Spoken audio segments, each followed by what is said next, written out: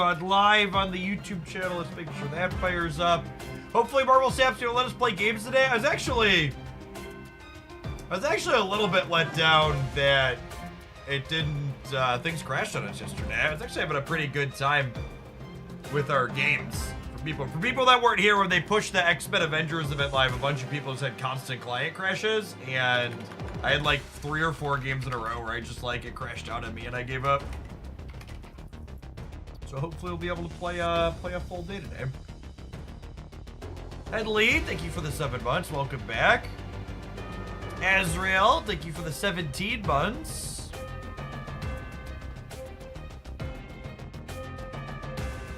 Oh yeah, we should make a command about the free stuff.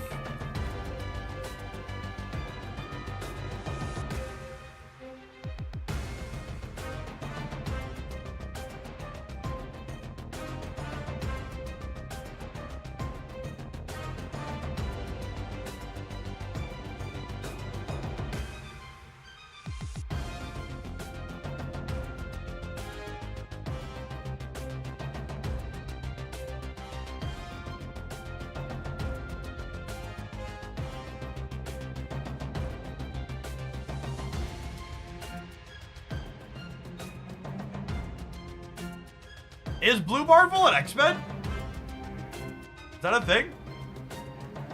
I didn't realize that was the case. No, he's not.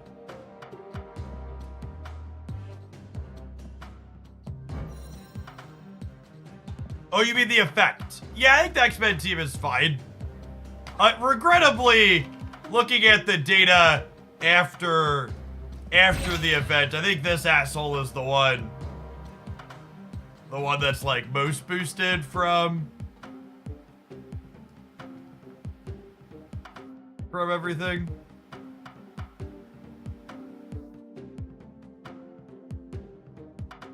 All right. Speaking of that guy. Wait, are my deck slots full again?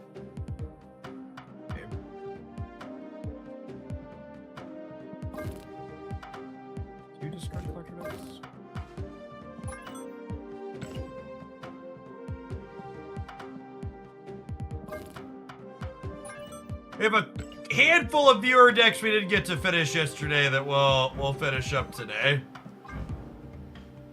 I don't think I'm gonna take more viewer decks. I would like to work on some X-Men and Avengers ideas, but I do want to finish up the ones that people donated for. That's only fair. Steric, thank you for the 60 months. Welcome back, I appreciate it.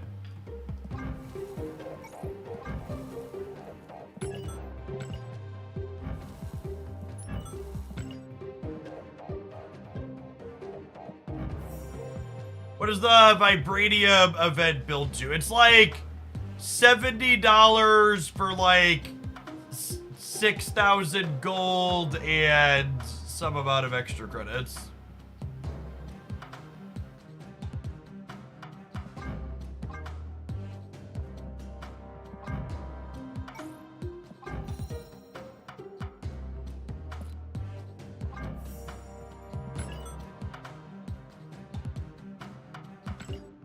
No, AWS didn't have any problems. They must have had a bug or something in their pushed rollout. It's $78 for 6,000 gold and 5,700 credits. Yeah, I'm not sure if I'm gonna run the whole track down. I bought the first $11 worth of stuff, but I don't know that I want to pony up the other 67 for the back half. So the Vibranium event is where you can claim the free stuff on the shop. So there's 2 things you can claim without spending anything, and then you can spend money to claim more stuff, basically. I'm gonna add that to the free stuff.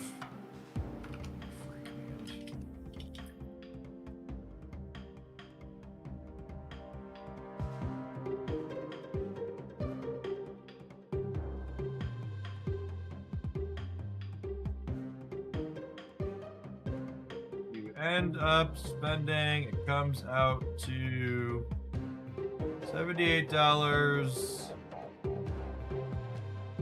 or 6,000 gold and 5,700 goods. But more likely at Mockingbird or War Machine, is it better? As a former, a better bike, she has a more broader use case. Well, War Machine's gonna be a tech card, I think is the big thing, Sojam. So it kinda comes down to, do you want like a tool in your toolbox, or do you want a card that's like a proactive card?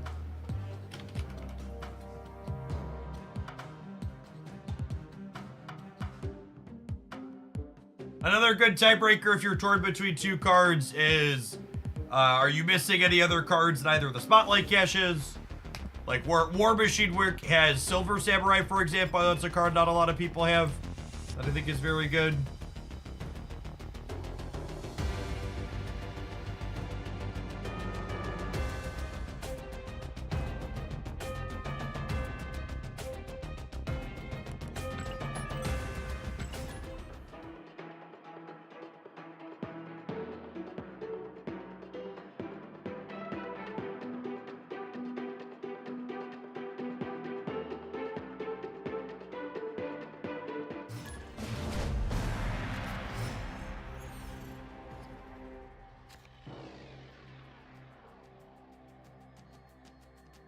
I would love the Nebula the sewer system. Thank you for asking. Hey, Lego, thanks for 3/4 of a year. Welcome back. Wasteful Days, thank you for the 2 months. Good morning, good morning.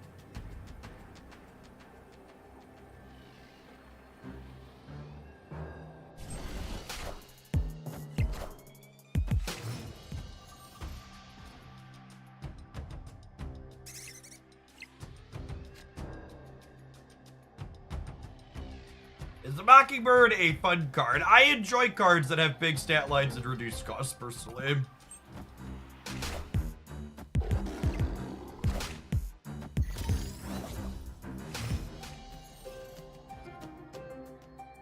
Tango, thank you for the 2/3 of a year.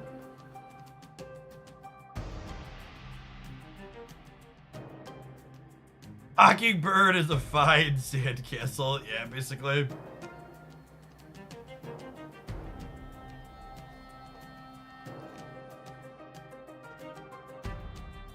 I will say this is a bit of deck building that sucks in this deck. So something that you can't storm into Juggernaut and still miss Marvel into the path that you're in, which feels real bad. Wind, aid my hand. Juggernaut counts as an X-Men. It does not. Wind, aid my hand. You know, Shang-Chi probably doesn't have text in this matchup. I think I'm gonna go ahead and just play him out.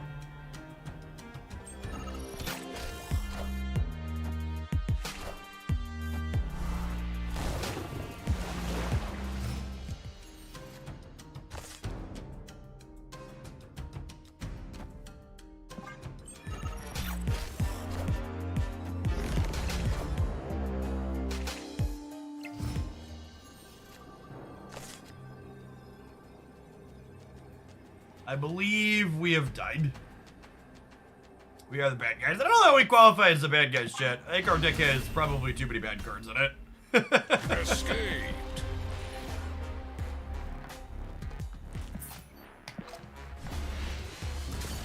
Yeah, Squirrel prevents Miss Marvel from getting into the sewer system for us.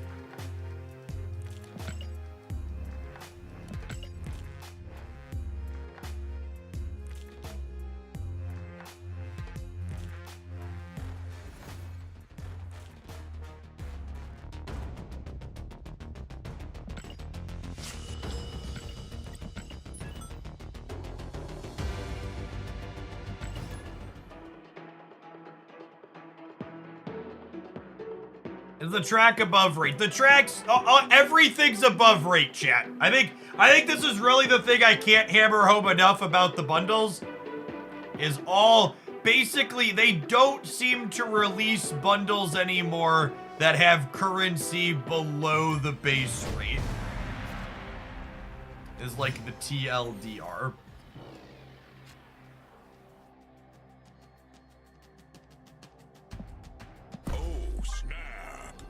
King Bog, thanks for the 2 months. I have not had a chance to play the movement deck from the best decks video this morning yet, no.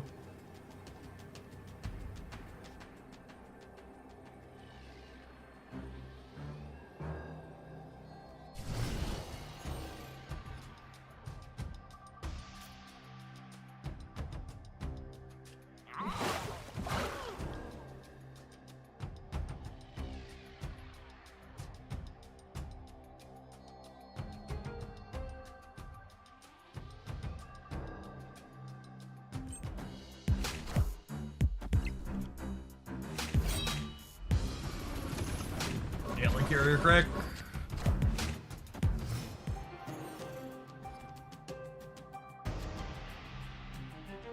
As a general / loose reminder to non-subs as a heads up, usually when there's a command like the free stuff one, it'll be your pinned message, so you don't have to spend your channel points to access it.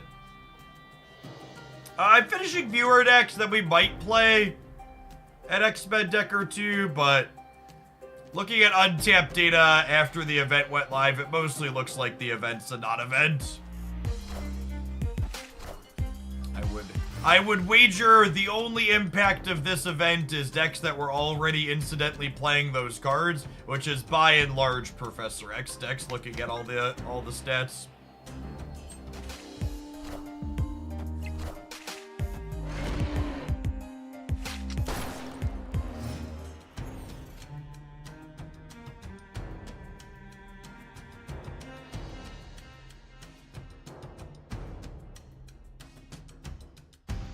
There's too many cards for me to care to build something. That's an interesting thought / thing. You think there's too many?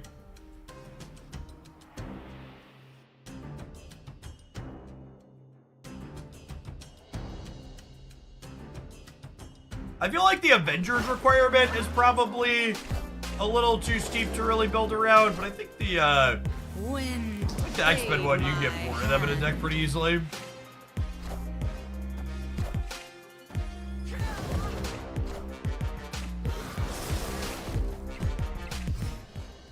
I was about to say what a weird combination of cards, but a bunch of these are, what's it called, is what's going on. There's this card deck. Am I punting the center? I think I'm punting the center. I'm doing this. This is my play.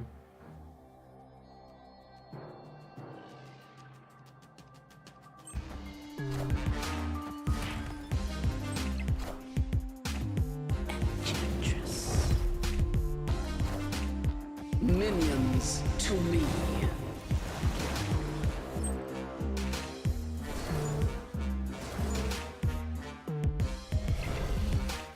Sometimes lucky, rubber ducky. Victory.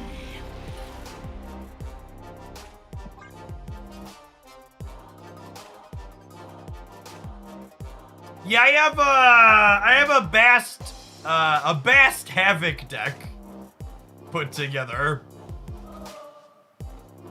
that we'll try with X-Men stuff in a little while, but it's probably bad. We're winning no matter where the Helicarrier went. Yeah, I think so, because we'd be tied here with the Swarm hit, and if the Helicarrier lands here, we're up by 10-8. If it lands here, we're up by 2.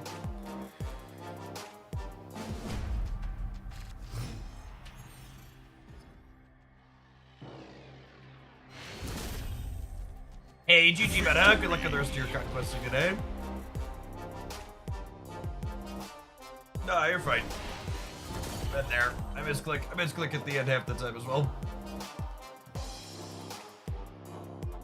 Jaffa, thank you for the 7 months.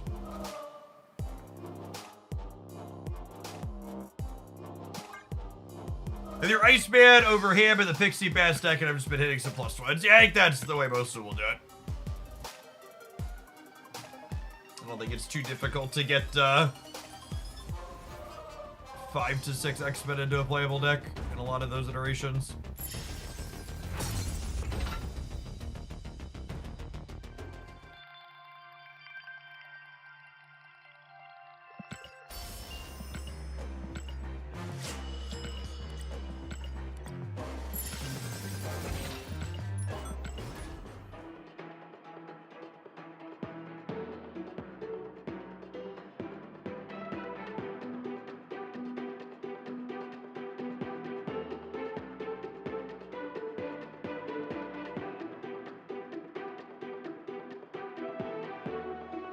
I was really surprised when the weekend missions during the power event didn't have the third weekend mission be something related to the power event.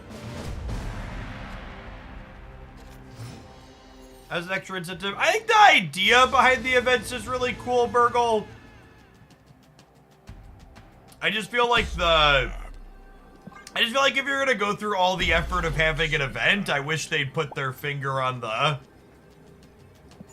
lever a little bit more and make them more impactful.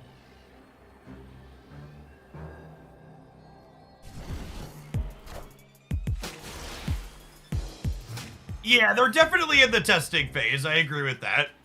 Our first event had really few cards. This event has a lot of cards. Hopefully they'll test cranking the power level up on them at some point.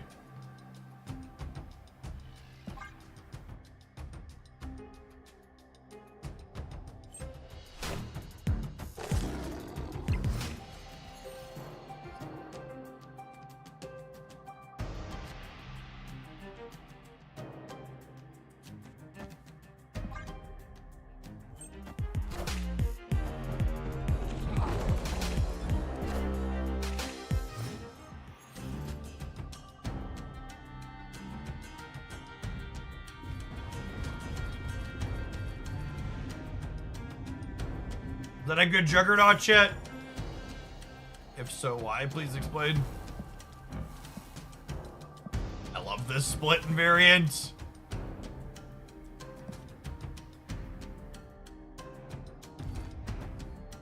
I want to try and set up Professor X on the left. Unlucky.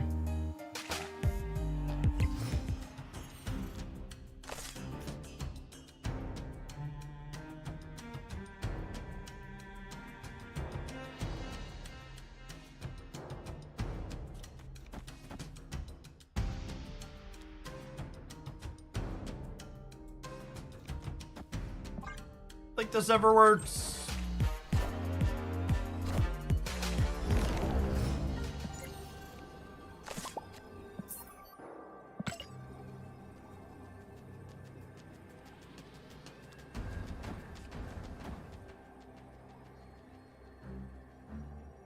Yeah, I can only tie this here. Need to put the Enchantress on the right.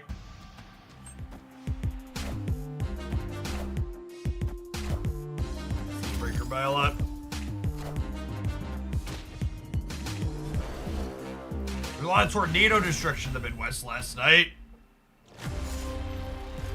That sucks. We're relatively calm here in my band of Illinois, thankfully.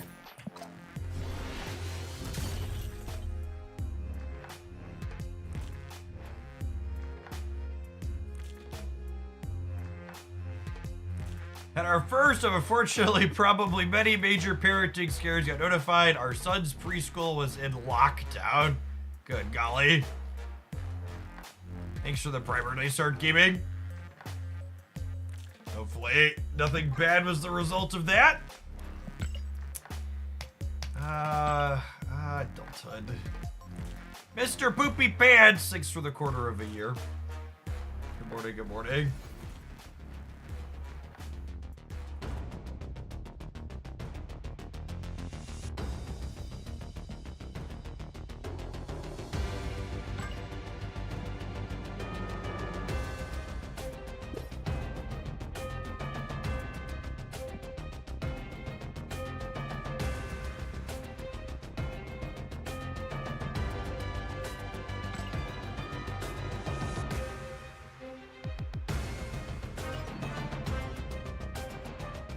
What we get for the freebie? Well, I'm 700 gold variant complete, so I got 200 gold.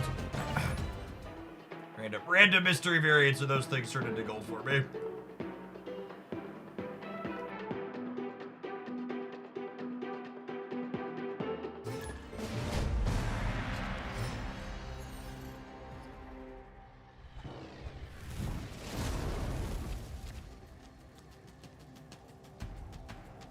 Jesus.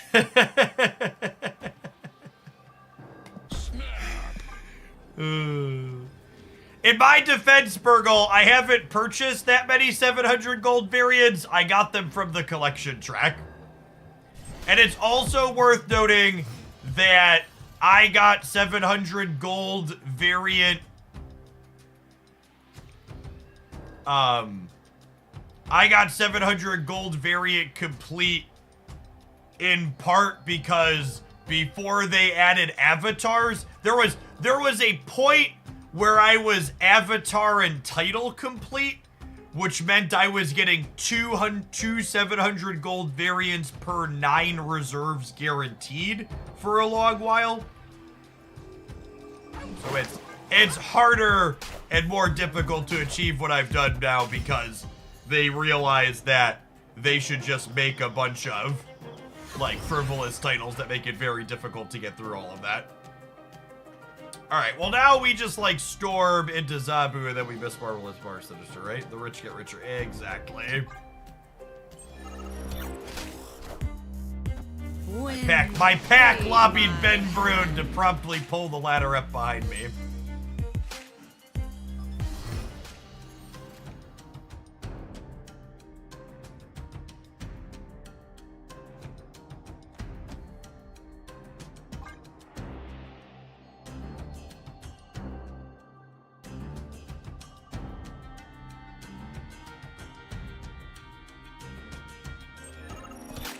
Variants require art assets, titles require a handful of keystrokes. Yeah, exactly.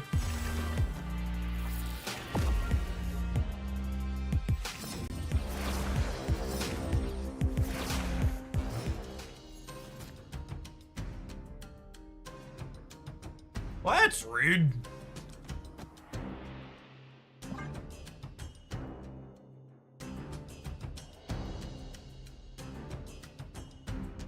You subscribe to the 200 Days of Gold Pass. Yeah, you get 300 gold up front for every $5 you give them.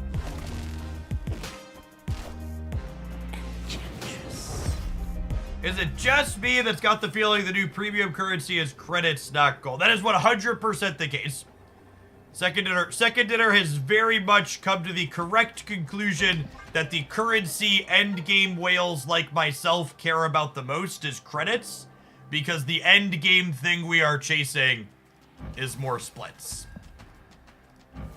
This is what the whales are spending money to try and get.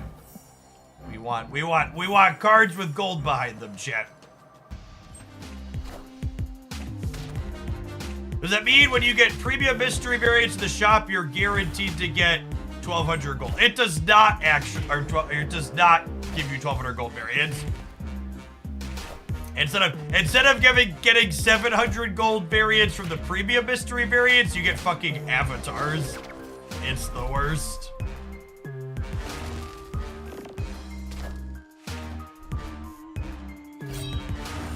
We're actually gonna win this game despite 0 of our 5 Miss Marvels turning on. Oh wait, did we speak too soon? Yikes. Yikes! Proxima! Oof. Victory.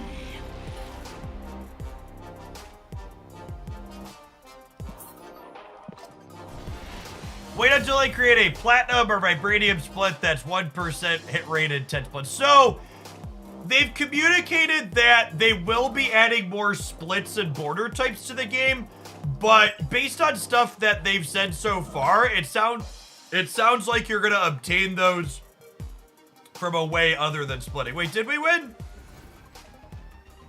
You're right, we did. I don't care. Because they're sweating in the proving grounds, chat. They need the silver ticket. I'm talking and clicking. I don't care. I don't play one more. I feel almost bad. Maybe I'll just refund this person's deck submission. The deck submission's not good.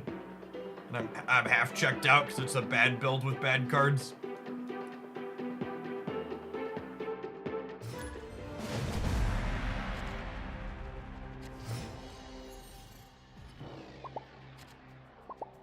Just such a super awkward mix. The Juggernaut store with Miss Marvel is clunky. Armor with Shang-Chi is clunky. Honestly, Enchantress with armor is clunky too because of Yurituma. The deck's got probably way too many 4s to play Miss Marvel as well. What's the Hope Summers deck of choice for the weekend missions? I posted a best decks video this morning you should check out.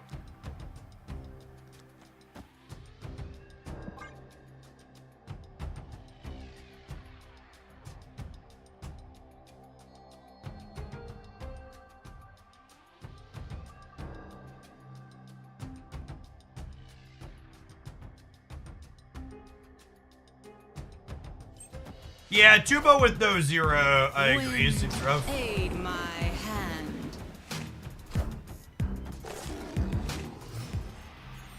Cerebro 2 gaming here, perhaps? Maybe the Stegrod's gonna be great?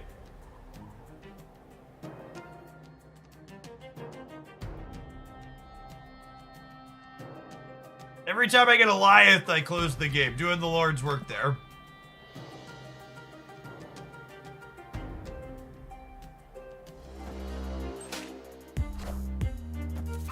I was like, why'd they move Nightcrawler?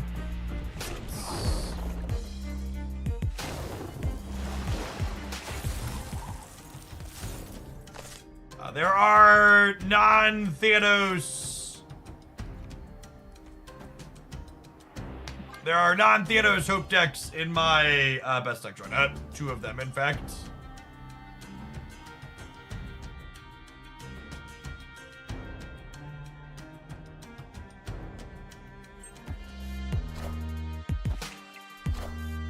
They are not Cerebro 2. They have some kind of weird X-Men build then?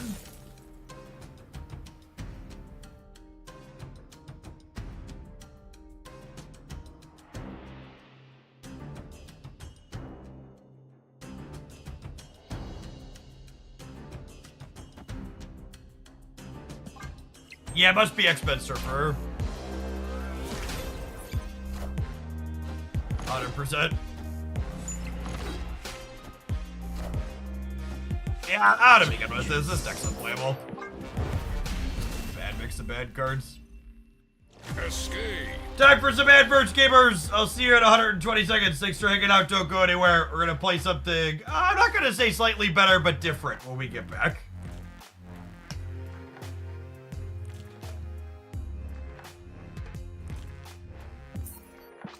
Yeah, just to clearly and concisely provide feedback at the end. I just feel like this is a really awkward mix of cards that have some strong anti-synergy with each other. It's got a couple of like 1-2 combos in it, but none of its individual combos are powerful enough to make up for the fact that so many of the cards are just awkward with each other. Leaning on the Arbor Attunement package while trying to play Enchantress is tough. Trying to Shang-Chi while playing Arbor is tough. Playing Juggernaut with Storm when you're trying to miss Marvel is tough. Having 1, 2, 3, 4, 5 4-drops while trying to miss Marvel is tough.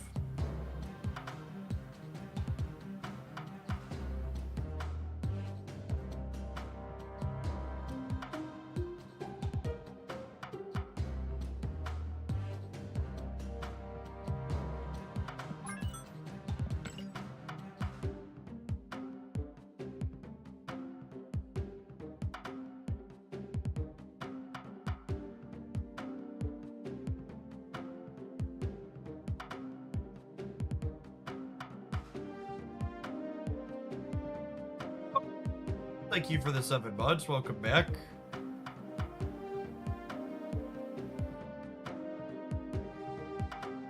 Gold Daka Quinn. Now? Is now the answer?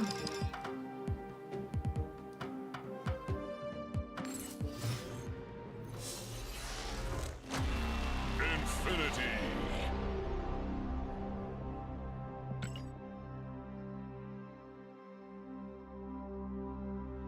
What happened to the remainder of the viewer submissions just today? We're finishing them up now. I had three in the queue.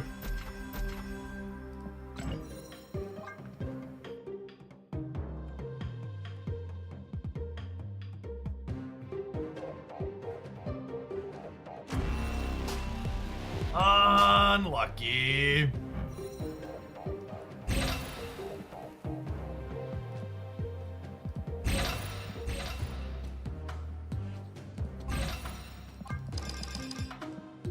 The last of my credits, chat.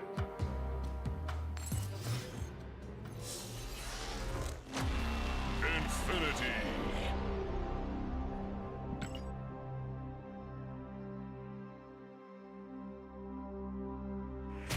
You got Combo Break Mysterio. I like it less than the one that I already have, but it's a fine piece of art.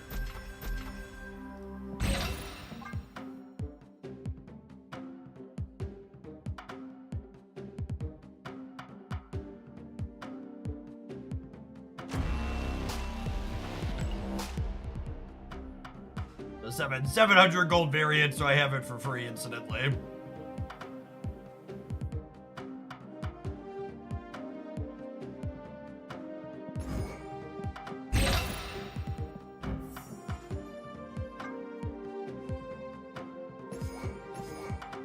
One, two, three, 4 X-Men? Decode X-Men? She's not.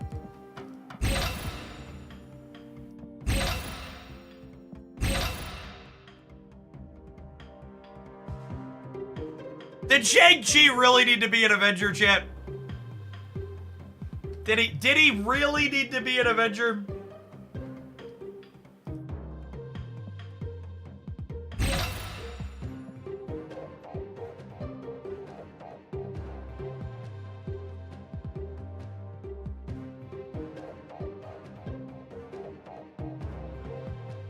His play rate isn't above 30% anymore. Is that true? Now you're gonna make me look before we start.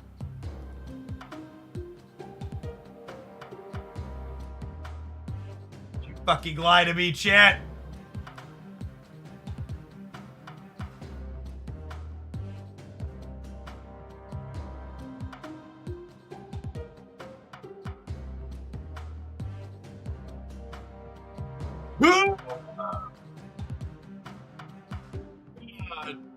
All right, hold on. I have a tweet. Hold on.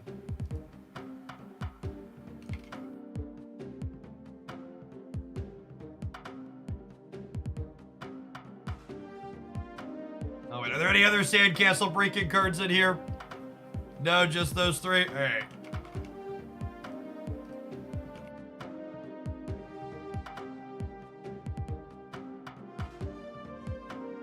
Holy.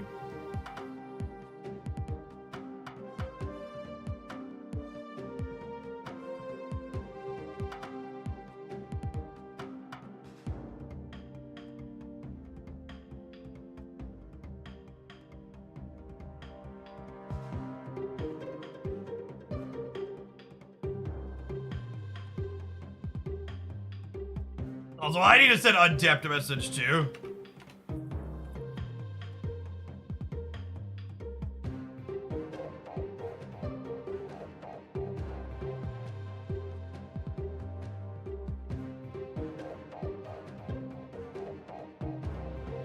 I feel like I'm telling you, their tiers here are just kind of nonsense, right?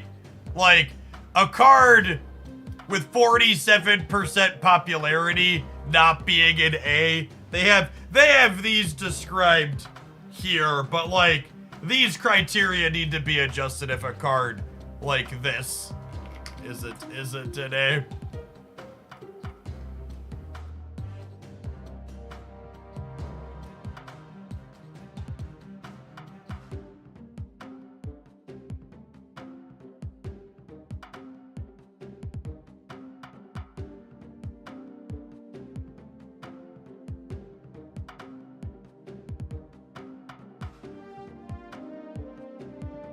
You know, there's a technical reason why Untap doesn't have more fine-grained time range filters. I'd assume it's because their data is statically sorted on the back end, and they don't have the bandwidth or computational power to let you dynamically dig into it.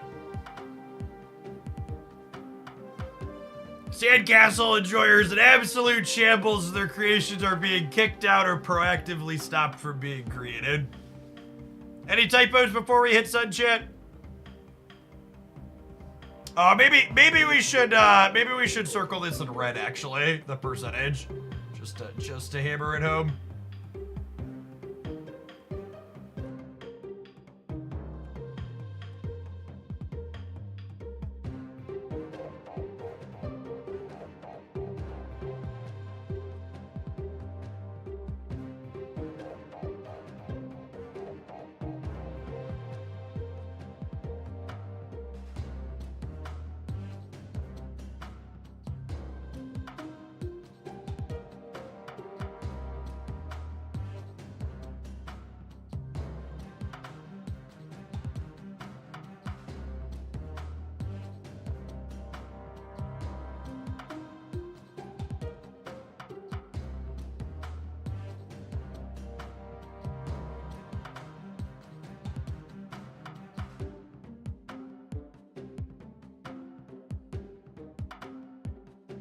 Am I still posting on Threads? I've kind of stopped cross-posting on Threads because the platform's mostly doesn't exist for gaming stuff.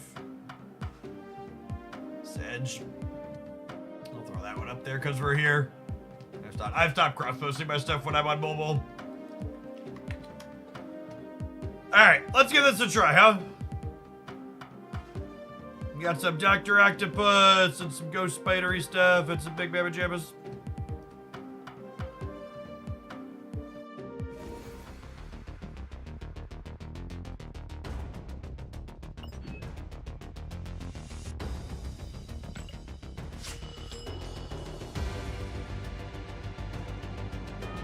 What did I just drop it? You dropped it to someone saying Shang-Chi was under a 30% play rate, and it's actually almost 50%.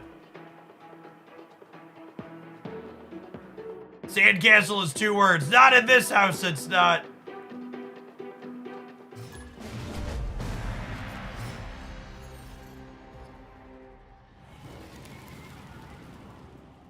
Ooh, I did just drop some frames, actually. Uh-oh. Uh-oh. Hold on, folks.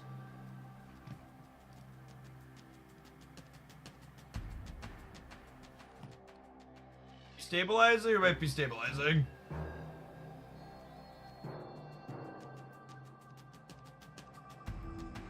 Ruh-roh, Raggy.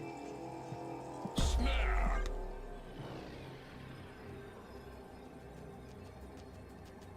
Opponent snapped.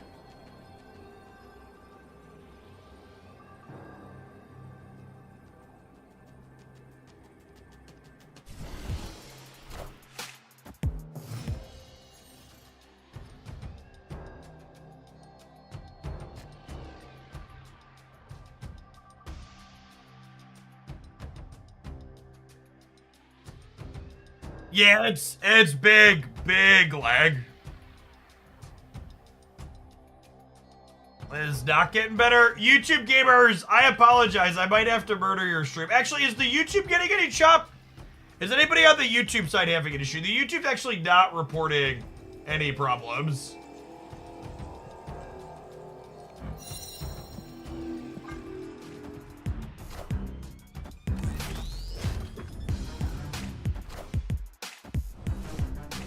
Thank you, Sakar.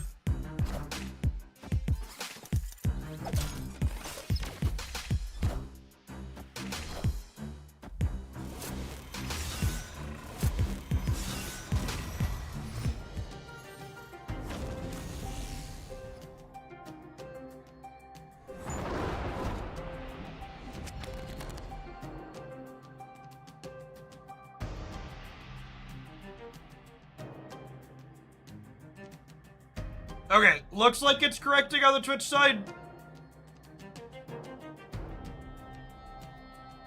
I think. No, is it dipping again on me?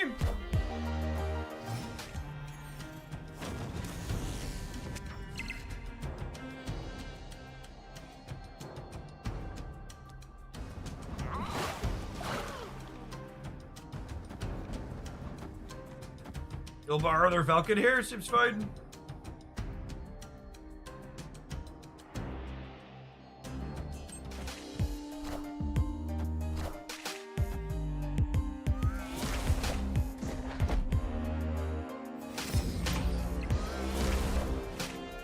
Yeah, the YouTube reports zero drop frames or connection issues. I think it looks like it's stabilized, but I think it was a Twitch problem.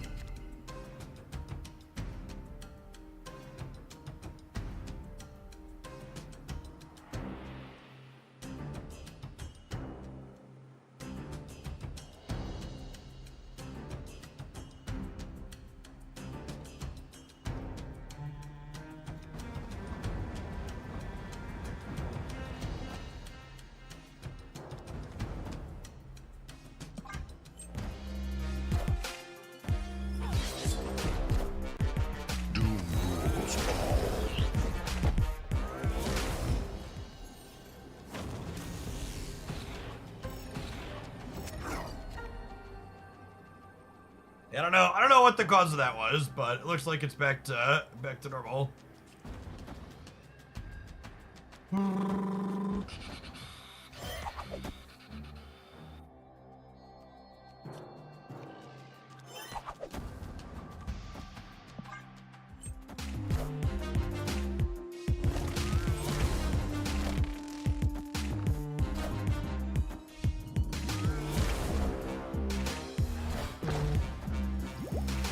Yes, the opponent looks to be playing 12 cards that they need boosters for. Victory. Thank you, gamers, for sticking through the turbulence. Appreciate it.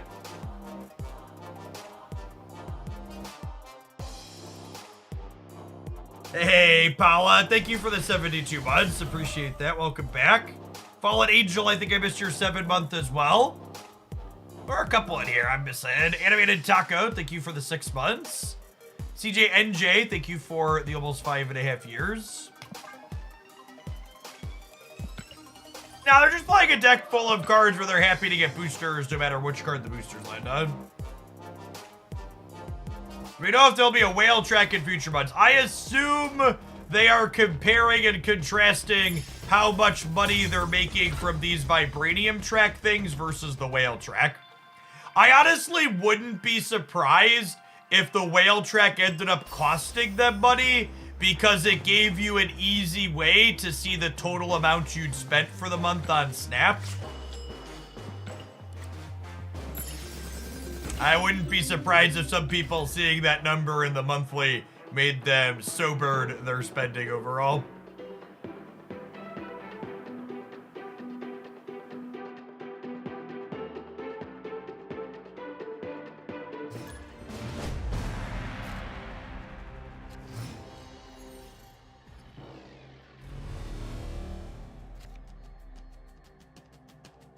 Opponent snapped.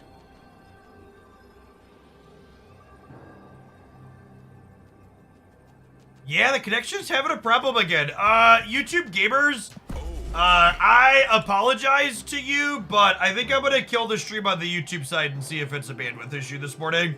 I don't really have anything else I can do other than that if it's gonna keep having this issue.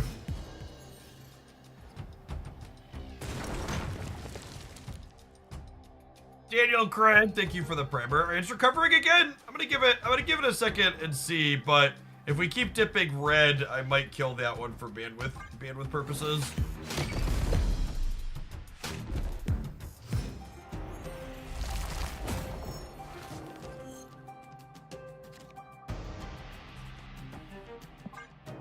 Unfortunate that they had Sunspot down before collapse might happen. You know, I should probably, I got to the undo turn just a little bit too late. I should probably play Hope Summers first.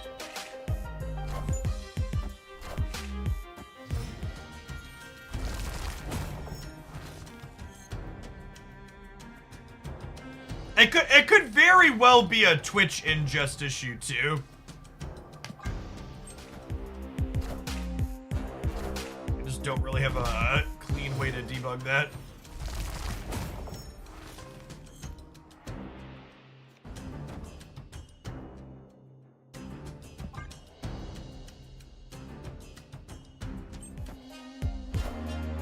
Minions to me.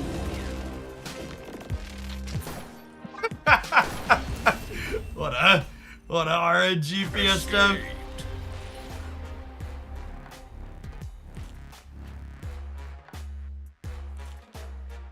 Yeah, it could just be issues with my ISP from the weather in the area.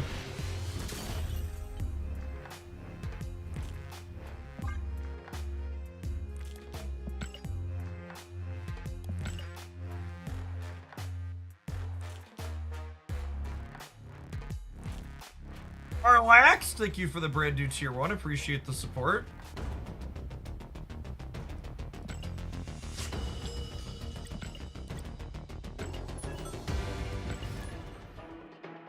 Hey, chat. I think it's time to hop on the bike.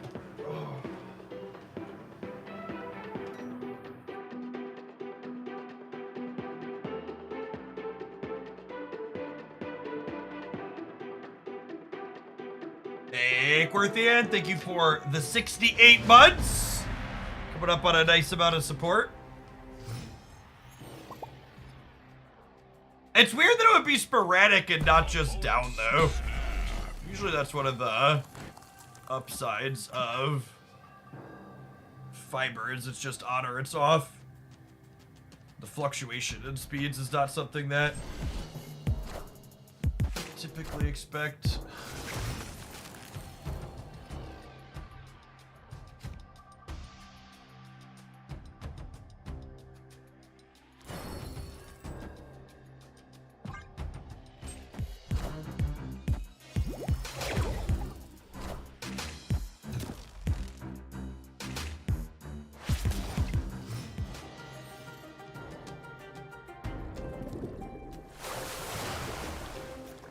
Yeah, I'm gonna go out on a limb and say it might be a Twitch ingest problem. I guess this is a bit less than I typically get on the upload, but it's still plenty, yeah?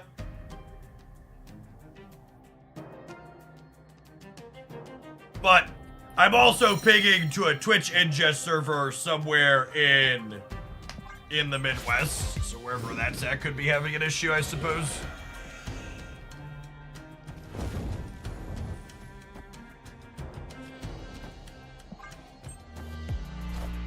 I want to play Hope not into DC because I want the Doombot to go into DC.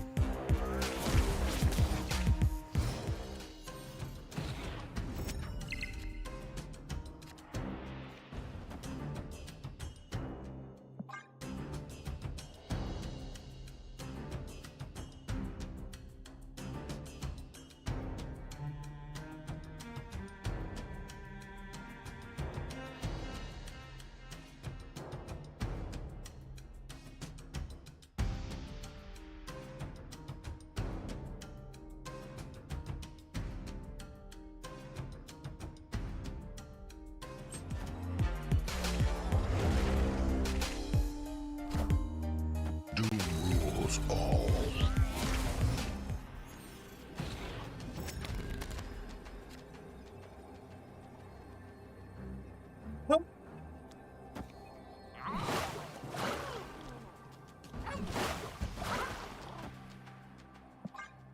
It's fine.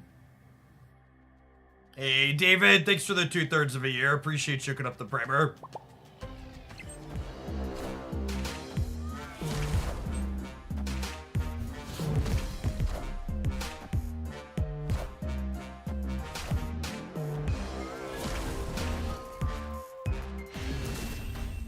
We incidentally had an X-Men bonus here, yeah? Pixie, Crawler, Iceman, Hope.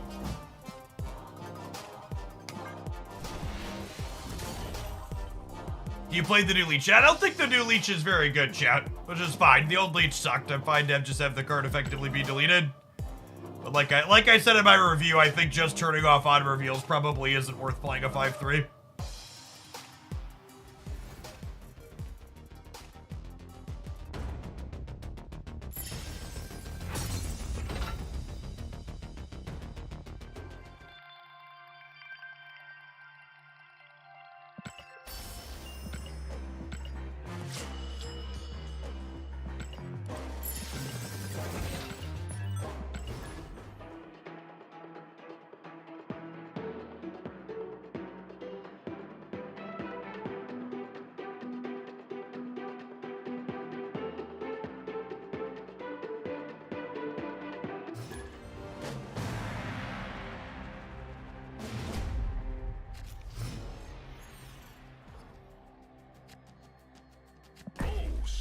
And people asking about X-Men and Avengers decks, I was one of the people who couldn't play Marvel Snap yesterday after they patched, so we didn't get to play it all yesterday. And this morning, we've been finishing up some viewer deck submissions from yesterday. We might do some stuff with that event later. I don't know. The last event, content that I made surrounding the event really just didn't perform well at all. So I don't know that I have too much incentive to focus on it. Doesn't seem like there's a lot of interest in the temporary limited time stuff when it has such a middling performance about. Oh. Yeah, I'm supposed to Mobius this turn. I don't know. Pixie Suitor's good. Fathor Newman, thank you for the 2 months. We'll have one more turn with the Elysium. It'll be fine, right? It'll be fine, right?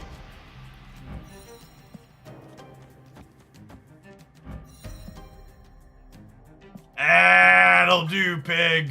That'll do.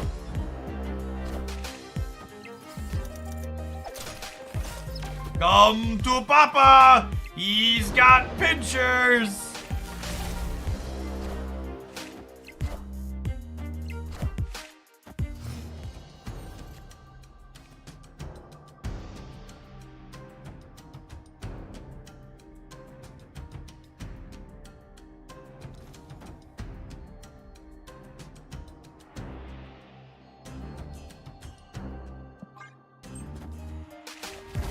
Is an O10 a good rate? Asking the real questions.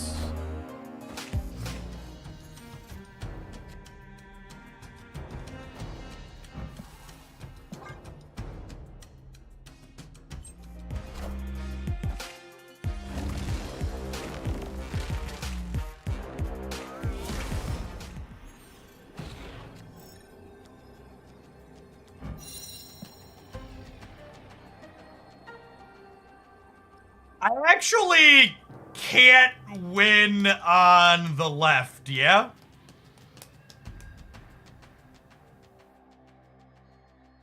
As opponent playing the Cheerio Thor's deck you highlighted recently. Yeah, it looks like it. Something close to that at least.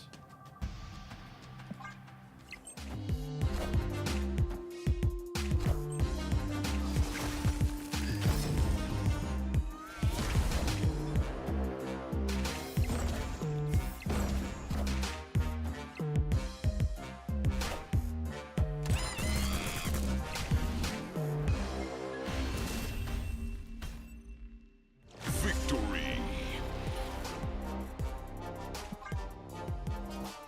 Dr. Octopus is such an incredibly strong card. Extra strong when he's 0 mana, but so many locations like negative zone are just like, yeah, let's just dump all your stuff here, it'll be great.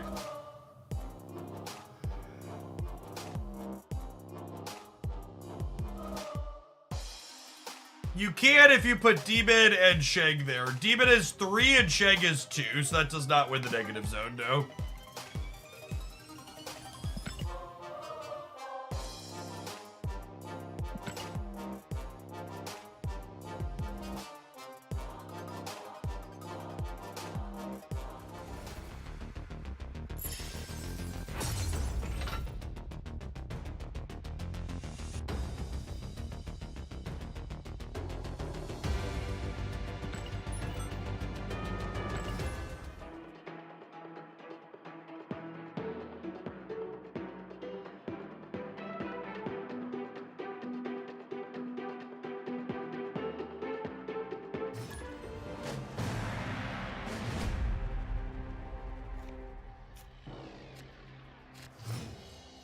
That Moongrove Avatar is great.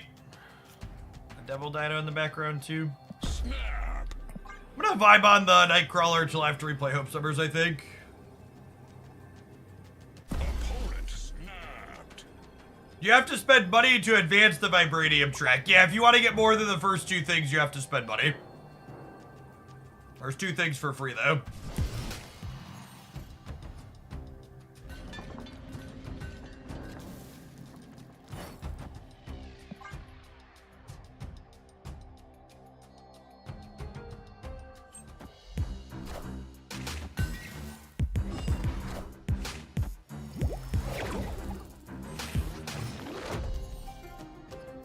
Is the Vibranium track a modified whale track? No, the whale track was something that gave you extra rewards for spending money on other stuff.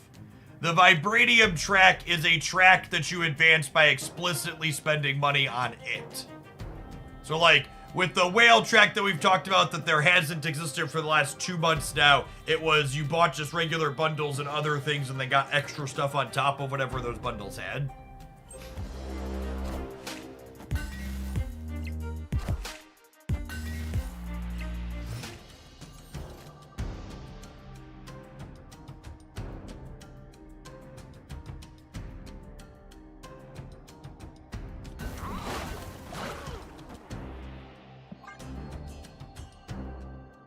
Our Pixie's been on fire so far today.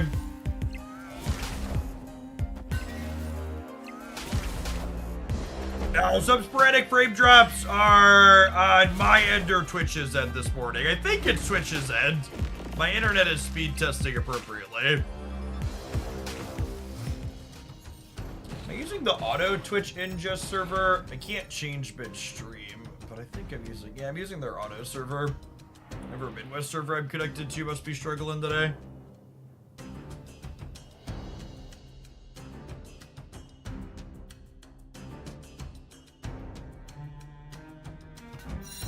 They're only happening momentarily, Ben.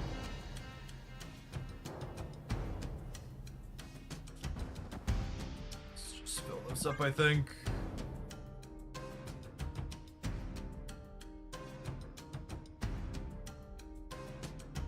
Yeah, the people on the YouTube side have said that it's I said I might take the YouTube stream down. I'm not going to.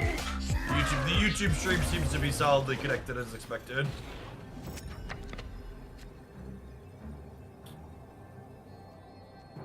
Believe we've died. Maybe they abandoned the middle and moving these. Let's do it here. This is our only shot.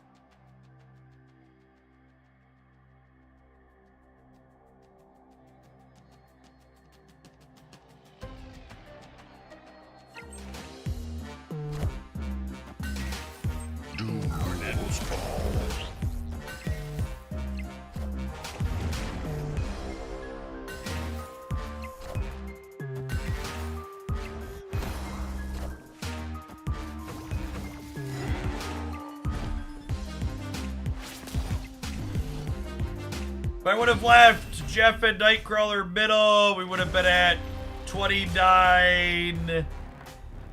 Only 34. I'd assume it'd say something about drop stuff in here, right? If I was dropping things, because I can let it run for a little bit. But yeah, I don't think the issue's on my end. I think it's on Twitch's end.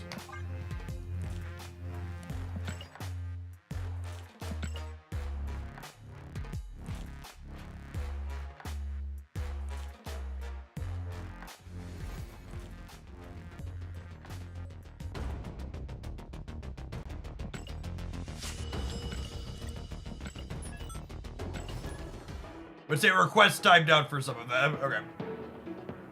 Yeah, it's solidly not doing that. Yeah, it looks like the Twitch stream is choking again.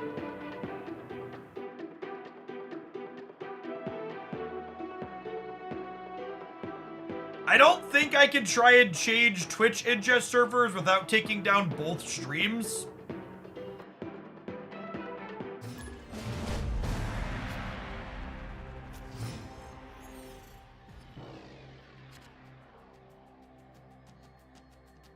I think I'm gonna need to, though.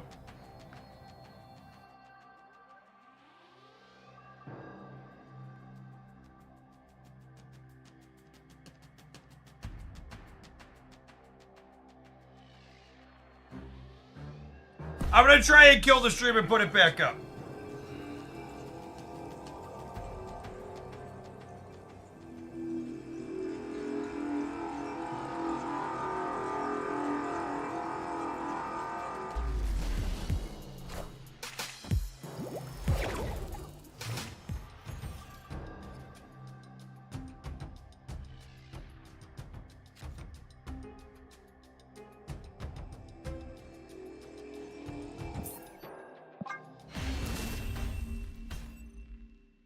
Escaped.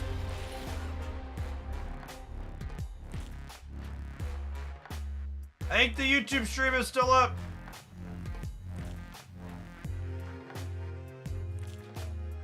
Yeah, it looks like the YouTube stream is still up.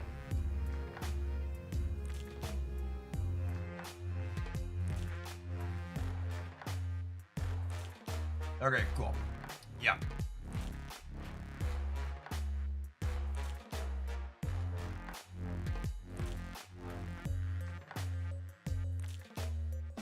Okay, I took it off of, sorry opponent, I took it off of the auto Twitch ingest server and manually assigned it to one. That wasn't weird, that was me explicitly turning it off and turning it back on the Twitch side. The YouTube stream's been stable and connected the whole time. It's good to know I can restart the Twitch stream without touching the YouTube one. I moved it from Chicago to Dallas.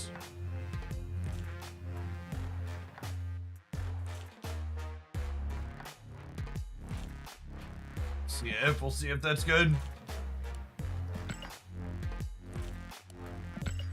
And I'll murder our viewer account for a little bit. We'll see if it pops back up or not.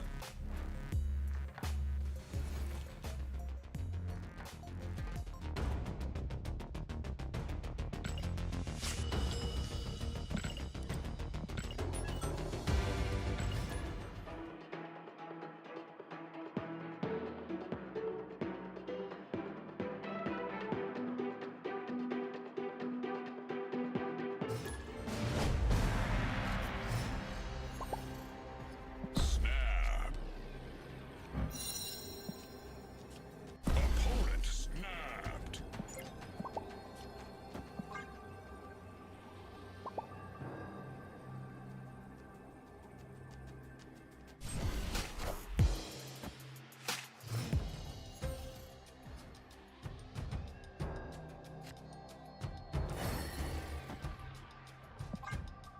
This is your general reminder that when Twitch is having issues, you can pull up to see if I'm actually gone or not for the day by checking the YouTube side.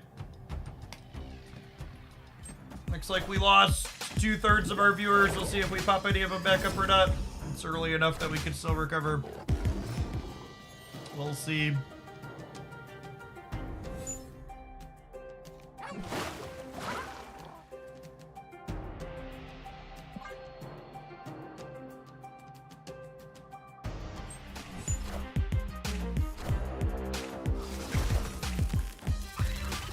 Got him.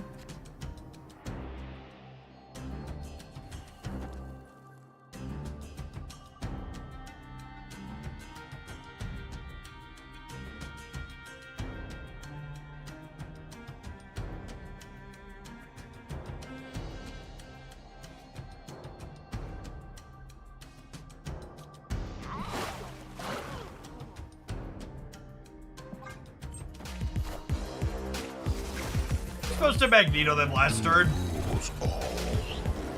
Clear for takeoff.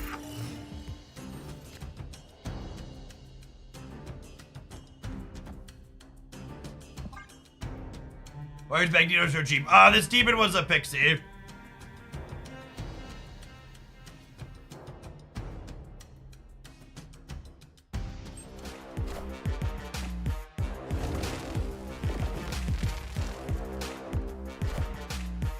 I am Iron Man.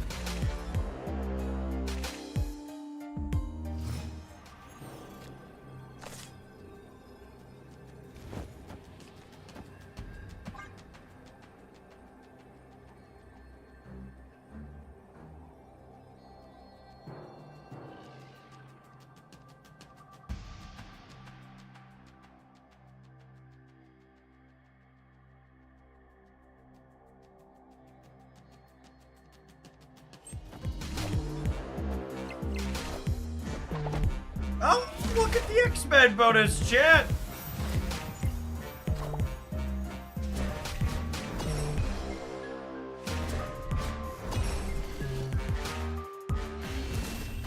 But Nightcrawler be X-Men. Victory. And this was a pixie, and then we have Iceman. Okay, we're gonna play some more of this because we've been interrupted by Twitch issues. But we do have to take an ad roll.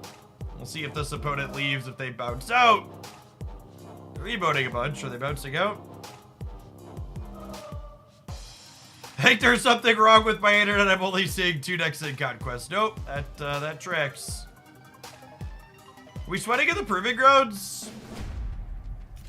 Maybe they misclicked. Oh, snap. I'll give them a chance here. Okay. They did pull. I missed that. Good chat.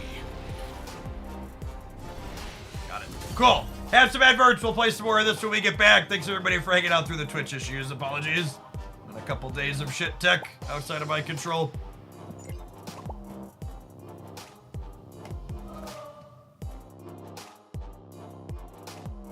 YouTube gamers, consider tapping the like button. Appreciate it.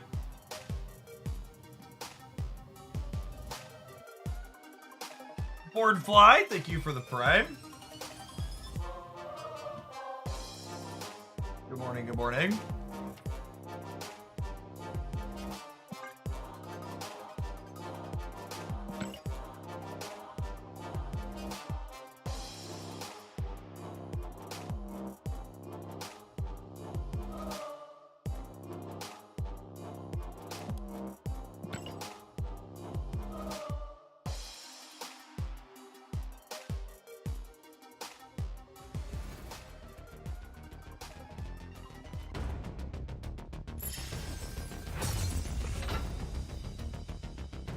Should hit the like button on the YouTube stream. You didn't take that one down. It's the least you can do.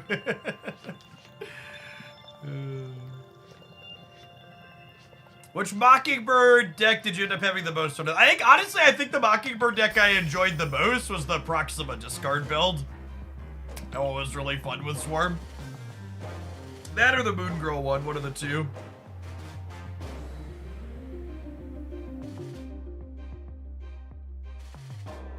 The Man Thing one was fine. It just wasn't as novel as the others.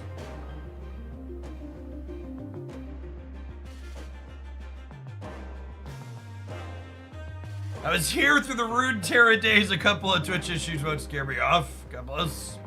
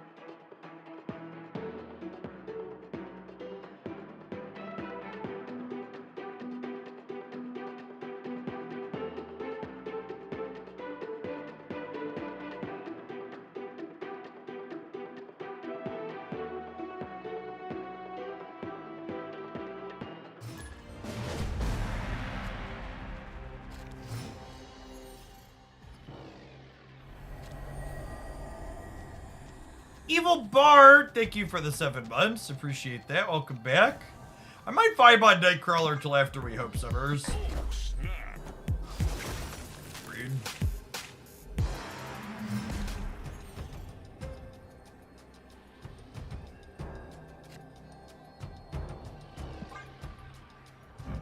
Unlucky. What's going on, Beck? Thank you for the 65 months.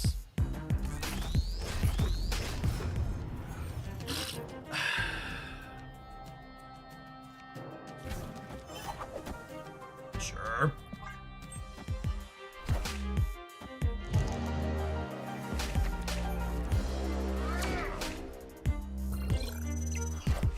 You have a favorite junk list, you prefer not playing it. If by junk list you mean the Galactus clutter list, no, I don't really enjoy Galactus. But we did play a Debris Mockingbird clutter list yesterday that you could find in my best decks video today.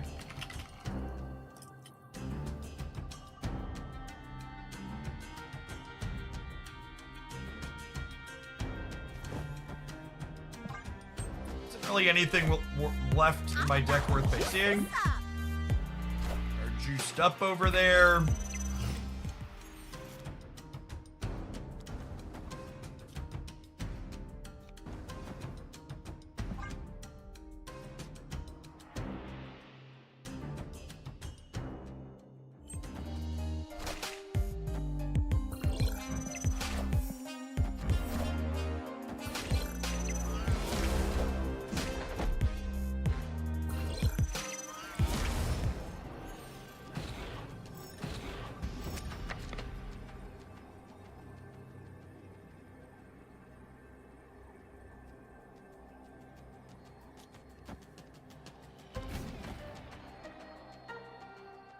I'm doing this. We'll be close everywhere. Oh! Disco Stew! Thanks for the 2/3 of a year. Welcome back.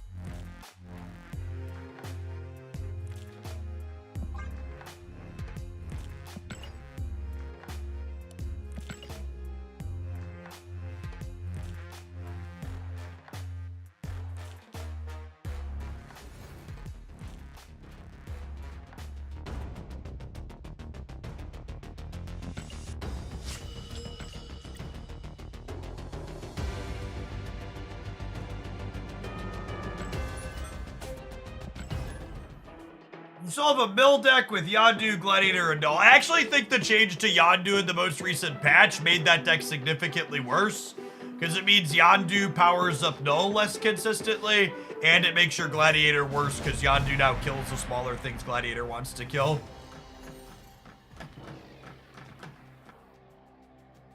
Opponent snap. Thanks for the $1 total credits and gold in the pin. Thanks for hanging out, Min-Max Wax. I am gonna say though, Min-Max Wax, if you hang out here on the regular and you're thinking about shipping Brode $78 for his string of bundles, you could definitely afford a $5 sub to Hoaglandia. That's all I'm saying. That's all I'm saying. If you wail in Marvel Snap, you should also make a nominal subscription to your favorite Twitch streamers that you frequent. Because we're way cheaper than Ben Brode.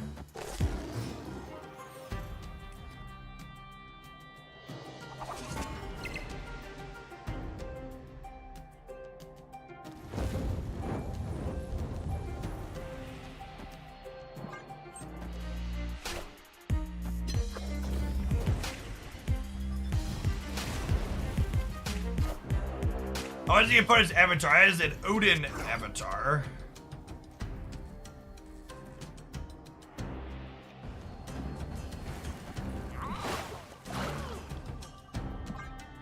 I'm not actually sure I can do anything useful with this energy. In fact, I probably should be holding Nico to rug pull them.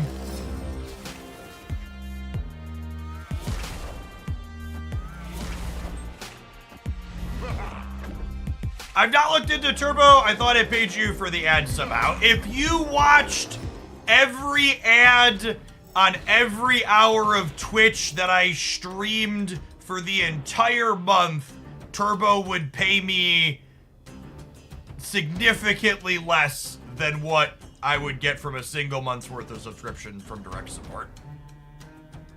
Truly, entirely, unless you are someone who watches dozens of Twitch streams a month, Turbo is a much worse purchase than subscribing directly in terms of supporting creators. Most of the money you're paying from Turbo is going to Twitch directly. Even more so than the 30% cut Twitch takes on a sub. I guess I should have prioritized getting this one down sooner, huh?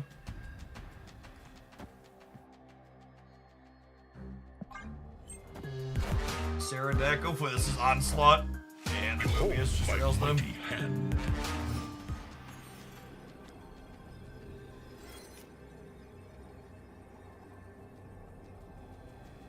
What up, Prime Sub? Prime Subs currently provide significantly more support than Turbo does. I say currently because that'll be changing for some Prime Subs in June. Probably dead. This is not a great matchup to Doc Ock. Maybe I should Doc Ock center, actually, instead of the lane that's more open. It's probably the case. Hey, Matt, thanks for the 6 months in advance. Appreciate that. Yeah, I definitely fucked up here. Unless this ends up not being big, in which case this is funny. Oh, no! Rip. Okay, so we probably win this if I play Doc Ock middle, yeah? I just messed up.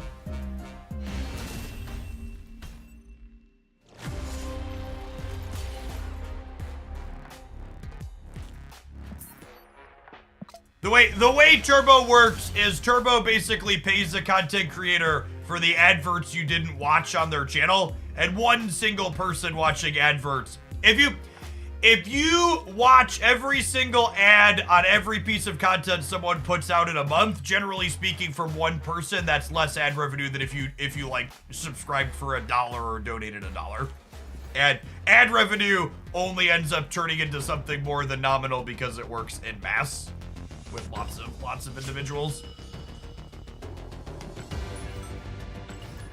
Have big numbers.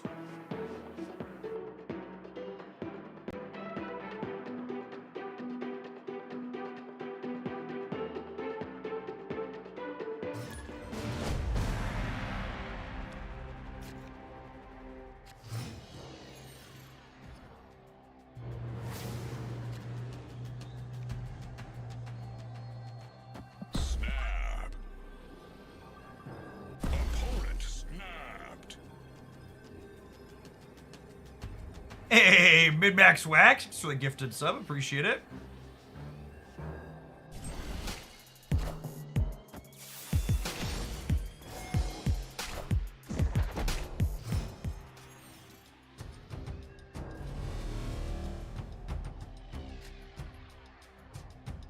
My free variant is what I needed for an album. Running hot.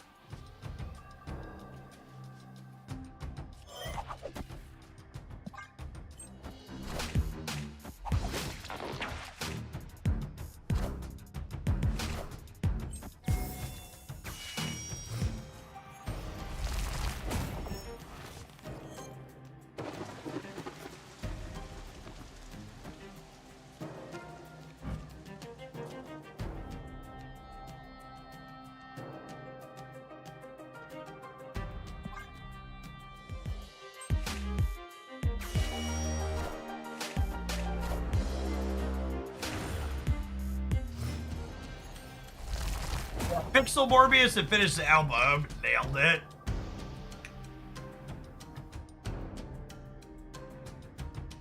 Yeah, the base idea of Ghost Spider is that she's supposed to work with Dr. Octopus. With that being the only payoff for her, it's a little clunky in a lot of these games. A lot clunky.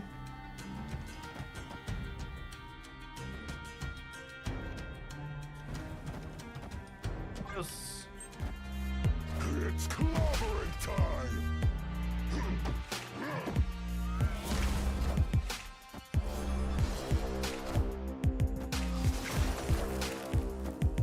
We're dead. I wanted to set up to copy the Doctor Doom, but there's just so many points ahead of us at this point. So much more energy too. Copy Magneto might do a thing.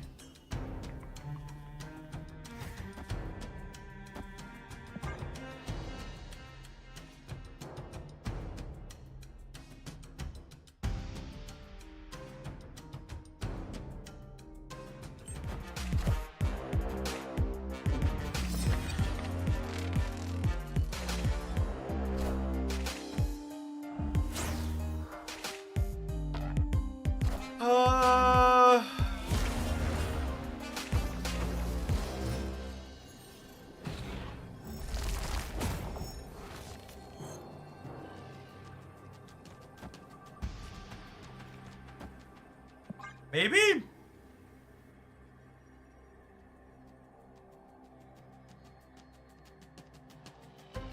The odds are playing Mockingbird, almost 100%. Every Thanos section of Mockingbird in it from now until the end of time.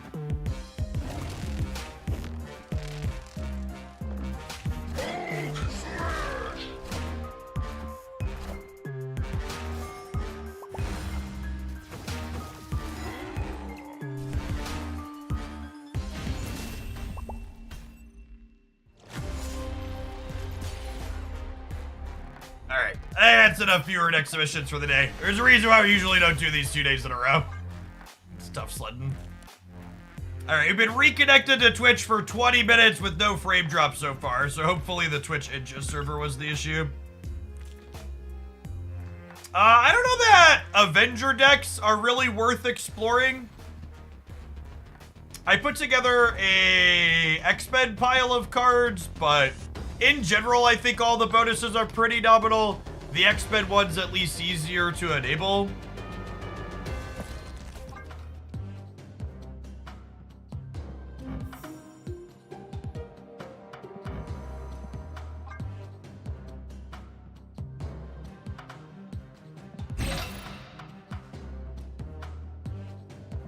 Wait, Nova's an Avenger? Quicksilver's an Avenger? How do you find your player ID for the free stuff? You gotta click the gear and then scroll to the bottom. Everyone was an Avenger at some point. Yeah, that's fair.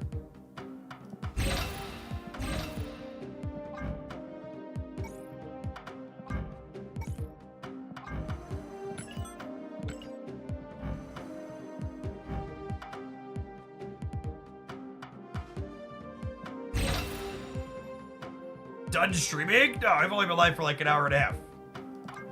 We're done doing viewer decks today because I can only stomach losing constantly with mediocre piles of cards for so long.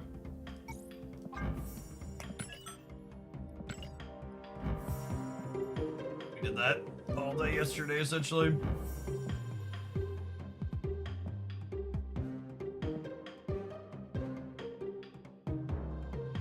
What are you splitting Hulk for gold? I feel like splitting Hulk for gold is like super low on my priority list. There's a bunch of other cards I play significantly more that I would like gold splits on that are currently inked or nothing. Hey, howdy buddy monkey. Thanks for the entire year. Welcome back.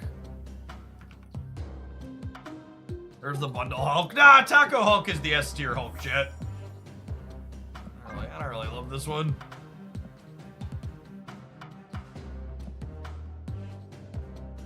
Where are we at on Mysterio? Still not enough boosters for more splits. 50, 58. Yeah, I just don't know. The Avengers bonus and having to have all three of them in the same location feels like you'd have to play a bunch of the cheap ones. And I don't know that you could realistically do that. I guess it's like Ant-Man, Wasp, Hawkeye, Falcon is like kind of a bounce shell. I don't know, it just doesn't seem very good. Alright, I loaded this up in my editor last night. Just playing some cards I like.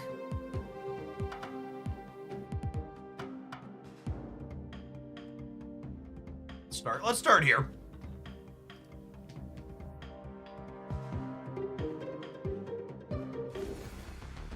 Iron Man doubles the bonus to 6. Yeah, but if you have Iron Man in a path with 2 other cards, you should probably be winning that path anyways, right?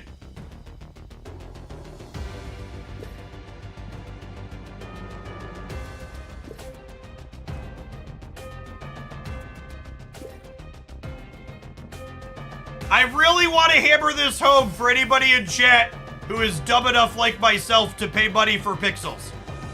Second Dinner does not release bad bundles anymore. We are past the days of bundles that you could buy for cash having less currency in them than the base anchored rate. The answer to every single one of your bundle questions, is it good value? It's all better than the base rate to varying nominal degrees. And honestly, I'd have to go back and check, but anecdotally, most of them have been similar amounts of amount over.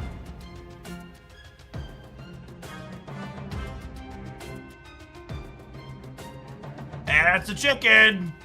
I have $100 Stegron variant though, so like, we're not gonna use the chicken. Yeah, they mostly standardize them. You should pick your bundles based on your budget and what artwork you like at this point, I think.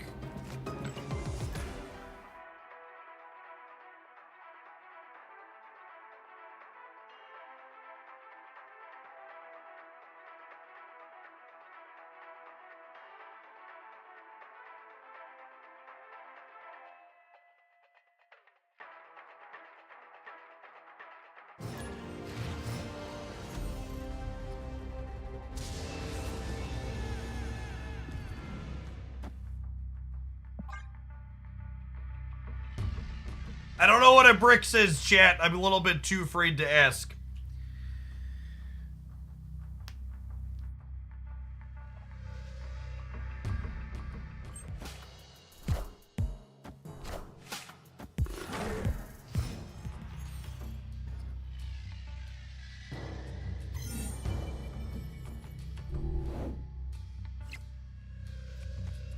Punished for basting early, but at the same time, I wanted to start getting Kitty going on turn 2.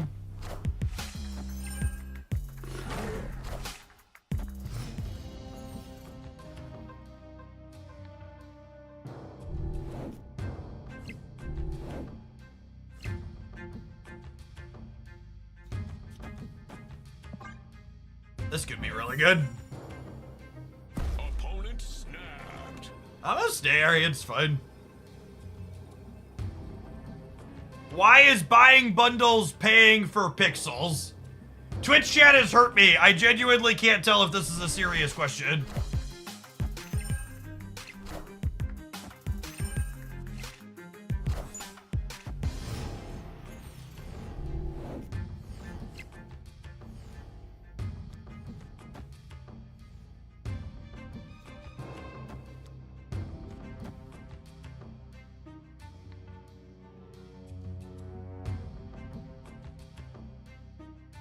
Snap.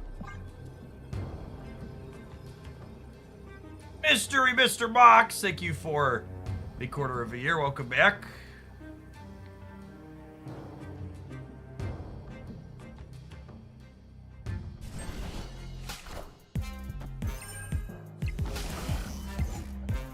Health is a little scary.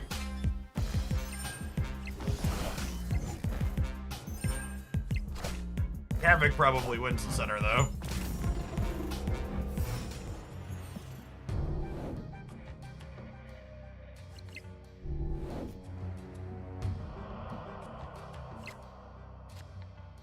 Everything was locking up there for a minute. I was like, don't you dare crash on me, USOB. Okay, so I do this, and then next turn I have 5 energy, and I can go Mysterio, Iceman, Demon, Kitty.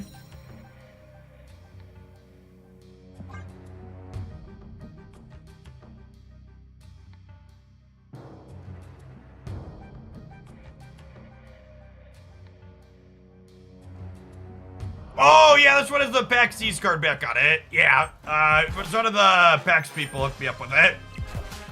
You get that from their convention.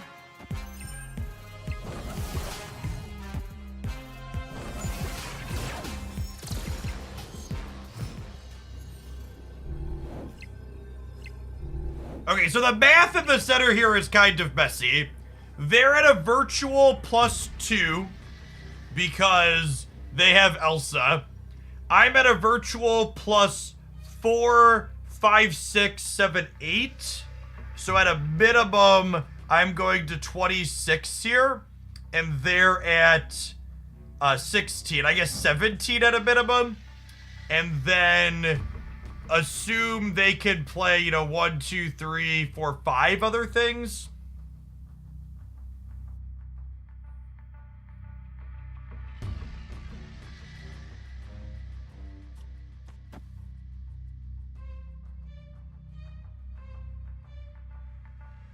Think I'm playing the real Mysterio here?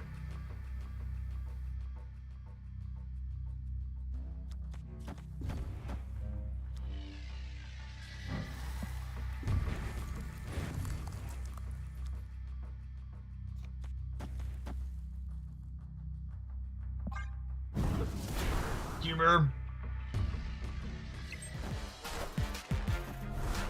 Whoa, they only played 2 cards. Oh, am I getting Iron Man in the middle?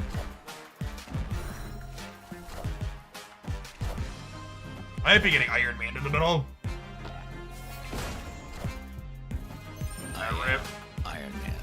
I think this is 11 as well. No, it's only 9. I miscounted. Fine, thank you. Thank you for the miscount. We were covered regardless, though, yeah? If they had played Kitty here, we would have been 12 to 12, and then they would have been up 7, and I'd have been up 11 here. So we're good regardless of where this went.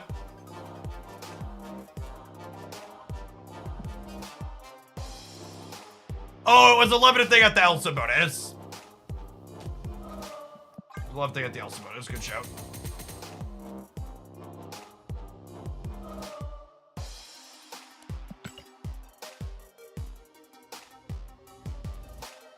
I wish Havoc was a real card, Chad. He's so sweet. Sorry, I'm surprised he hasn't gotten a buff in the OTA yet, like a 2-1 or +5. Hopefully Thursday.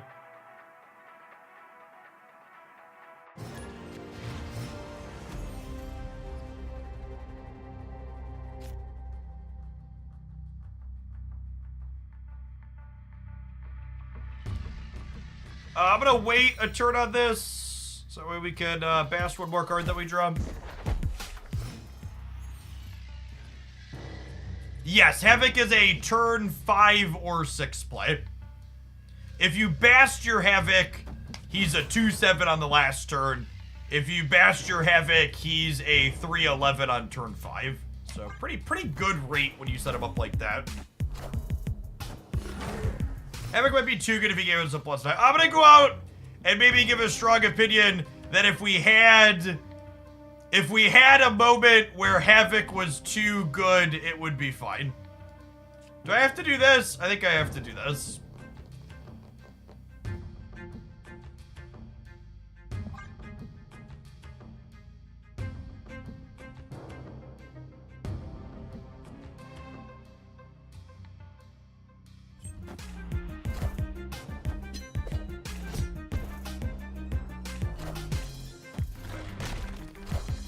I actually wish Second Dinner would take some more shots like that, where they were like, okay, this shot might be too good and we might have to undo it, but we're gonna take the shot anyways, because we're okay with it. Ending up potentially being too good.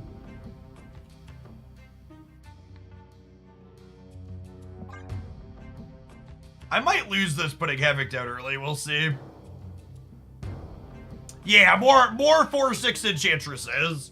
More potentially over buff and then roll it back after.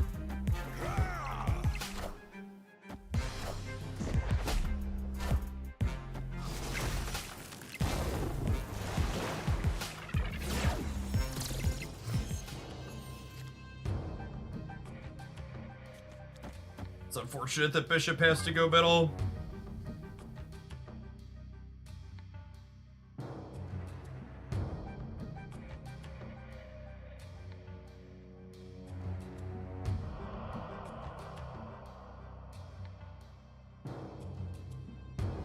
Was Magic 3-2 one of their best changes? Yeah, I think so. I think Magic to 3-2 is probably their best cost change that they've made to date.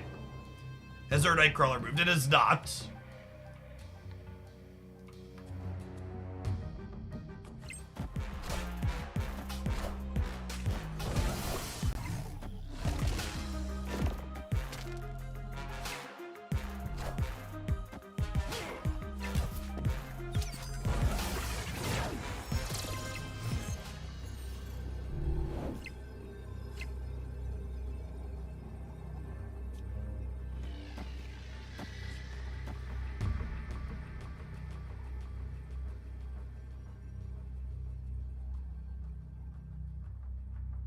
$16, $17, $18.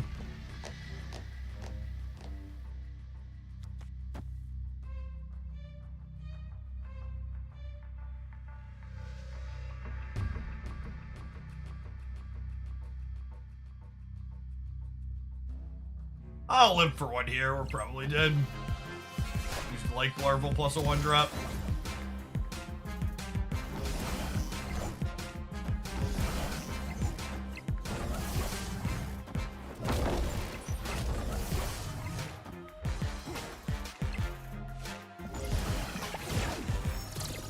There's a card back. For the card back we are using is from the PAX East promo code.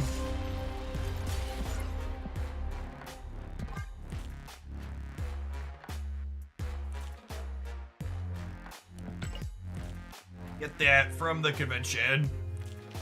They're gonna do that again. The PAX East has I don't think PAX East has happened yet, right? It's like this weekend or next weekend. Usually they end up going up on eBay if you're a whale or completionist that wants to chase them for dollars. It's next weekend. Cool. Okay, if you're going, make sure to stop by and pick one up.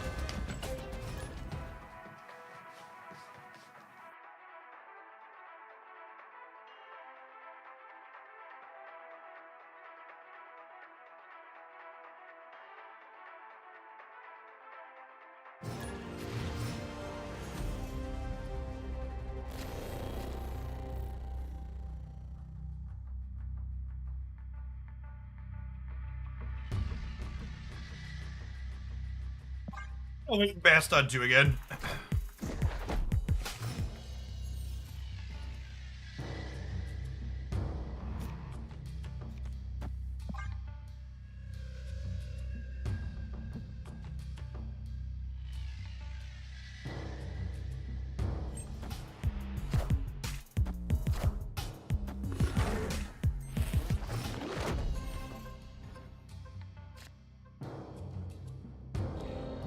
Opponent snapped.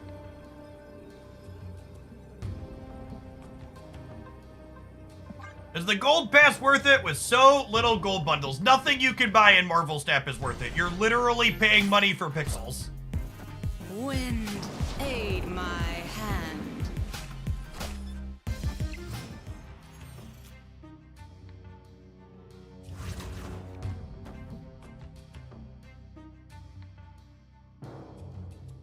Will I regret this? Find out next time on Dragon Ball Z. RIP!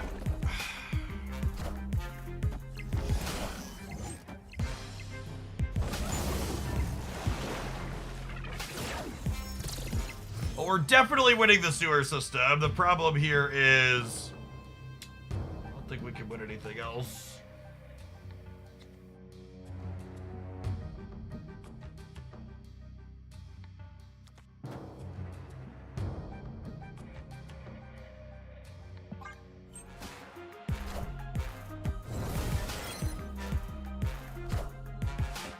Wind, aid my hand.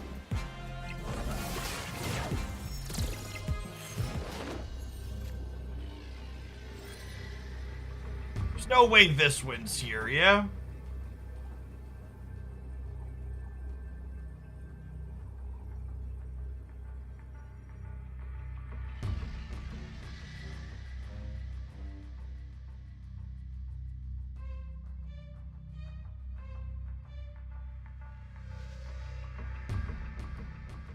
They just lose by 1 to their Surfer.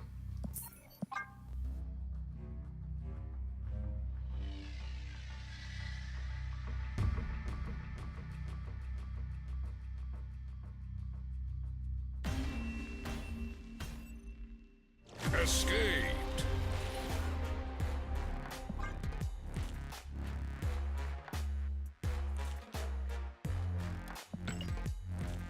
Hey, thanks, Mouse.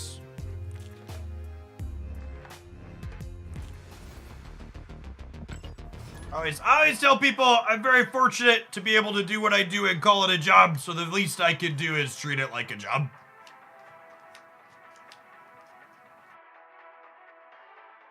Show up, Ben. Put in the hours.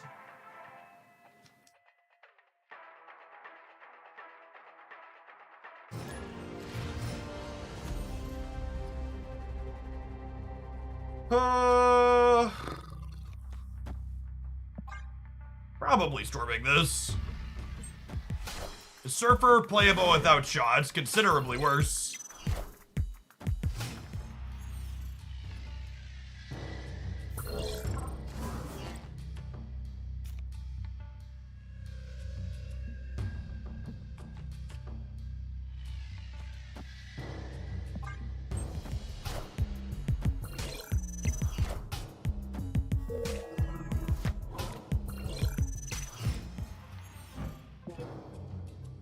Fucking RNG.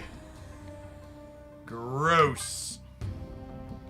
That's a fool's gold Mysterio. This is a default Dan hip with those splits.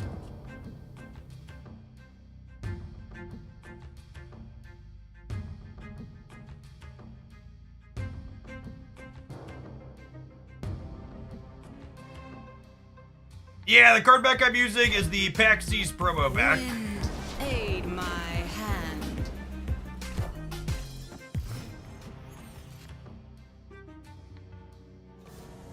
I think I might need the real Mysterio here, huh?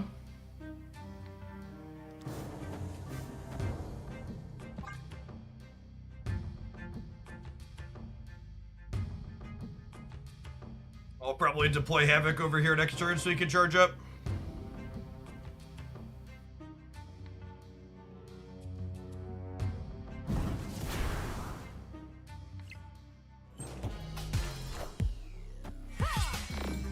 PAX East, the card back codes will be a code. So you can purchase them or acquire them in other means. If you're unable to go to the convention yourself.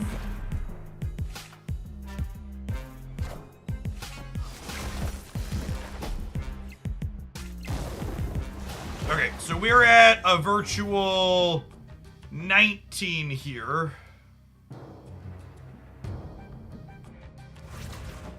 No matter what I draw next turn, I'll be able to play it alongside armor. And should I draw Bishop, I'm going to want to wait to play the armor after him.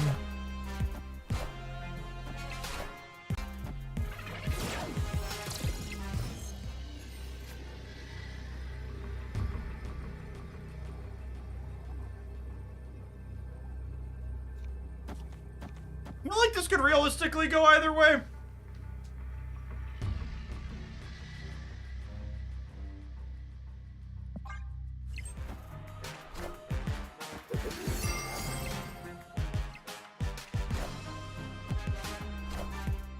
Weak final state for them. We're also just limping those, so I think this was a game where neither of us are likely staying if the cubes are more than 2. Victory.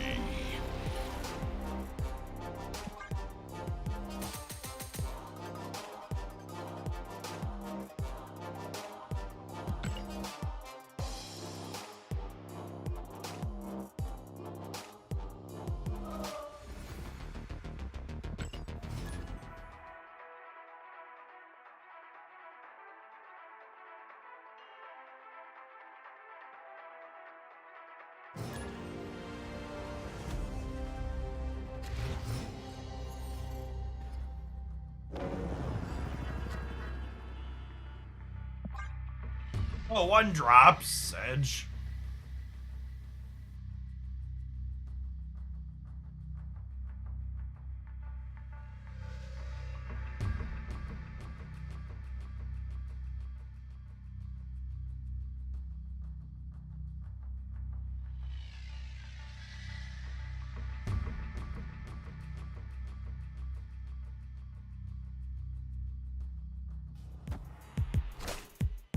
The X-Men versus Avenger bonus has been useful. And triggering the X-Men bonus is pretty trivial in a deck like this.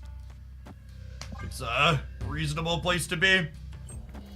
We're not playing any truly terrible cards, he says, while looking at Havoc in his hand.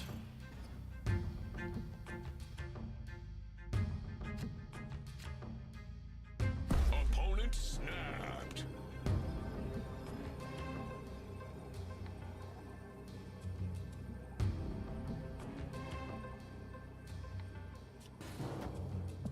Am I supposed to leave here? Did they think that was good against me? That would actually just hold that text against me, right?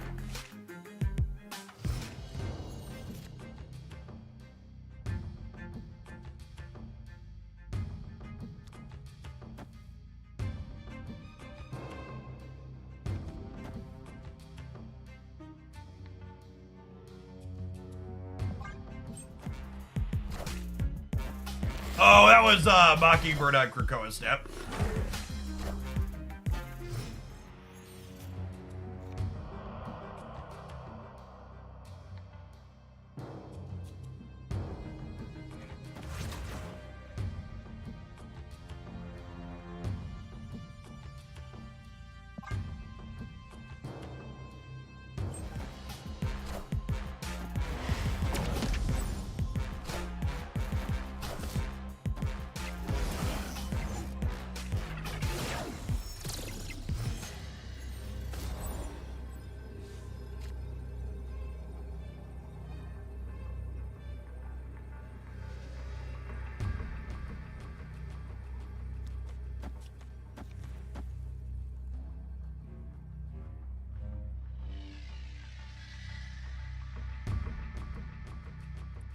getting +7 over here.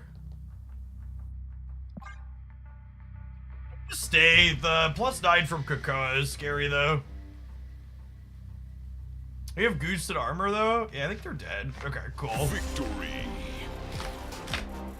I would bet large amounts of money that my pretty kitty won us this game.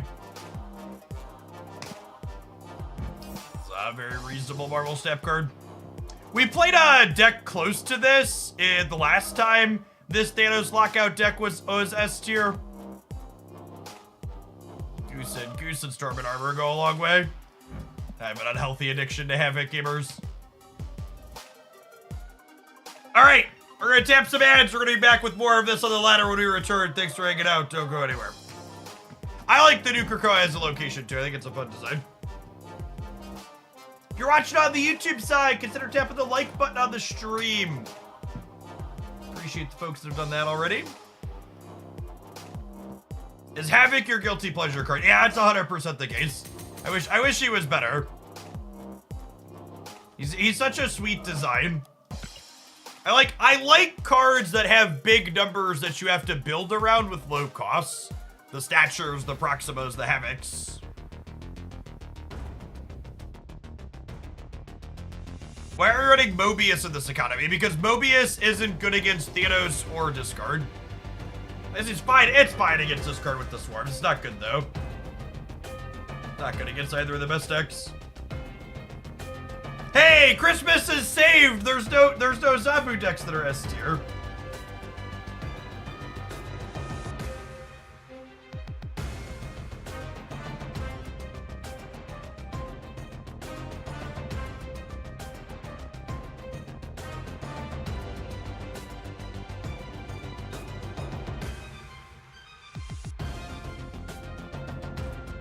Going on, Mr. Wilson? Thank you for the 52 months.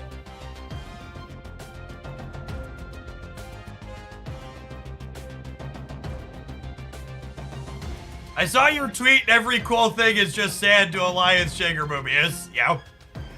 Honestly, so when they reworked Mobius, they talked about maybe making him something else. And I wonder if he'll end up getting a redesign again. Do you typically talk about data mines? I'll have a formal video reviewing the data mines.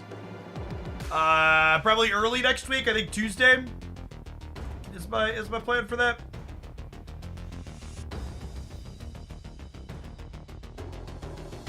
I have not had any crashes so far today, Bootman. At the same time, I'd also be kind of annoyed if they adjusted a Mobius before Eliath.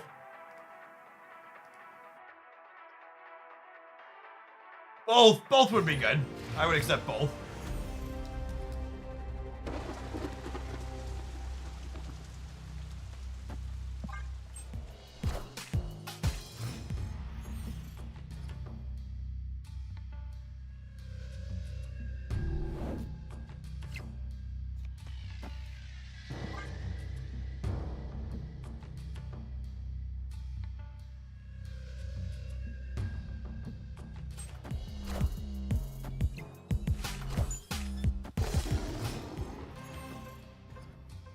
This is probably Living Tribunal then.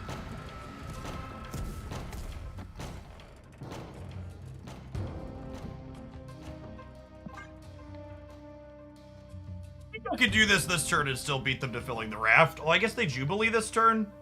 Maybe that's not true.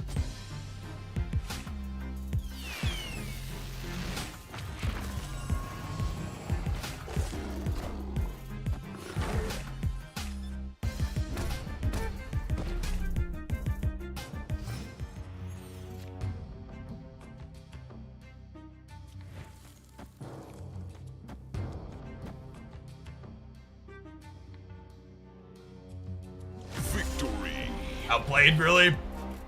Outplayed, really?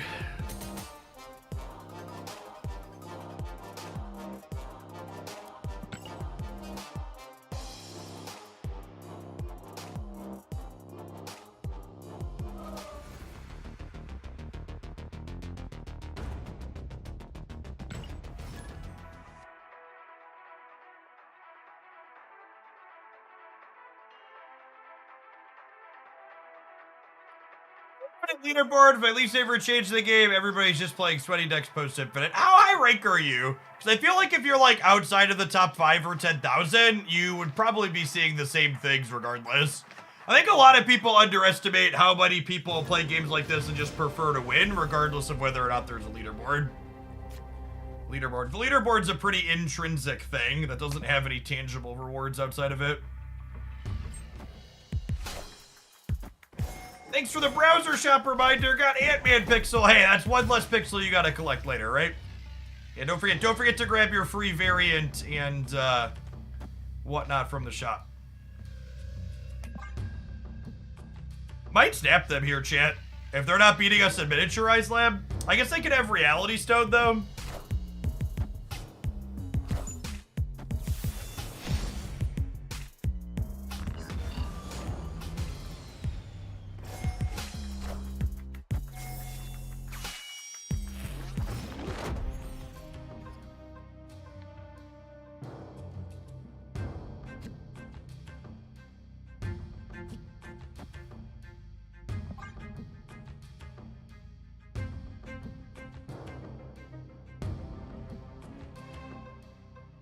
Hey Josh, what it would be if they added infinite rewards to a season's end based on top 100, 1,600? I think it would be neat if they added some type of nominal cosmetic, even just like a title that wasn't time limited to top ladder finishes. Like I think it would be neat if there was like a top 100, top 1,000, top 5,000, top 10,000 title. That like, at the end of the season, you got a title that doesn't change, it isn't time limited or FOMO'd. So that way it's like an achievement that you could say, I ticked this off, I did this a season, it was my goal. I think I would enjoy that personally. I'm gonna get rid of New York because I hate it. Wind. The Cull Obsidian into New York feels a little spooky.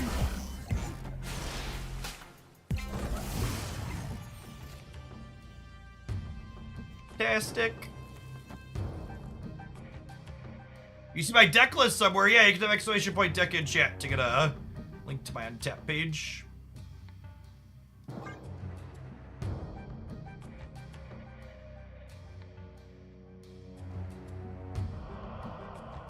See, people saying the Elsa change was a nerf. I think the Elsa change was a nerf to what was previously the best Elsa deck, the Movers deck.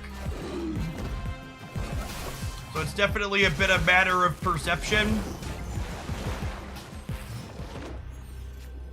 Okay, so if they move Vision here, they go to 18. So I'll move Nightcrawler here, so I go to 19.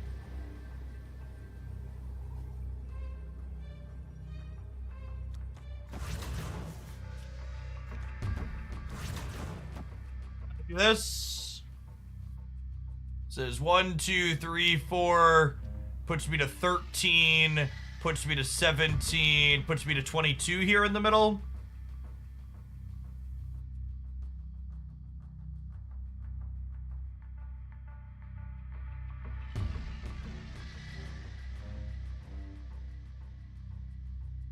We declare a storm war, yeah, exactly. It's just a little bit of a coin flip because of their vision. Hopefully he jumps right. After the Cull Obsidian into my Storm Path play, maybe I should be hiding my screen for last turn, but they're also limping for 1, so it's whatever. The abandoned right were dead. No, if their vision stays center, I'm winning, because I'm putting 22 center. I'm beating Vision center and right. The thing that scares me is Vision left plus a thing bigger than Vision middle beats us. We also beat that, yeah. Okay.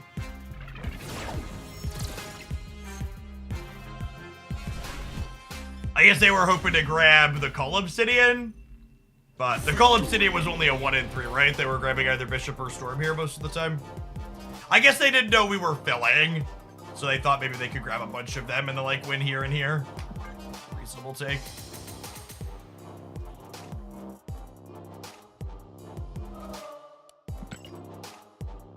They should probably assume Bishop deck getting close to filling on the last turn, though. Yeah, it's probably a mistake on their part.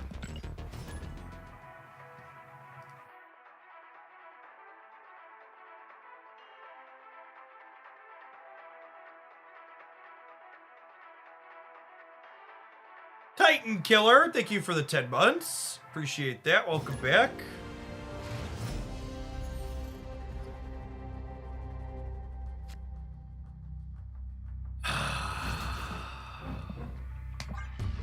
Had to draw him, didn't we, Chad? It's better, it's good TV if we draw him. Ruh-roh. Ruh-roh, Raggy.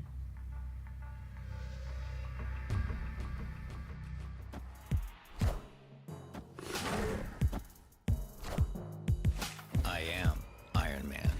Okay, we're not happy about it, but it could have gone worse for sure.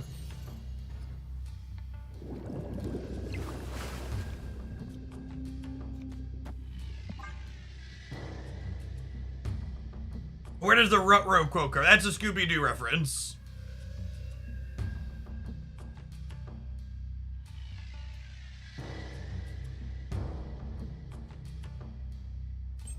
Okay, wait. Now I have to know.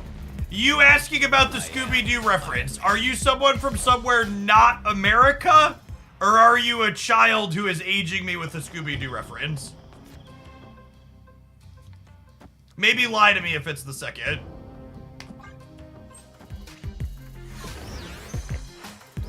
Not American. Okay, cool. Cool. Not American was a legitimate option there.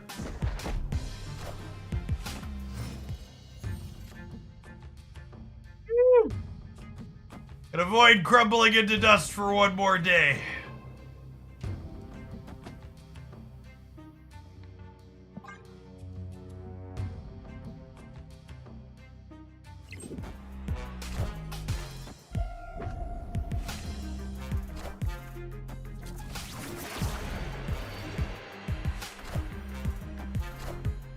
What a Marvel Snap location, chat. What a, of all the Marvel Snap cards and locations, that is certainly one of them.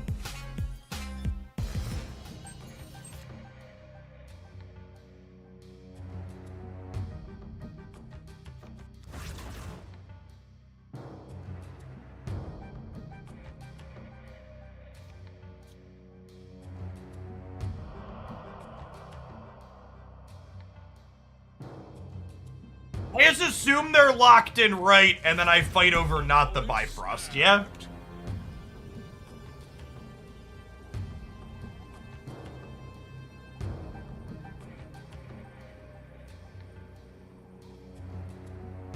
You think Havoc left wins the left on his own? He'll only be 13. I think that's unlikely. I think 13's unlikely to win.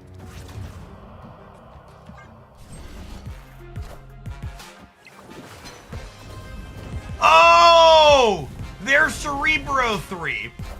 Which honestly is probably bad for us because it means they can scale up on the right. The Black Widow was throwing me off. No, I think we're still dead, Chad. I think I have to leave.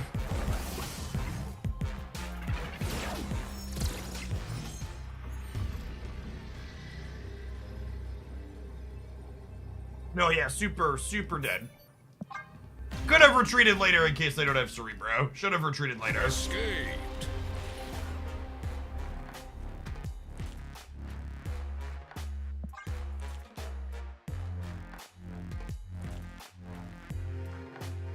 I'm trying to see how you win the Abbey if you don't play Havoc there. My Dazzler and my Nightcrawler get +1 from the X-Men bonus each, and then filling the left gives +2. So if they were locked into their power on the right, we would have been beating them there. But they weren't because they're a Cerebro 3 deck, so they weren't gonna get a bonus there most likely. Morning, Birdman! Thanks for the entire year of support. Welcome back, appreciate it. Yes, this is AVX deck.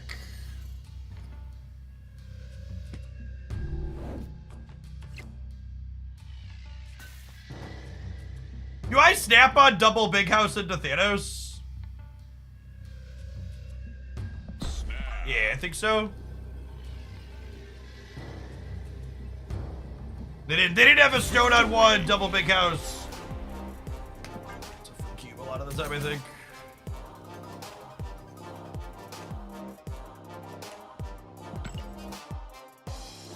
Havoc +5 makes turn 4 Havoc shakeable. Yeah, you're just usually not playing Havoc on turn 4 though, so I think that's fine.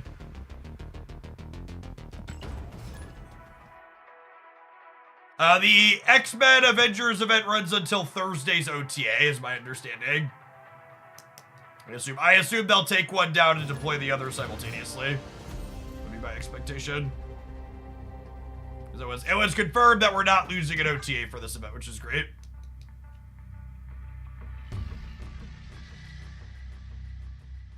What am I hoping for in Thursday's OTA? An Alioth rework. Another Thanos nerf.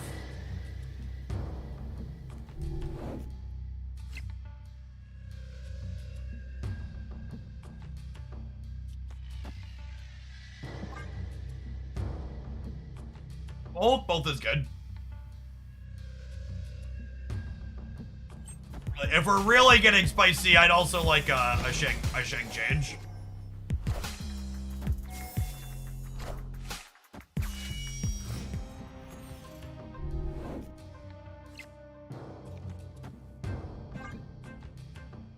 Now the tough part here is I have to win the left and the right because we literally can't contest Crimson Cosmos. Hopefully Goose and Havoc will let us do that.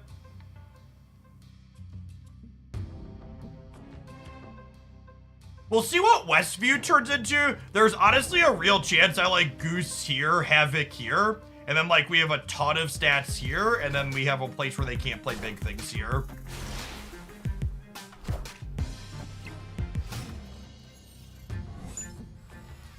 Hey, Roth, hope you two have fun.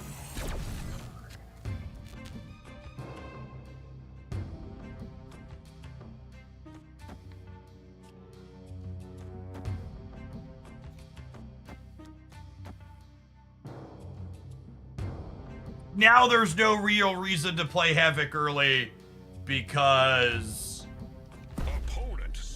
there's no real reason to play Havoc early because it's only one more point. I'm gonna stay with the Goose on the left, I think. Hopefully they fill here, and then the Goose here gets some.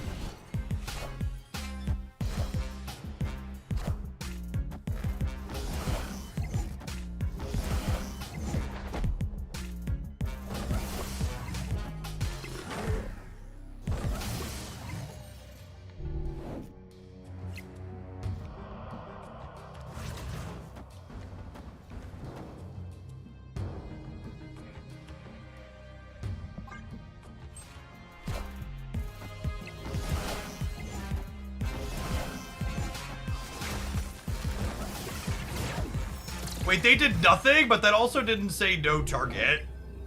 Why would they do nothing? Are they a She-Hulk deck? There's no way they're a She-Hulk deck, right?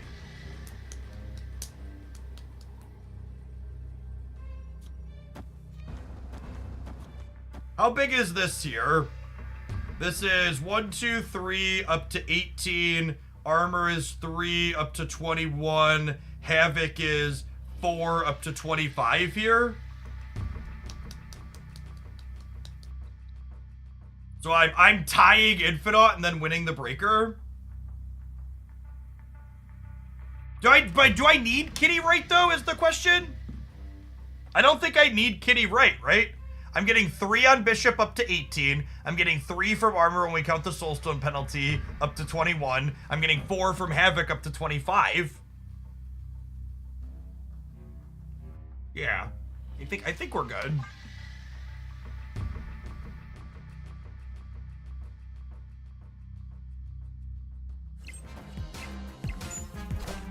I guess they could have a blob bigger than 20. I just didn't play for the left. If we could lose to a blob bigger than 20, I'm gonna be a little sad.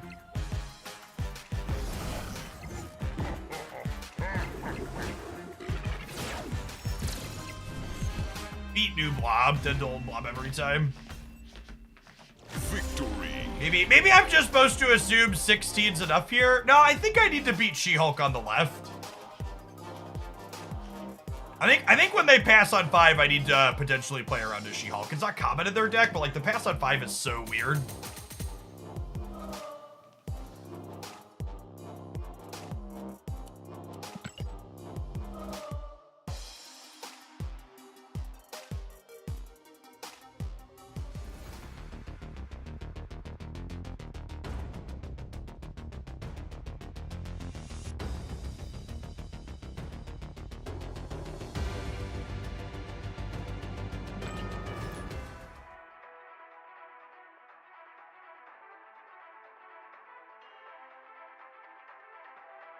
Yeah, maybe they only had stones they don't want to play them out. I saw a Reddit post complaining Bass needed a rework because Shauna could give it to you and ruin your Mockingbird. Get bent. Alright, at the risk of jinxing it at this point, this deck seems okay so far. I've got a cohesive game plan at least.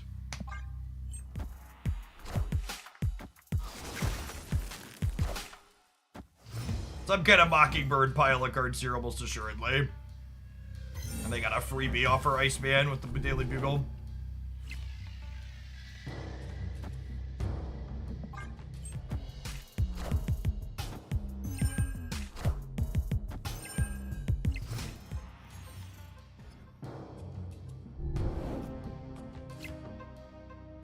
Joke's on you, I didn't want to play Stormbound 3 anyways. Been trying to work Havoc into some decks recently. This might be the best use of Havoc I've seen. To set an incredibly low bar as someone who's played an unhealthy amount of Havoc in proportion to how terrible he is as a card, I think Basting Havoc is the best thing you could be doing with him.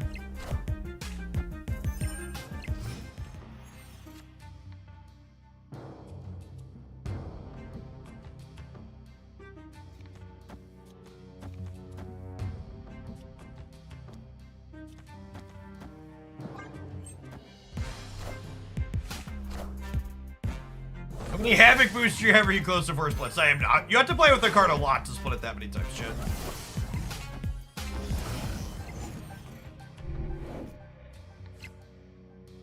Probably dead here. I just don't think we have enough stats to keep up. I guess they don't have a lot of stats over here.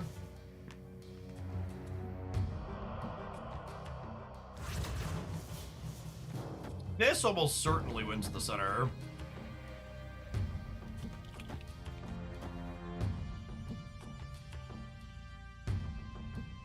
Haven't snapped.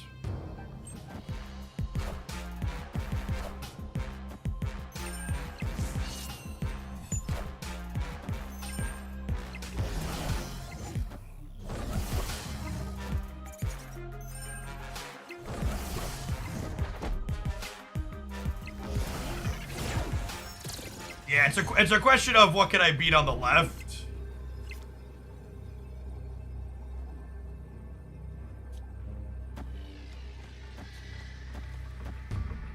This is 8, 14, 17. I think 17 beats most of what they could do, yeah?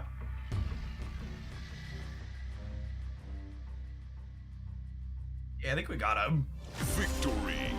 We have priority, so don't have to worry about Alliance here.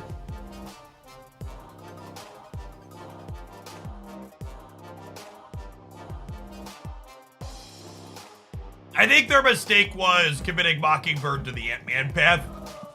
They should have probably spread these out.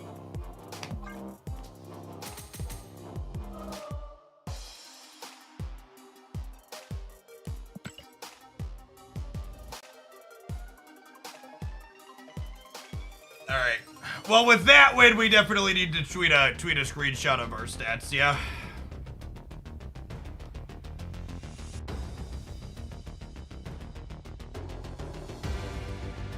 It's about time for an Admiral anyways. I'll see you in 120 seconds. We're going to play a little bit more of this when we get back. We'll certainly get a highlight out of it. Appreciate everybody hanging out. Don't go anywhere.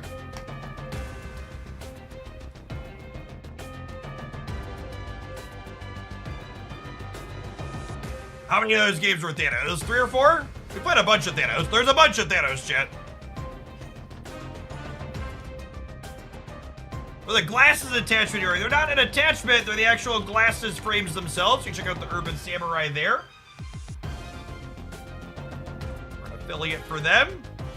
The glasses hang high to go over and feel a little bit more comfortable with over-ear headphones. Oh, but okay, so I need to build a fancy screenshot so we can show off our variants, chat. That's the real key. You can take the easy picture or you could take the pretty picture.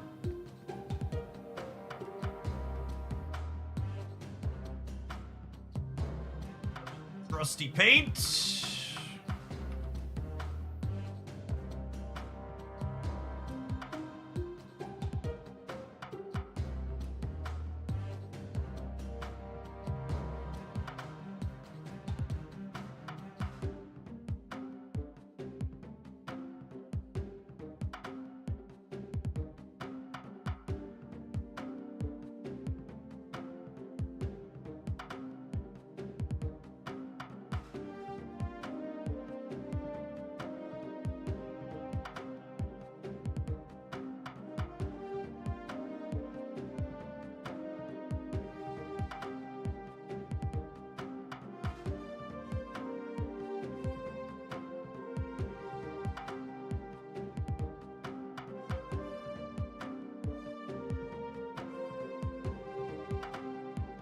Dan!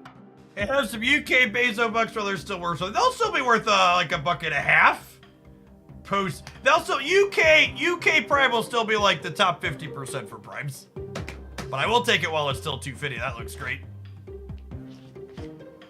Dan the DM with the 5 months. And the scenario, thank you for the 7 months. Appreciate it. Welcome back.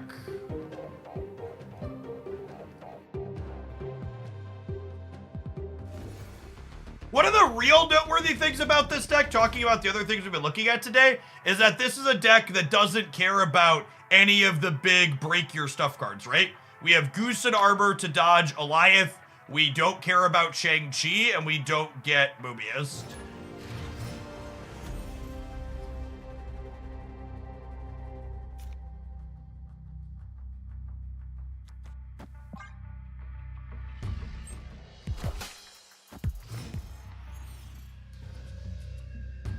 Did I misread Glenn's answer? Are we getting 1 patch in 4 weeks and then 1 in 3 weeks? I believe that's what Glenn's answer implied, yeah.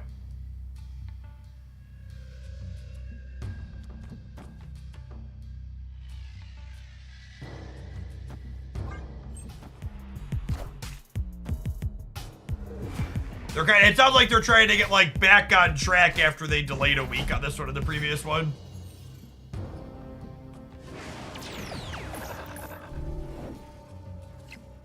So this is technically a side grade, because now this is a 4-2 everywhere, while this is certainly a quality upgrade.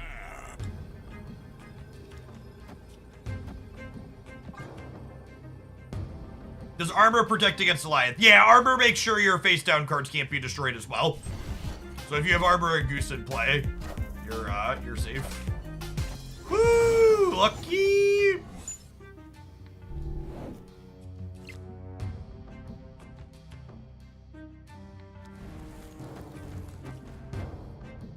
Let's see if they got any winners from the peak here.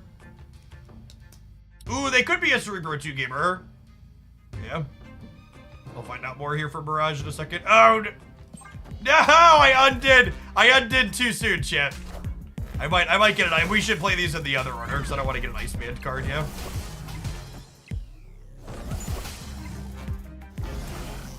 Ah! Rip. Rip, potato chip.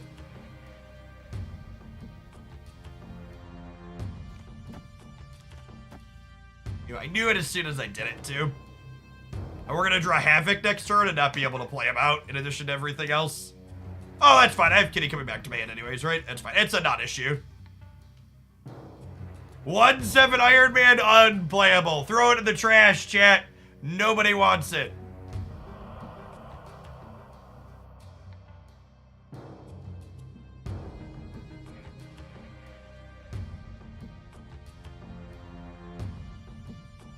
For people asking about the card back, I had a PAX person send it to me. It said, I saw Ordinary here and a couple other content creators had them too. They're doing some promo for their event. If you're unable to make it out to PAX, typically people end up selling them on eBay and other places for con promo exclusives. But if you want the fancy shield that is con exclusive. Francisco, thank you for the entire year. Welcome back.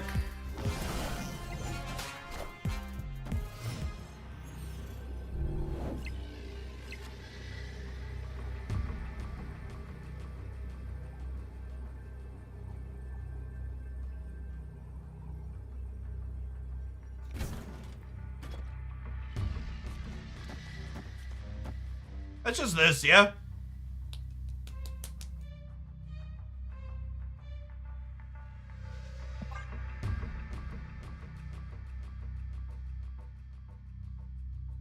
They're not Cerebro 2, chat. They're a Mockingbird deck, like Mockingbird Patriot.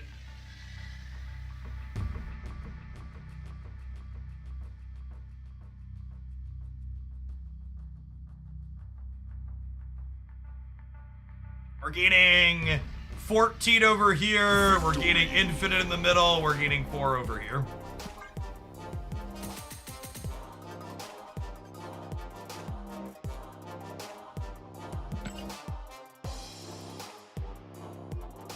For the record, I don't want people to feel that I've lied to them by omission. We currently have like a 75% win rate with this deck on the high infinite ladder.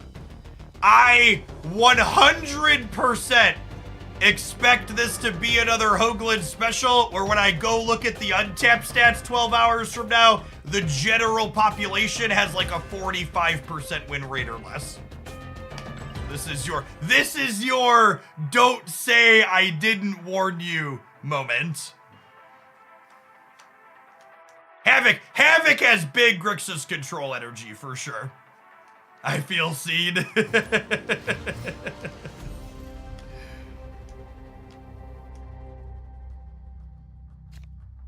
My deck's not bad, it's just hard to play.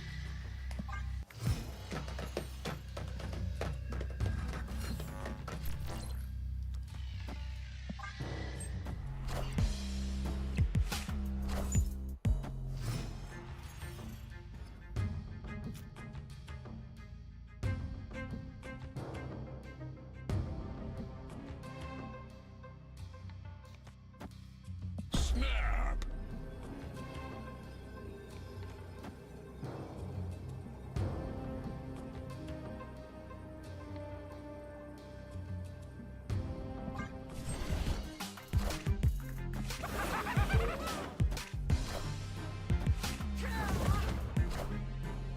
Wind, aid my hand.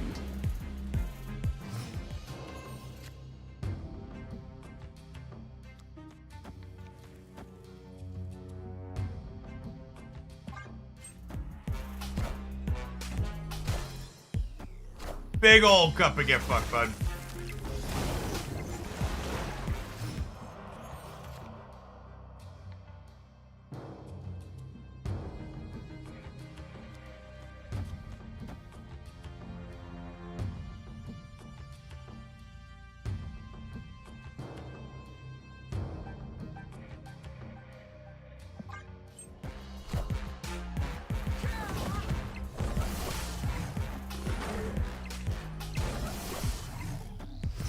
Ooh, that's actually really interesting.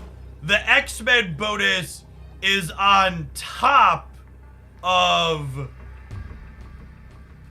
The X-Men bonus is on top of the Bass modifier. That's good to know. Yeah, I need to play the Dazzler here so we don't get Galactus on the left. This should be enough to win here. Victory.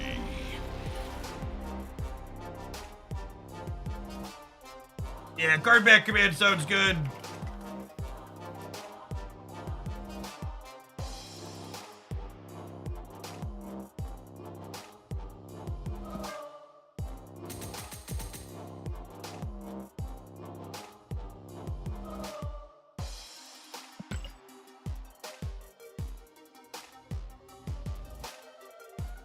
All right, how high do I need to push the win rate?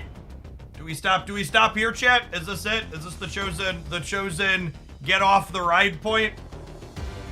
Every time I click play from here on out, we're risking the percentage I can paste on the YouTube clickbait. We're 10-3. We're 10-3 in the top 500. Deck's broken. Ah!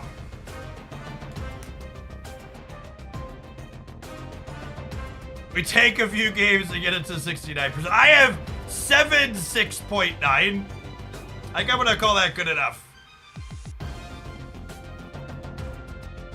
I don't think I'd change anything. I'm ready to play another deck too. We've been playing this for what, almost an hour, 50 minutes or so? Yeah, about an hour.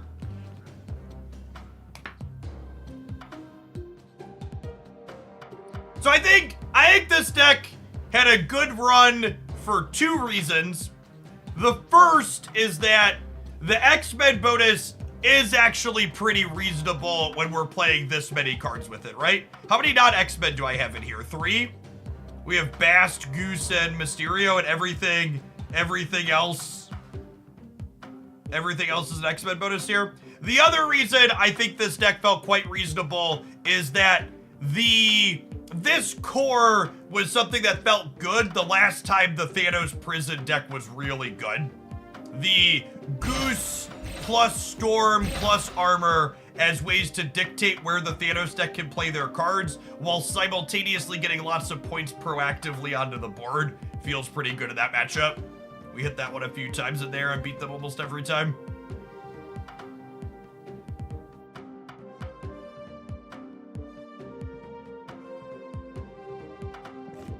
All right, write that and down.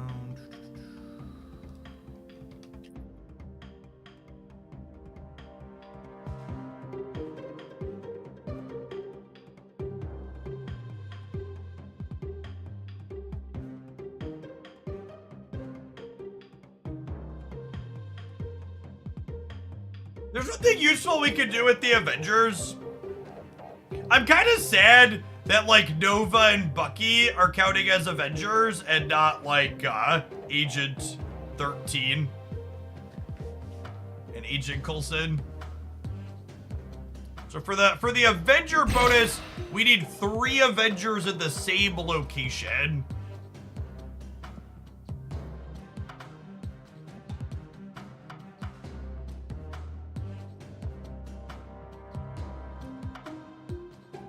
To replace Barrage in the previous deck, pick a different 1 or 2 power card that's okay to best.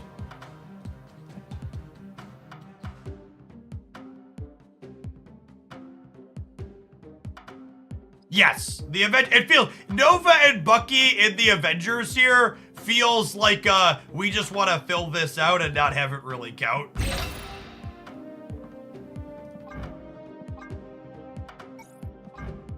Good cop out.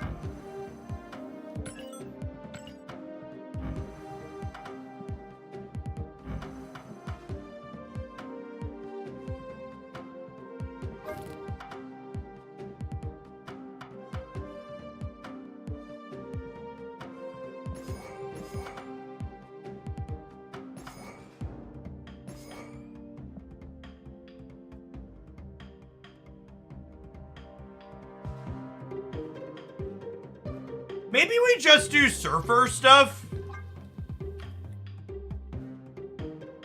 There's a lot of X-Men at 3, right? Let's do that. I think that's more likely to be competitive. I just don't think the Avenger bonus is worthwhile.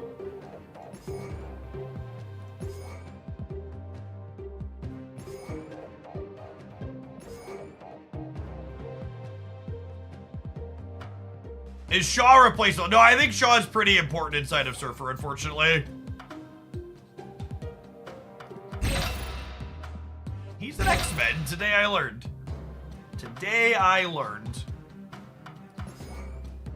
Is Jean Grey Coke chat? If she is, lie to me, okay? Let's give this variant one spin. See if we can crack it in Gold.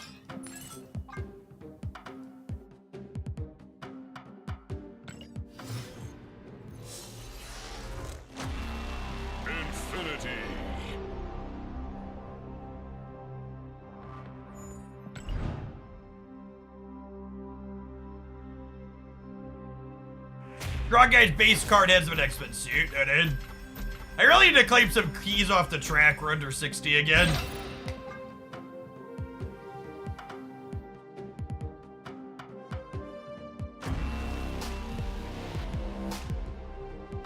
Edge.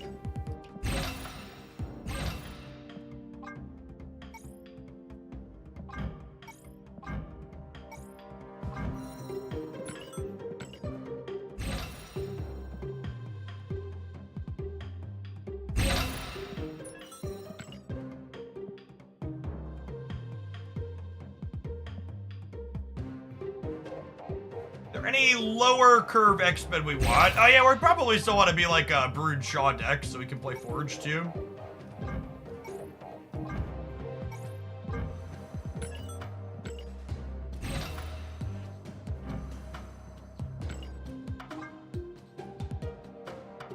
Final pass on X-Men. I don't think I want any of these other ones.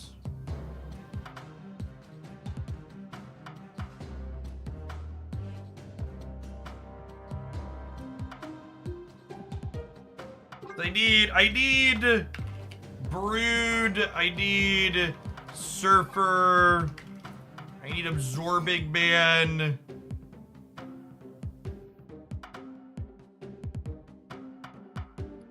I need Shaw. And I probably want Goose.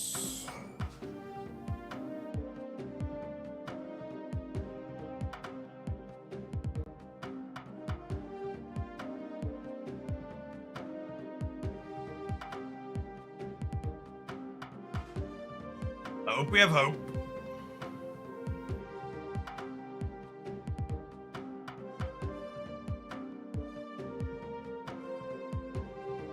Alright, let's do it.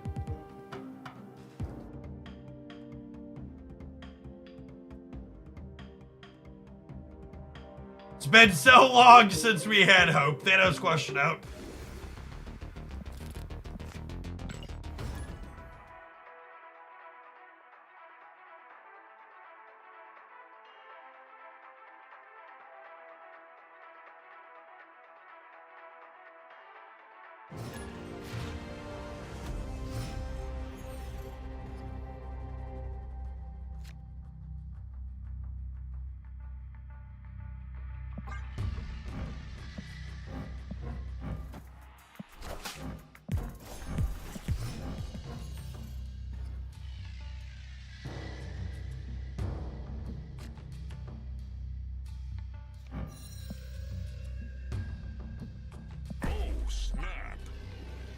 We're snapping on the Onslaught Citadel flipping up here too, which is just like a good distraction.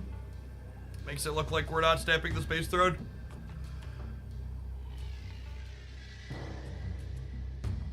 You really climbed today. Yeah, winning a bunch of games will do that.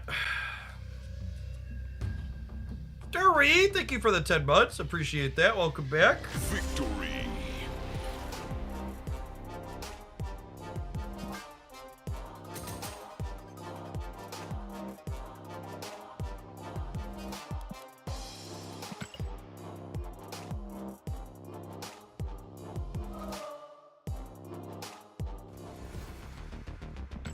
That's a lot I read today. A lot of Thanos, not much. I don't think we played any discard.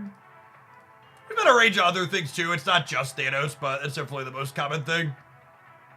The last deck we were playing had a good Thanos matchup though, so it was fine.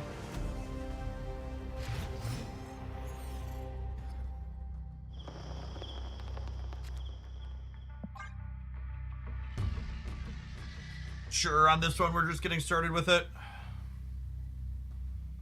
We'll retreat if they snap, because that's an Abby, and we don't have any of our 2s. And they're Thanos.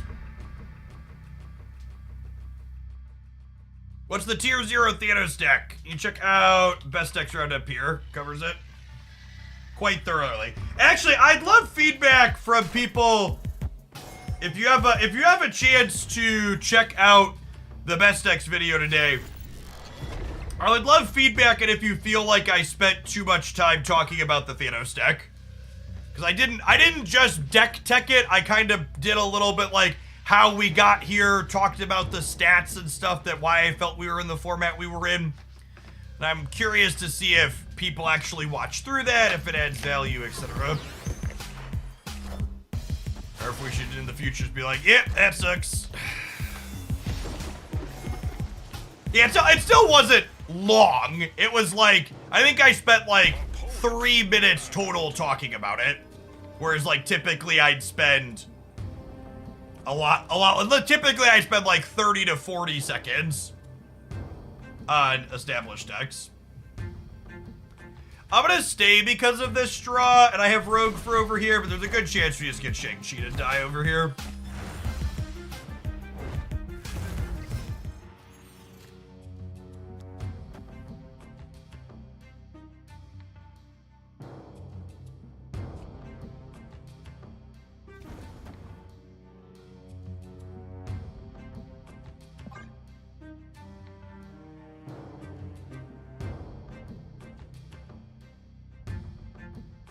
We could use Polaris to fill the right. Yeah, maybe. It's a good shout. Save Jeff anyways. Yeah, if Space Stone, it's so hard to catch them. It's so hard to catch them with spots like that.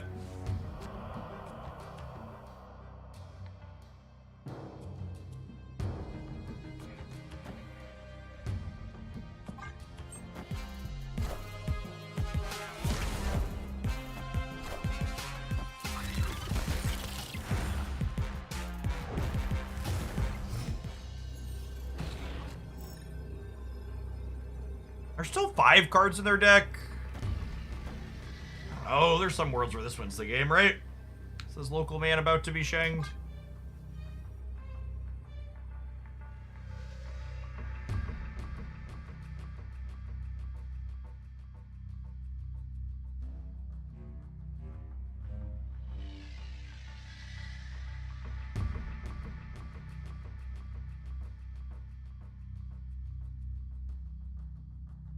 And I think Goliath is less likely than Shang, simply because they don't know exactly where we're playing to. You could realistically be playing for any of them. So long, Sandcastle. I hardly knew ya.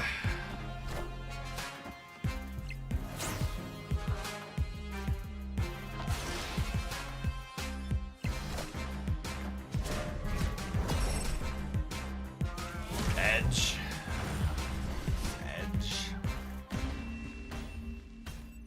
For those who weren't here earlier when we dug into the data, at the top of the ladder where I'm at, Shang-Chi is approaching a 50% play rate. Goliath is approaching 35, and Mobius is around 35 as well.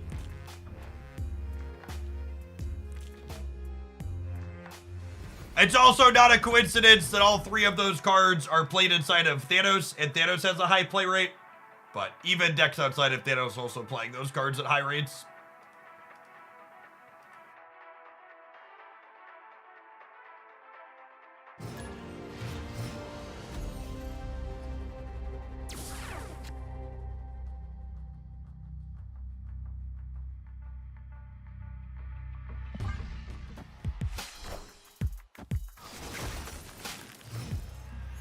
Thoughts on Red Hulk? Sounds like a 6-drop that Thanos is gonna enjoy playing a lot.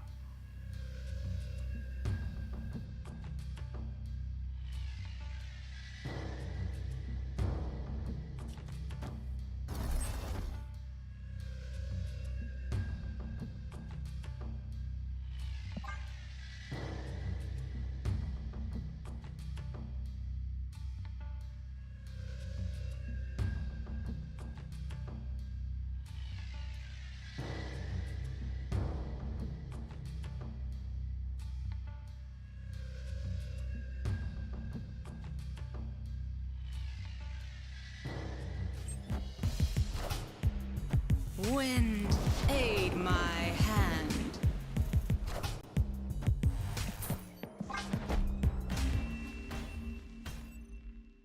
Escaped. Hear anything about future series drops? They will not announce series drops in advance. Announcing series drops in advance encourages people to stop buying those cards. Similar to the drops, and then they quickly happened inside of January. I imagine we'll get an announcement and then quickly have drops the week following or the week of.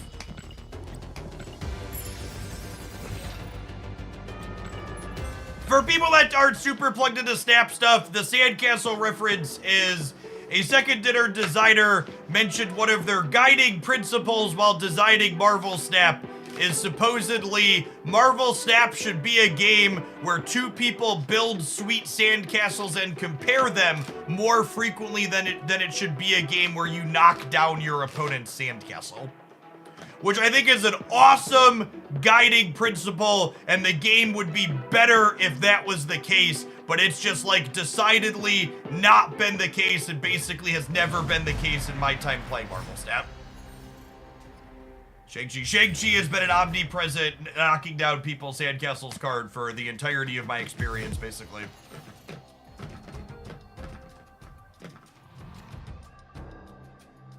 I guess Belt probably doesn't have enough cards that cost less than 3. Question is, does that matter, I suppose?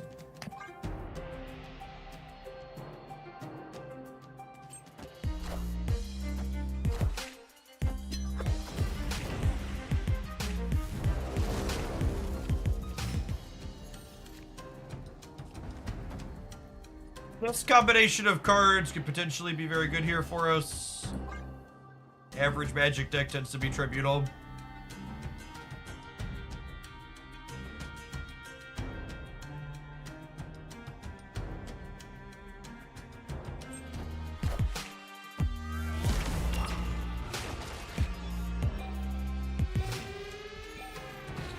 Great. Okay, could have messed him up with Jean Grey. Didn't know.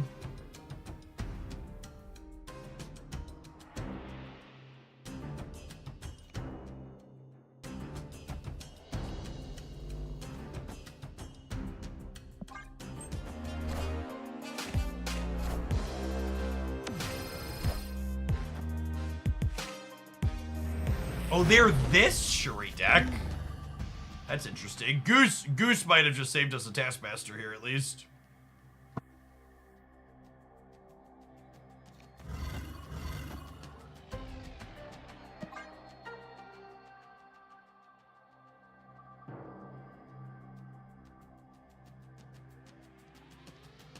Newer players won't believe this, but there was a time in Snap's history where Enchantress was far and away a better tech card than Shang-Chi. Yeah. Yeah, I spent a lot of time and breath railing against Shang-Chi being the best thing you could do. And we're definitely just so far removed from that reality.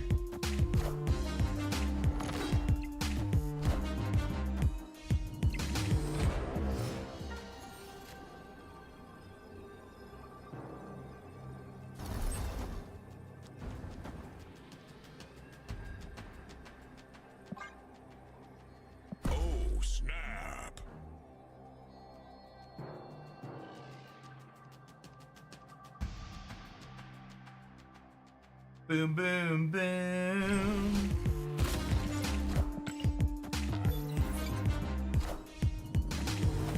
Ah, we missed. Rip. Unlucky. We're 1 and 3 to win there if we grab the armor. Maybe I'm supposed to Polaris middle. Is the play? I can see that.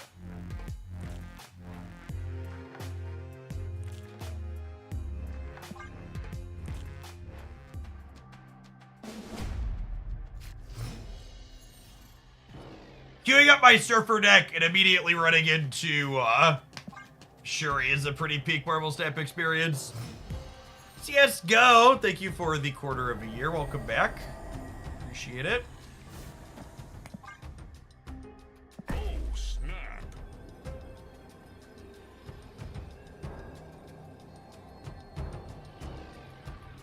Yes, turn 4 Jean is really good. We should step that. I also have Forged to Brood here.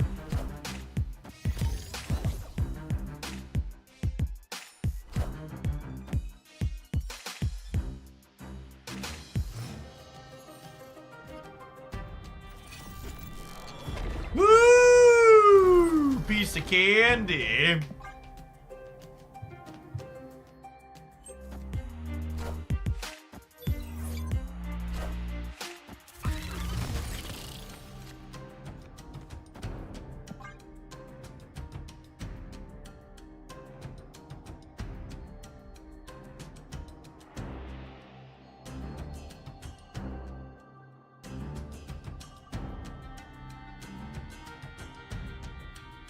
And then they're incentivized to Shuri in one of these two lanes. So Jean on the right is definitely the run. They want protection for their Shuri thing. They do the armor path if they want as big as possible for Taskmaster through the Monster Metropolis.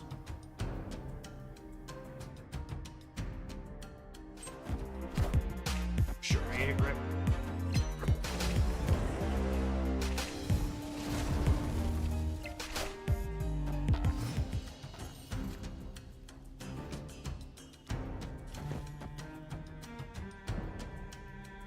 Order in the court! Order in the court!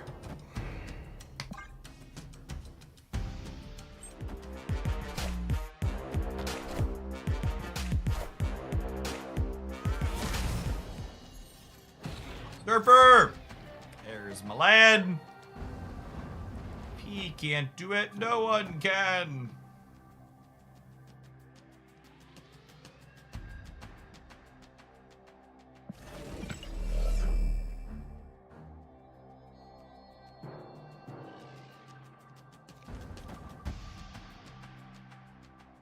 I think I'm more likely to win with the extra turn. What do we think?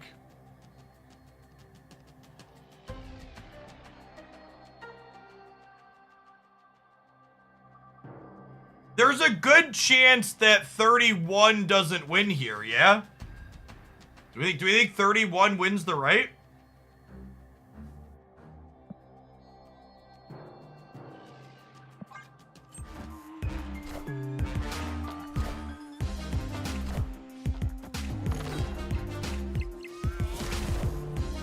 I think I need the double surf runner, right? Or sorry, 32 at the X-Men bonus.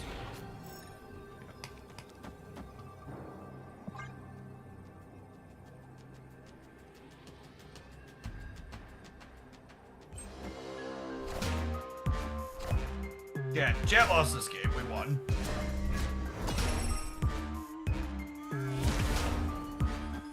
I think we're in such a good spot with the extra turn. There's no reason to take it away.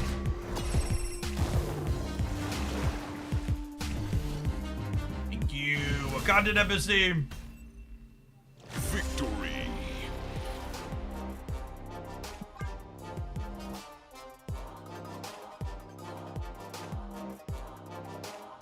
Yeah, that's the big question you need to ask yourself when you're in the spot against the Limbo, right? Is like, whose turn 7 is bigger here? The opponent's deck, generally speaking, is not a good Limbo deck because their turn 7s are often not going to be bigger than their opponent's turn 7s. Our deck probably struggles in general to go bigger than them, but there's a lot of other decks in the format that, like, use a turn 7 much better than Shuri's going to use a turn 7.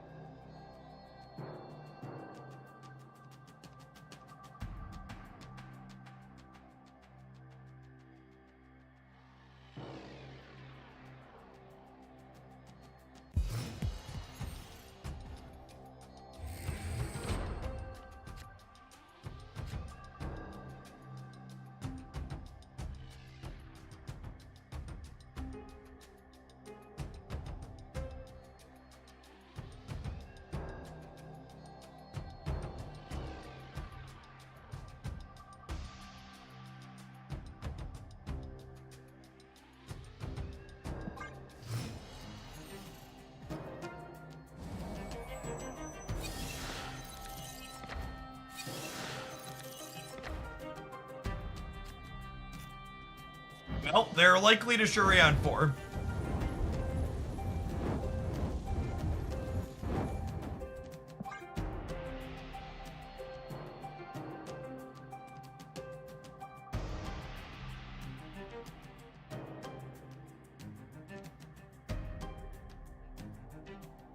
Hey, thanks for the feedback, Nutrient.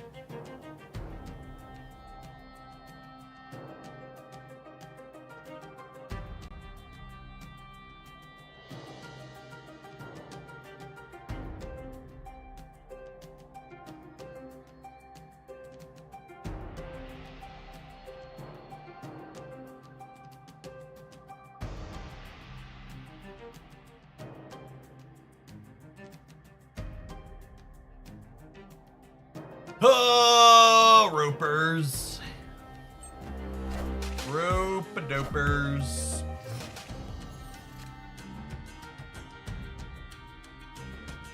How would you rate Hope in the pantheon of pass cards? She is the best season pass card we've had since Miss Marvel.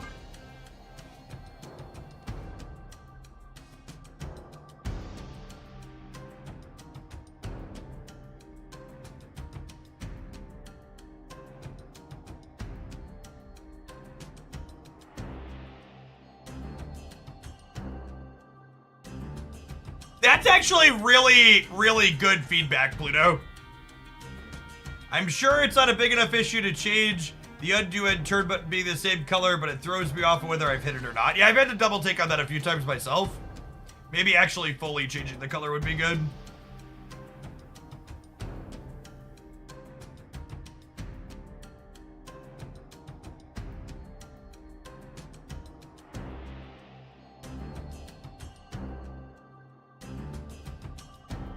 I assume they didn't want to bury it in here because they didn't want it to be 2 clicks so you could quickly undo and turn. So our opponent just disconnected? No, we're actually just being full roped. Christ, what an asshole.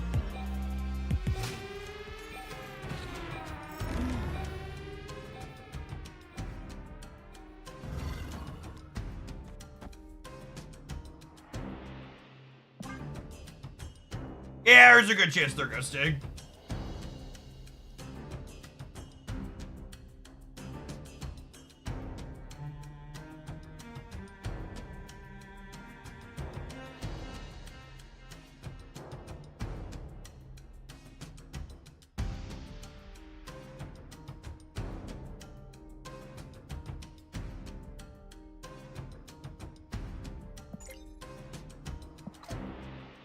I'd take the time to report them here real quick while they're wasting our time. We'll send an official report and then we'll contact our second inner person as well. Give a little timeout.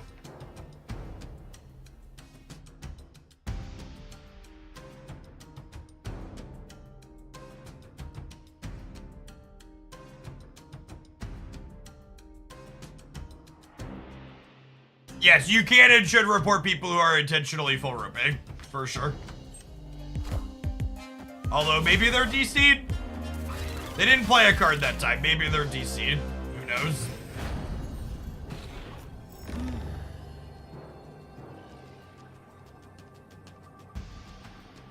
All of the bugs that were happening yesterday have since been cleared, gamers.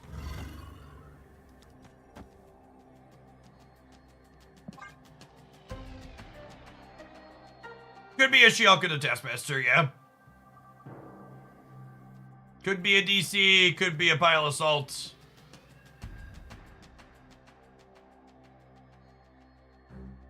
The timers in Conquest desperately need a change. At least I can sit here and pedal while they waste my time.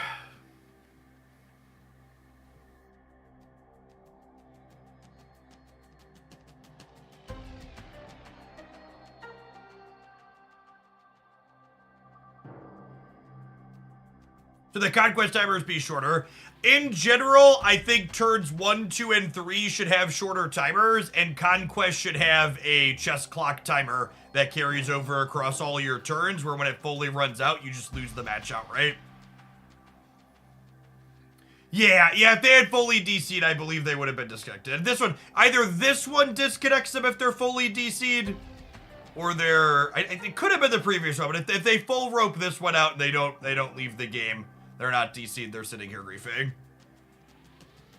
Do you have a Death Pedal sponsor? I do, yeah. Flexus Spot makes my mic. Victory.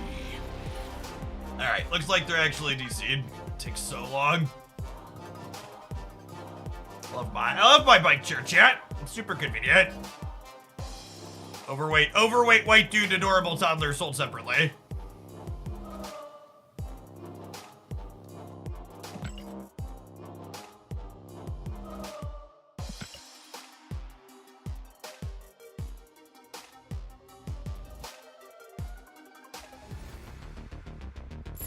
So you can be bought. Why do you think I'm here, chat? Of course I can be bought. Speaking of being bought, buy some dummy capitalism. We'll see you in 120 seconds for an opponent who hopefully won't rope and dope us the entire time. Thanks for hanging out. Don't go anywhere.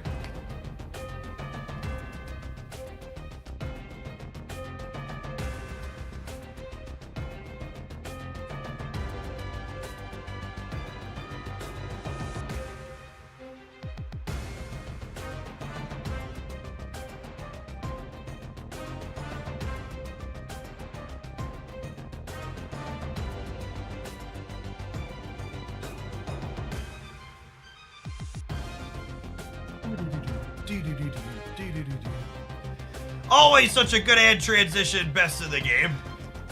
Really, chat, creators that run adverts over their content, they're not only making their experience worse for the viewers, but they're missing out on their ability to flex their improv muscle.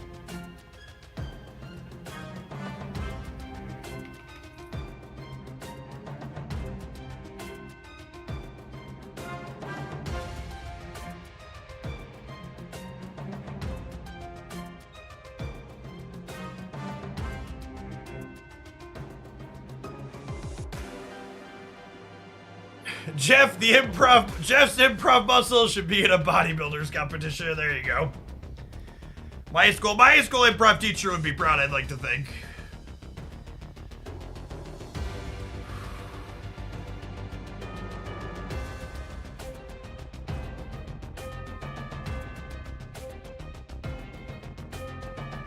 Two-minute sprint while the ads run. We'll dive on into our next round, huh?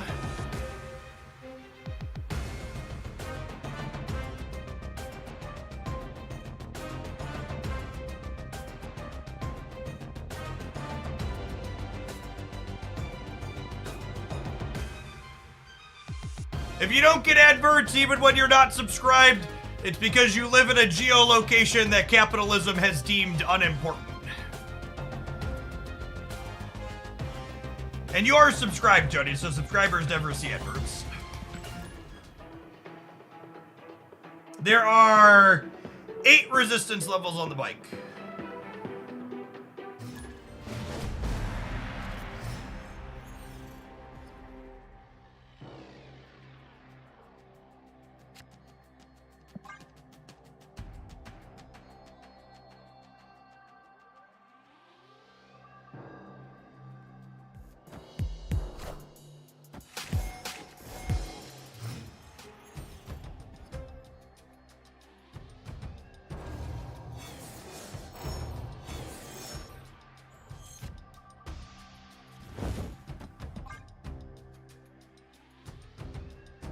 I want a time machine so I can go back and show all my teachers who said you won't always have a calculator in your pocket my iPhone.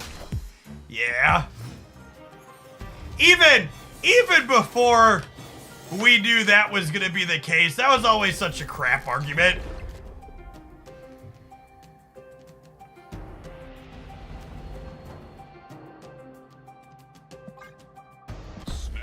The actual point to make on why mathematics is important for people that are going to end up in non-math professions is that doing math and being good at it teaches critical problem-solving skills, which you will be able to apply in lots of different parts of your life with some critical thinking.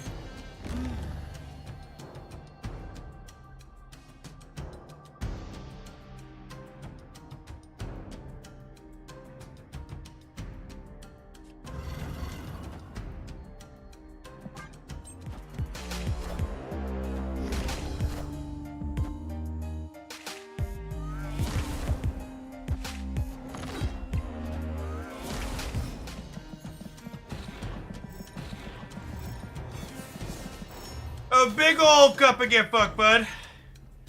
Is it good for you? It's good for me.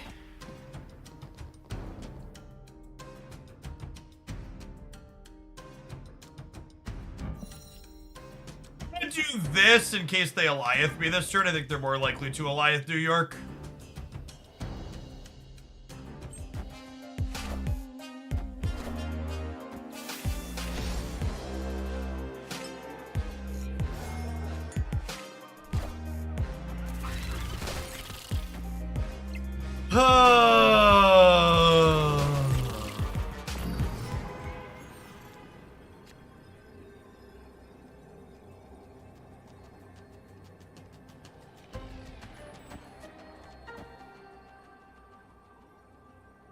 If they Eliath, they go to 14.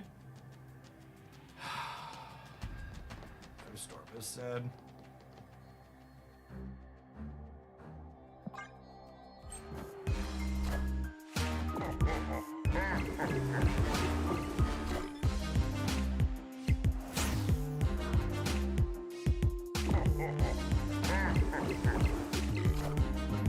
For sure.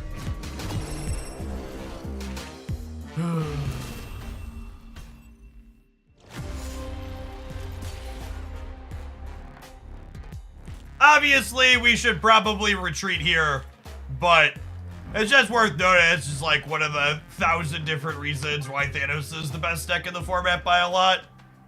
Obviously, they're not getting bar with No Name every single time, but the fact that they get free location variance mitigation as part of their kit is so huge. Such a big deal.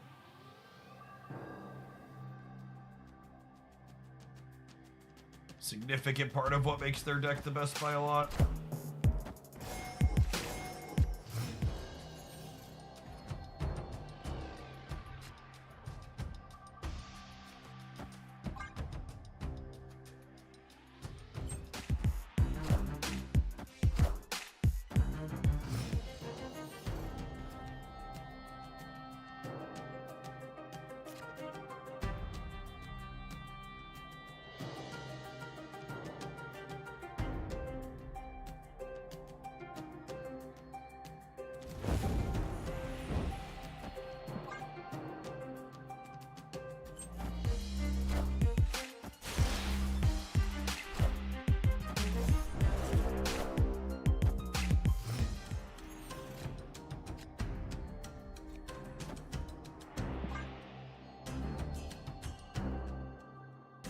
Polaris right too cute. It might be okay this turn. It was definitely too cute on 3.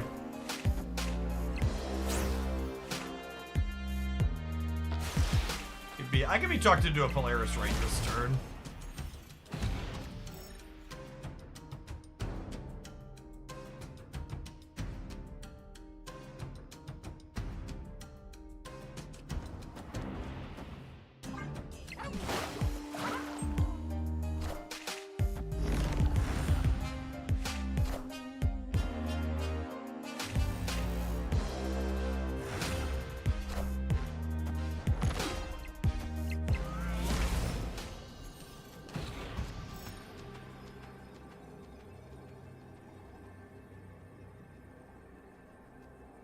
Snap.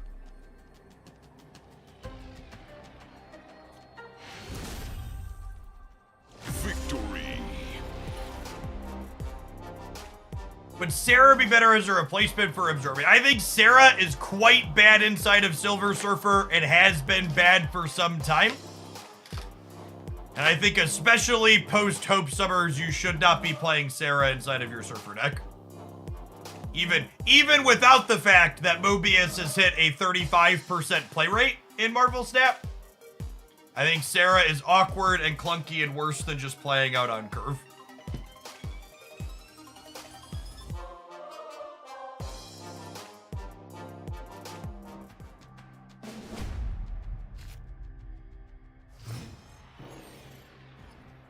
There are people playing Sarah and Hope. That doesn't change what I just said from being true, in my opinion. I think you're much better off just like playing your cards out organically on curve, and then you also don't expose yourself randomly to getting hosed by a card that's in a third of the decks in the format.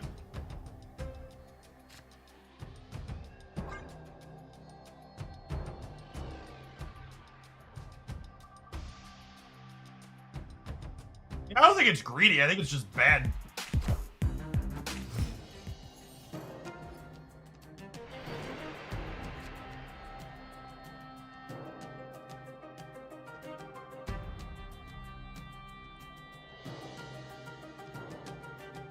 And this is, again, just the strength of this deck. I can't even play into bar with No Name with these two because Reality Stone is too threatening.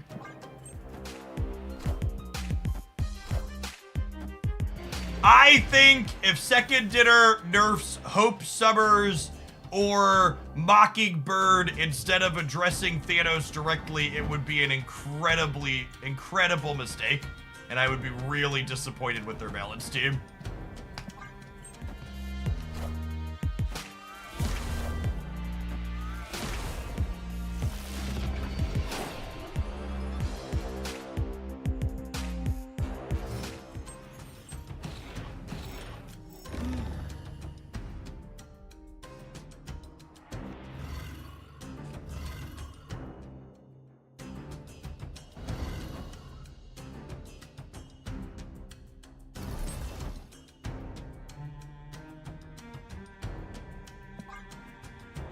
Oh, snap.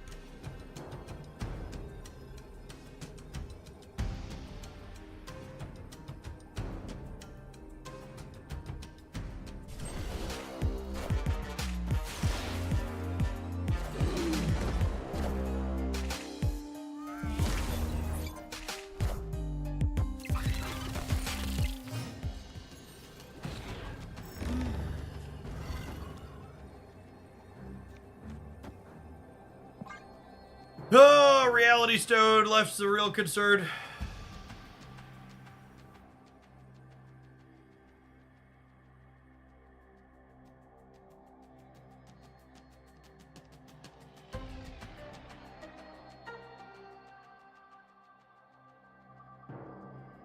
I guess we also lose to Alioth, right? Yeah. This matchup does not feel good. I think we're probably going to be done playing this deck after this match, regardless of the result. Feels like we're behind and just can't get onto the board consistently enough. We might win right and center here. Yeah, we're good, because they didn't have any other good cards. Dodged a bullet.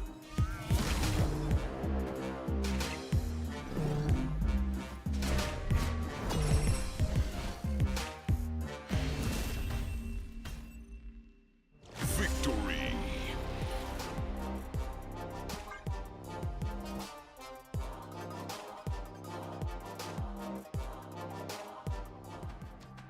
Yeah, we only won those cubes because our opponent stayed in an incredibly weak spot.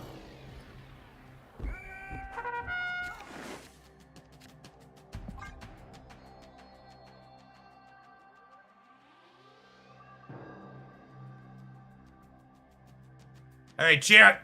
10 minutes till lunch. Gotta get our pedals in before we stuff our face.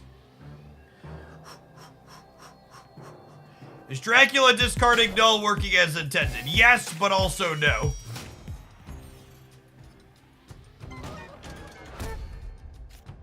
What's for lunch? Christy and I have kept doing the Factor Meal subscription for when they sponsor the stream. It's convenient.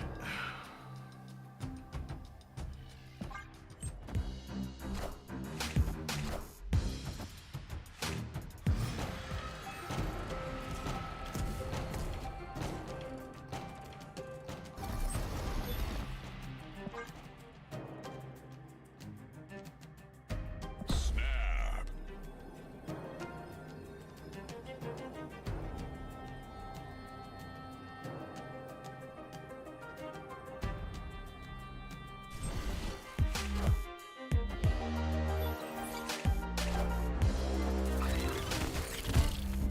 How does Factor work for my kids? I would never recommend purchasing Factor for children.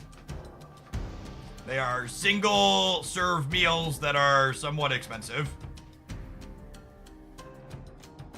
They're super convenient, and the quality is good, and they're an appropriate amount of calories, especially for someone that's looking to eat healthier and diet like I am.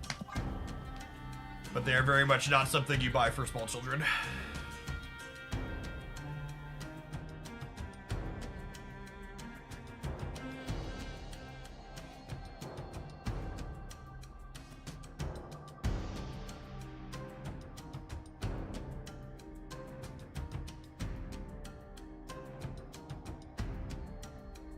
Or adults that eat like children. One of the adult friends in my friend group, we always give her crap because we let her know that if she likes something, it's because it doesn't actually have any flavor in it.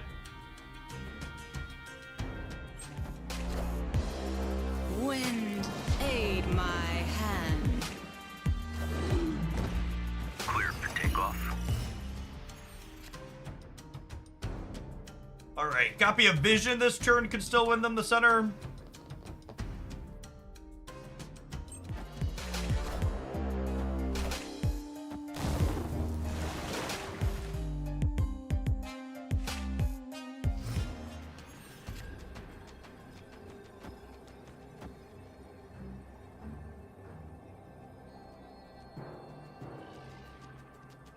Dead to Goliath again. Does Elsa Bloodstone trigger on Brood tokens if they fail? She does not.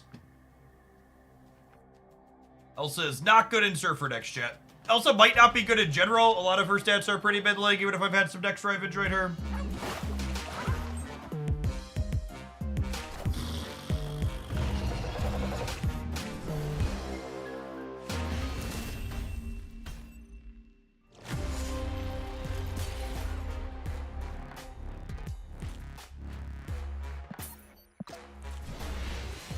This deck sucks shit. We're gonna play something else.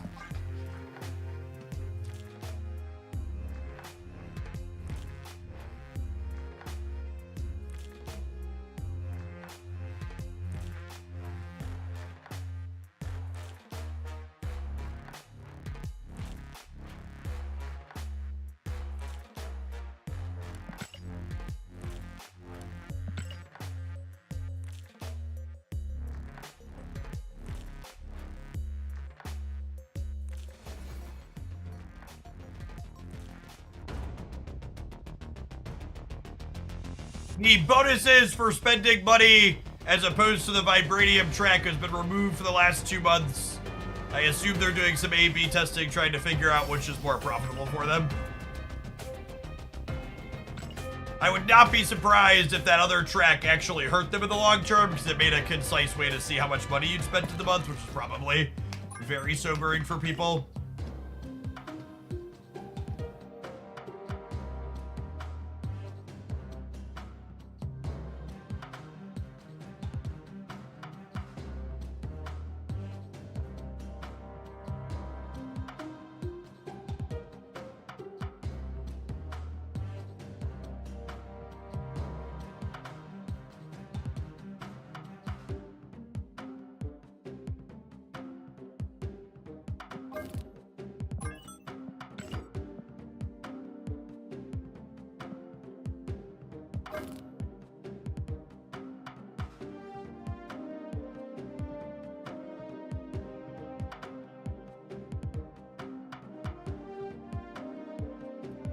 A little bit of this. I think the Goose Storm stuff package is pretty reasonable into Thanos at the moment.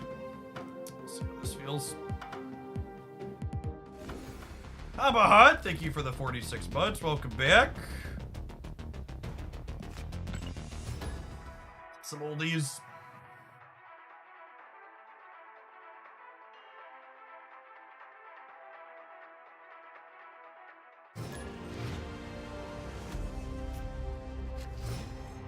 Oh, She-Hulk's bad into Mobius, sure. We should throw Rogue in the deck.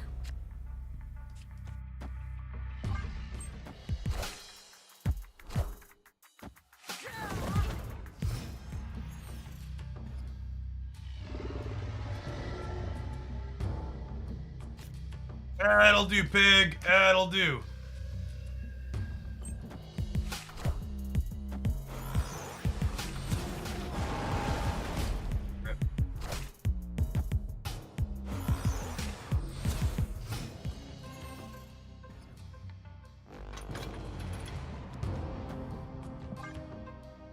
What up, Lebcog? Appreciate the 7 months. Welcome back.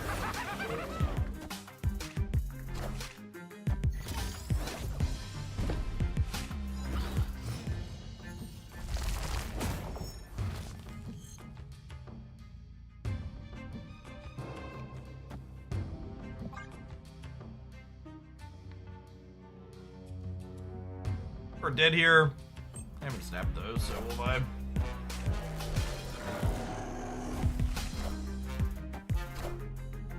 Wind, aid my hand. I just don't understand how people make it to top 400 playing games like this. Truly entirely. The snapping regiment of people even at the top of the ladder is just like, mind-boggling.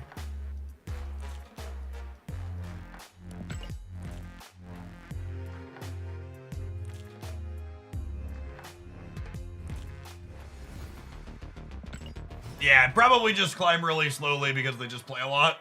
I assume would be the answer.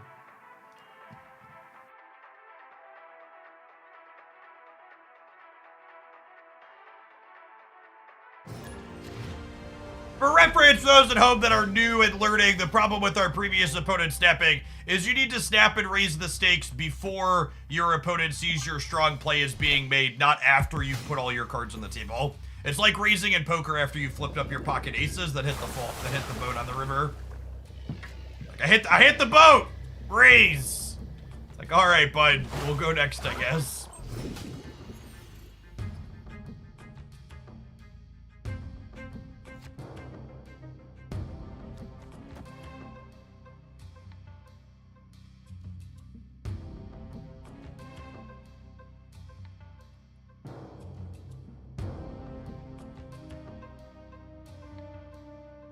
I'm waiting to see if they snap me on the Oscorp Tower.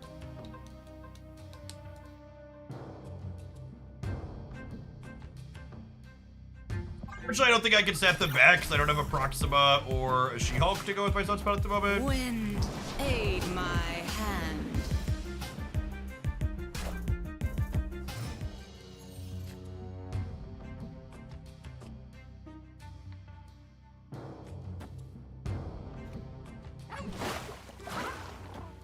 They might not be able to get into Crimson Cosmos either on a Forge deck. I'm putting Sunspot on the right and moving Jeff because I want to be insulated against Killmonger on this card. A lot of Surfer decks that are Nova Monger.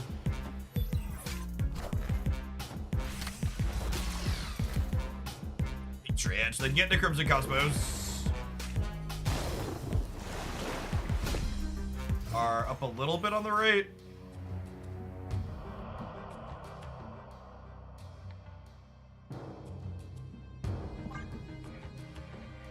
Probably dead.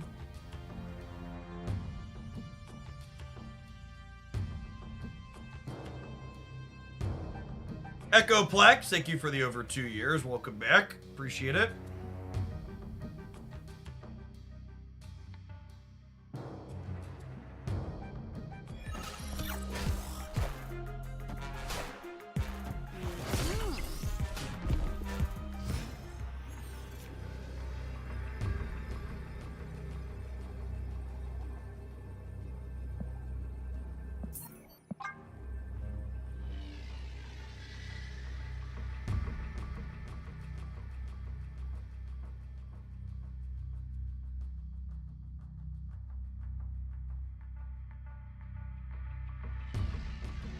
You recommend Mockingbird or War Machine? Already have all the other cards this week.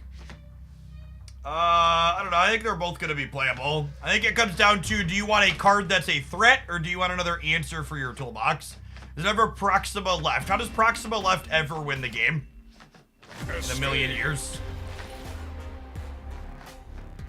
We get 4 right. I mean, it beats no Doctor Doom, I guess.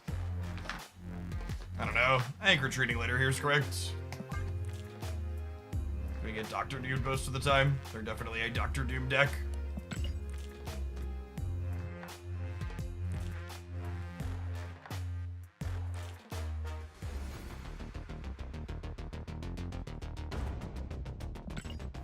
I just want a couple more tries, but there's a good chance this deck's just not good. Want to play Thanos, but I lack Blob, Alioth, and Cull. No, I think Alioth's the most important of those cards. I think Cull's the least important. I think if you want to play Thanos, you should get Alioth, and then Blob, and then save Cull for last. Especially if you already have Mockingbird, they fill kind of a similar role. Oh god, it's been so long since we queued into EVA because we haven't been playing the ladder. This person's a serial roper for people that aren't familiar.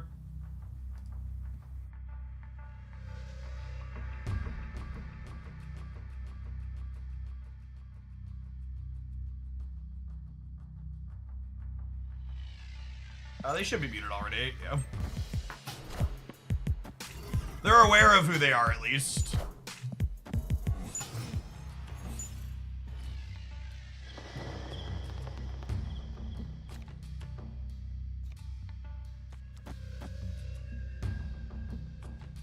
Draw Proxima Midnight like a professional here. It's going to be great. BG Smooth, thank you for the 3/4 of a year. Welcome back. D-Money was convinced Eva psyched him last night. I mean, that could be one of the things he's doing while he's ripping constantly, for sure. Genuinely, discarding She-Hulk puts us at a disadvantage, and once we're at a slight disadvantage here, it's just not worth my time to continue playing. Incredibly frustrating and awful experience.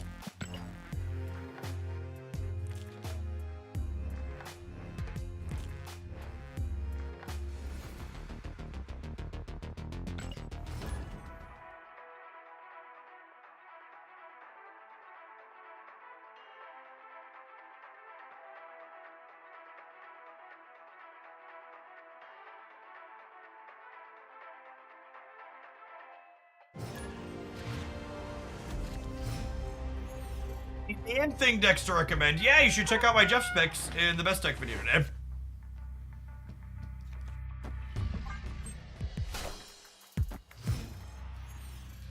If you are missing Proxima, you should not play this deck. You should play something else. Proxima is not a replaceable card. She is a unique and powerful effect.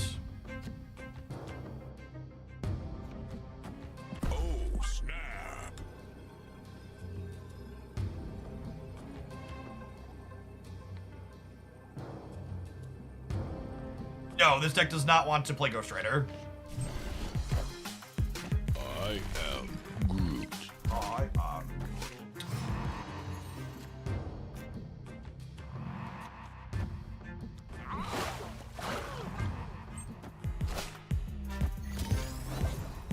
Pop that one, buddy boy.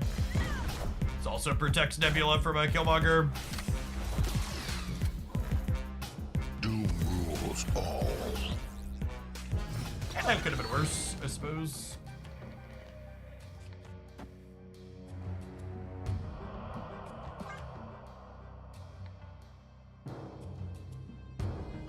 Looking to draw Proxima or She-Hulk next turn. This deck does struggle to get meaningful points on the board in games where you don't have one of two of our top end. We need one of our large ladies.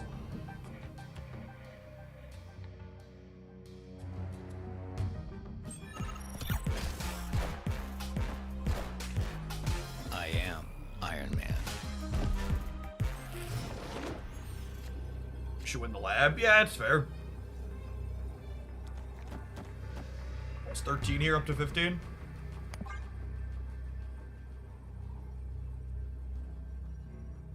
Dr. Paul, thank you for the primer. Appreciate it. Yeah, we didn't actually win with that either early, which is nice.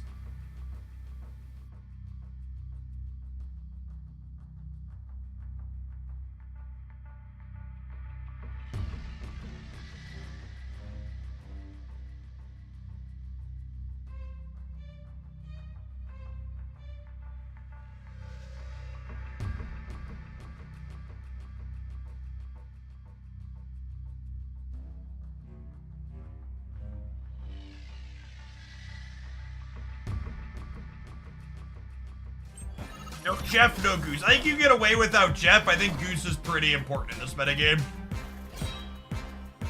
If this deck is competitive into Thanos, that's a pretty big if. It involves Goose. No, I'm not certain it's competitive into Thanos. It's one of the reasons we're playing games with it today. This is an older deck I used to like that I wanted to try. Victory. Again. But if it can keep up with Thanos, Goose is part of why.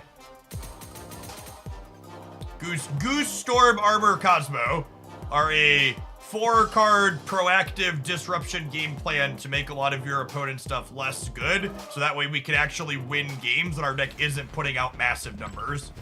This deck leans on its disruptive elements in order for its smaller numbers to be competitive.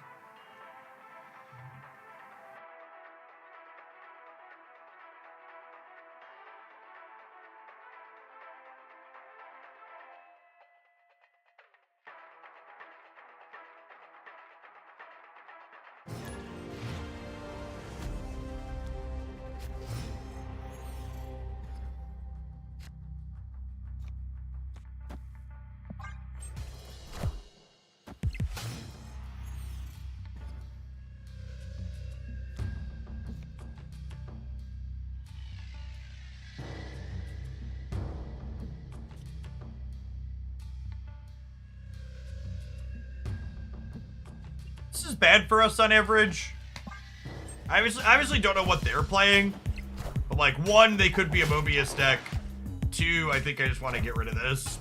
Wind, aid my hand.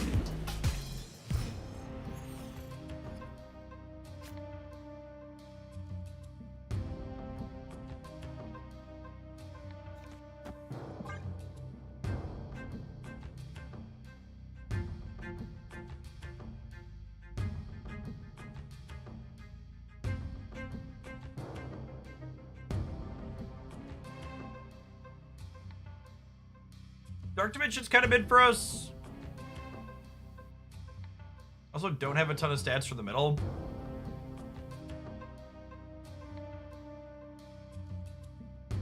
This is probably they snap and we leave angle.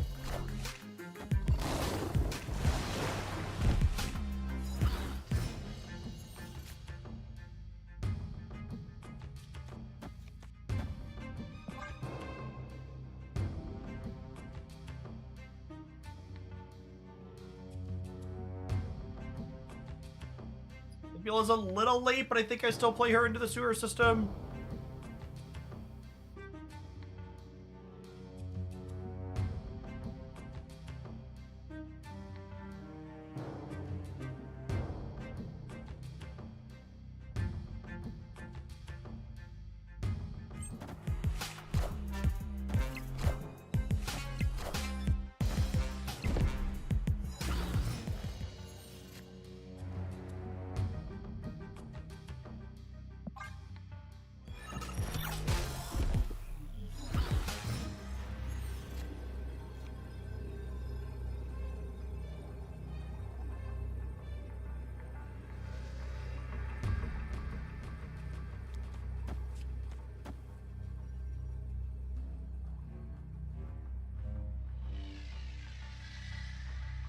I have priority here.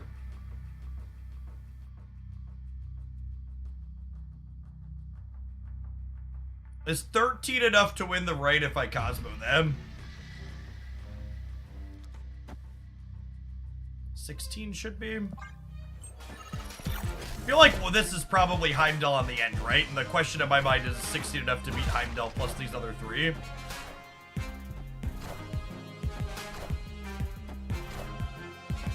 Rip.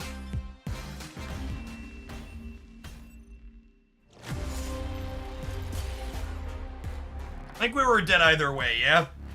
Because if they get their on reveals, the Human Torch goes here going up to 4, and then the rest of these slide left, and this is 8, this is 15, this is 2, and they're all -1. That's still more than we can put here.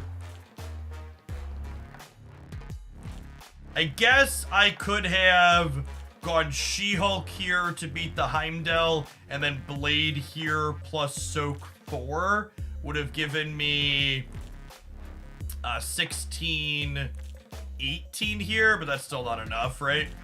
Because this alone is 14, and then this is 7, and this is 1.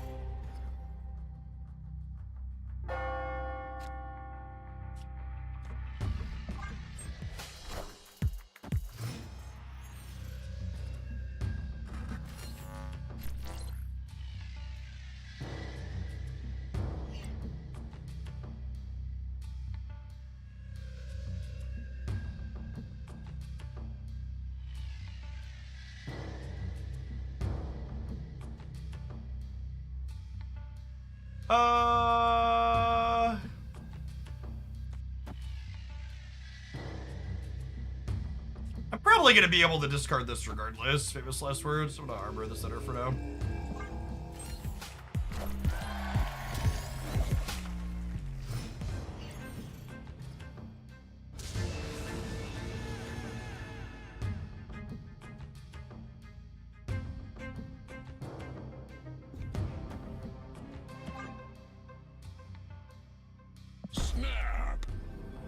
I'll snap on the Storm draw the nowhere here.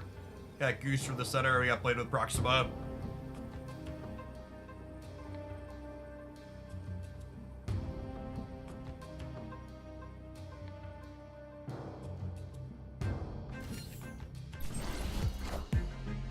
Wind, aid my hand.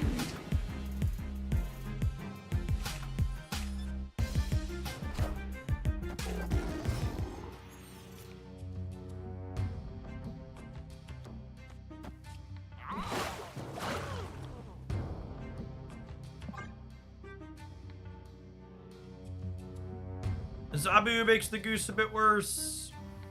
Opponent's leaving. Victory.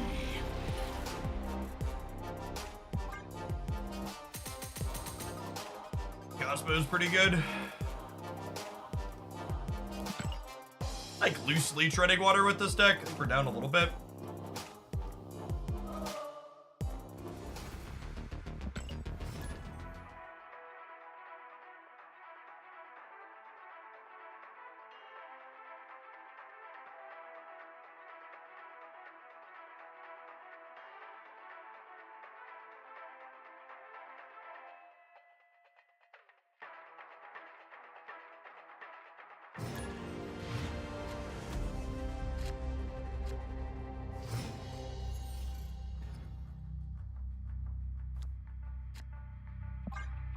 Both our ladies in the opener is nice.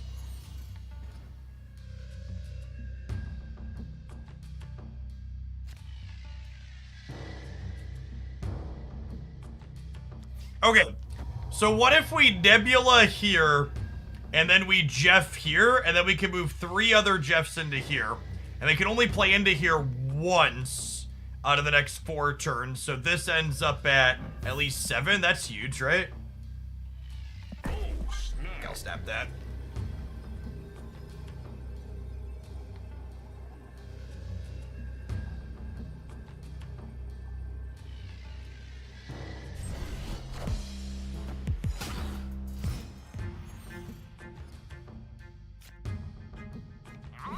I have to play into the Pet Mansion? You're not my real dad, Pet Mansion. You don't tell me how to live my life.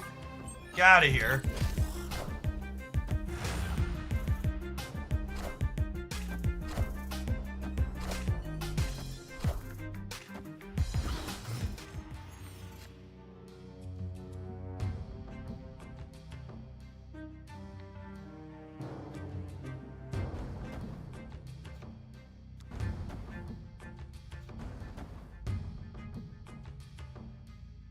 Do I want to storm the right or goose the right? So the thing about storming the right is they can play a 6-drop into the right next turn. You want to storm the mid? I might want to storm the mid eventually. I think I want to goose the right to keep them off of playing a 6-drop here next turn. I also think I probably maintain priority and can storm the center here still.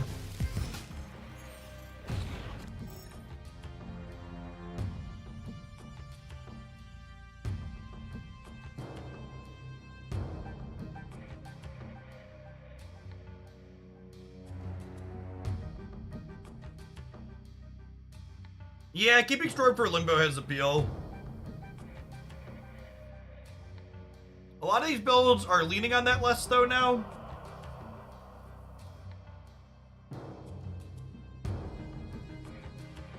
That's close.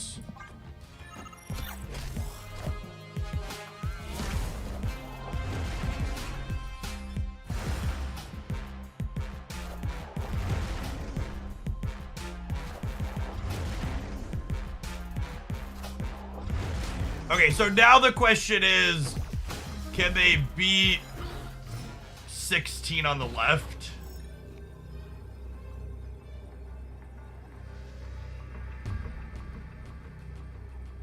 If their Hulk was in the opener,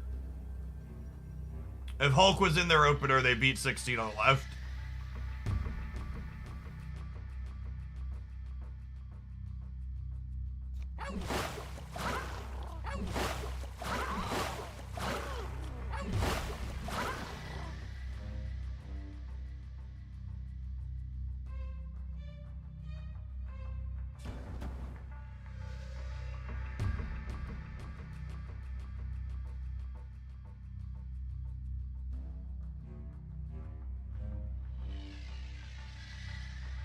Had to have it on one, though.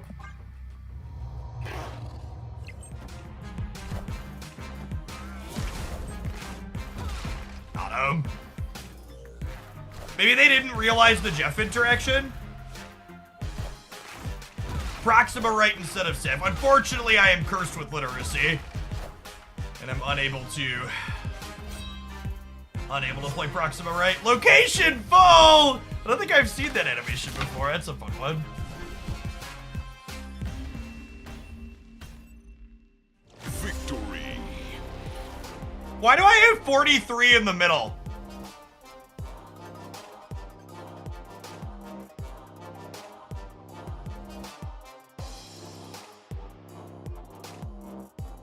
Oh! Oh, she's an Avenger. That's funny. I was like, why is there 43 in the middle? I don't understand. She's an Avenger. Okay. You know what else something people don't understand too often, chat? Adverts, but at least they're not confusingly over gameplay on this channel. We'll see you in 120 seconds. I think we're gonna give this one a little bit more chance when we get back. We'll see you then. BRB.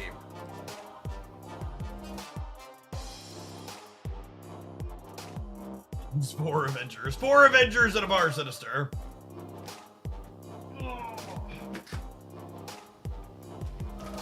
I'm gonna run to the restroom, subs. BRB.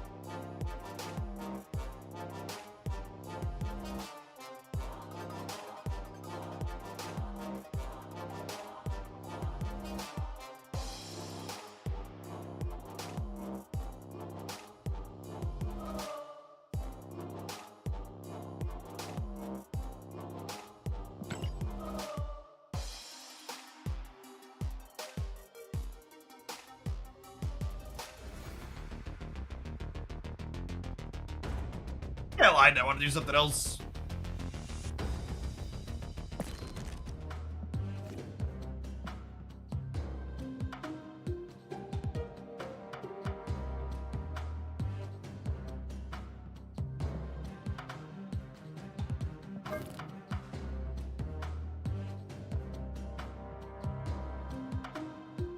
I haven't posted a set with this having new Elsa and Hope Summers in it yet. I'll play this for a bit. See how that goes.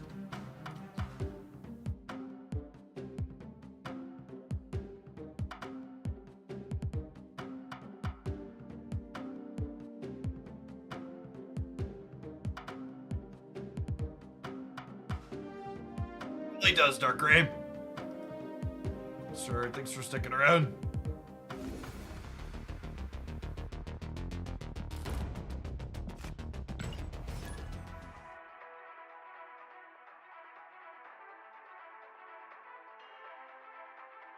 I got 2 1,200 gold variants from the $78 spending track. I'm down. So, not to burst your bubble too much, but the premium mystery variants are one of the many instances of bounded variants in Marvel Snap, meaning it is actually impossible to be lucky or unlucky with them. You'll always get a guaranteed number of 1,200 gold versus 700 gold based on the amount that you get them. I think Rickety Bridge is good for us on average against Tello. Although I guess Magneto into there could be a disaster for us.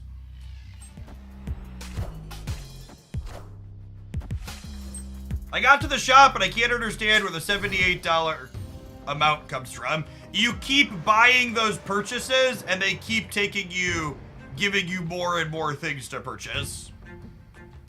It's 78 in total if you buy all the way down the track.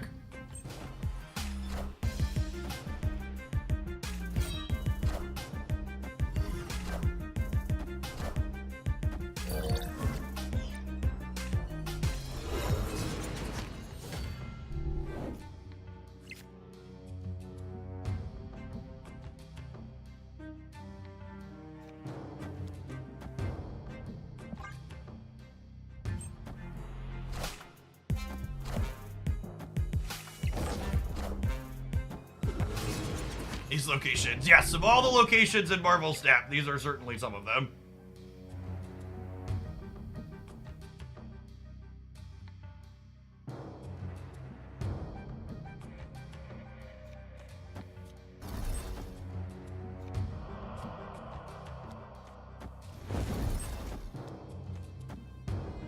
Opponent snapped.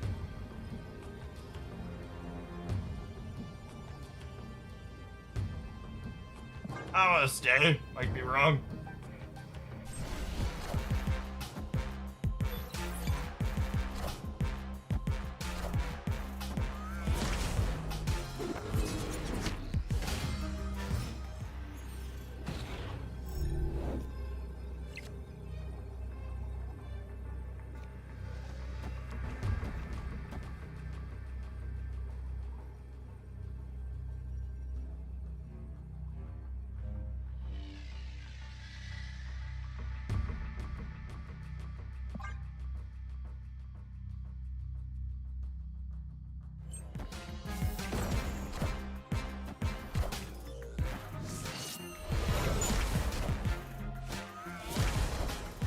Minions to me.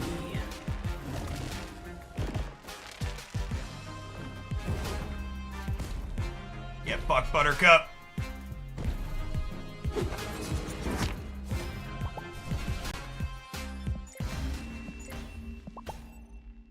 Victory.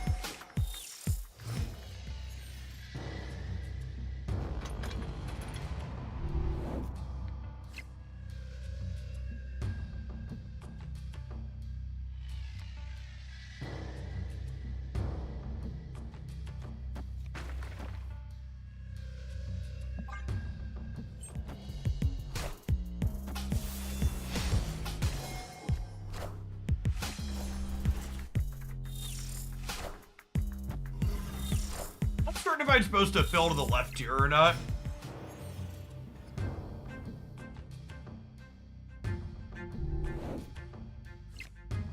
I guess we're filling the right now, huh? It's been taken away from us.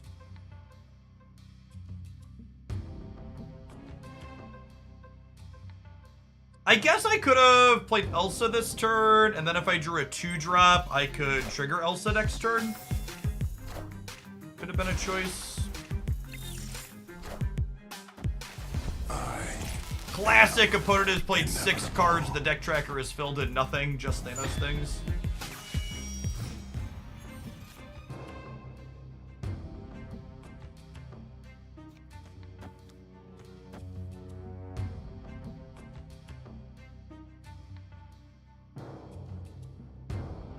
Opponent snapped.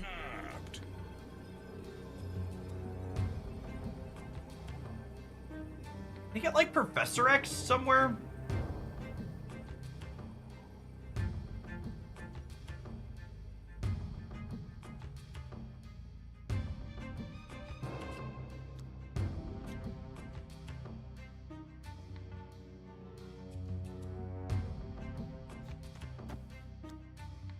If I do this, next turn I can go Elsa, Kitty, plus her 1-drop.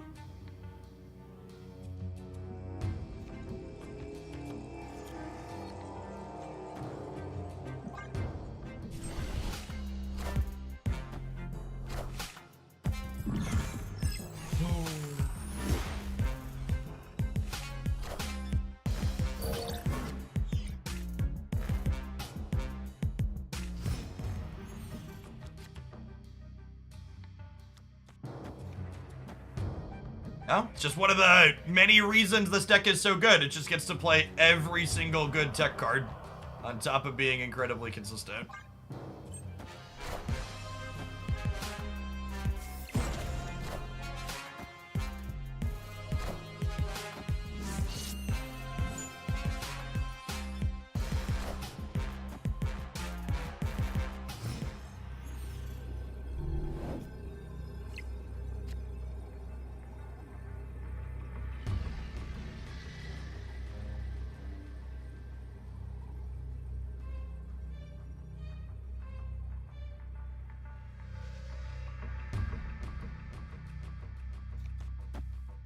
I don't have priority. We lose to... Well, I guess we'd be Blob on the right.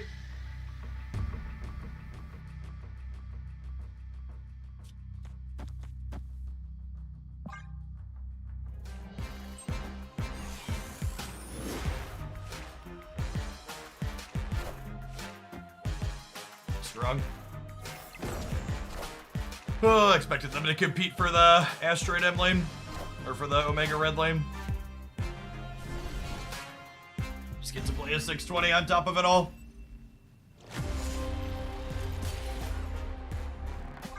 That's how it goes sometimes. We would have had the tools to compete for every lane if we hadn't gotten Mobius, but Mobius is just really strong. People keep asking, okay, Jeff, what are the decks that let you tech against the Thanos deck? And they just have so many answers that there's no answer where you're like, okay, you're better than 55% or 50%.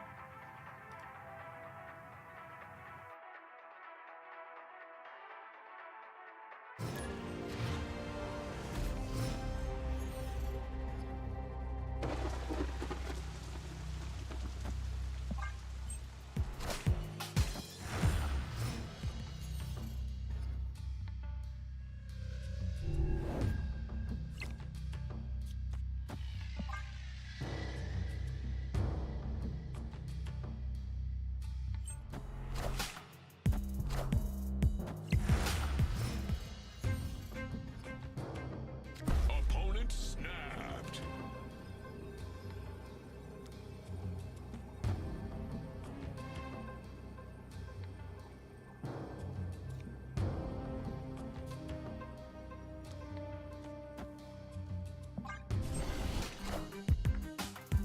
I think this person was playing the Patriot deck earlier.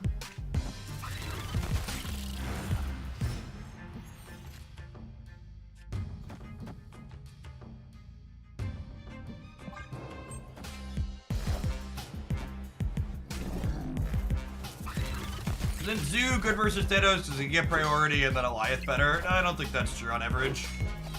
I also think even if you think you're a little bit favored with that deck against Thanos, the deck's so shit against, on average, the rest of the field, that is still not a good choice. I'm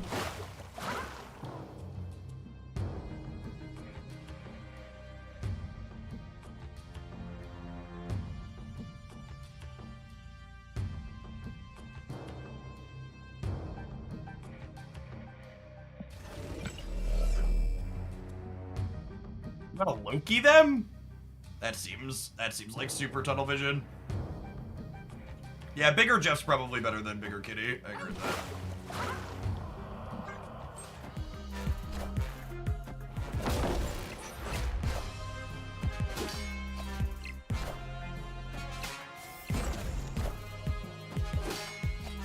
No, there are no Devil Dinosaur decks that are currently competitive in Marvel Snap.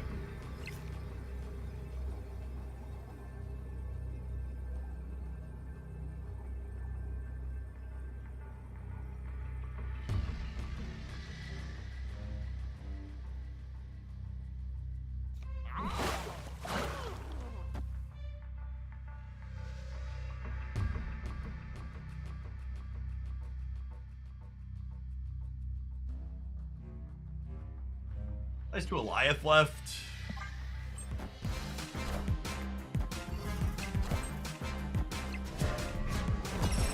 Bit short on beating that, yeah.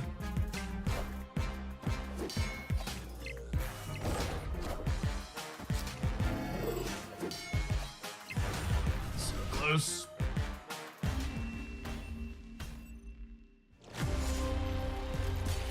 Havoc is not really a playable Marvel Snap card, and Hope does not meaningfully offset what he does.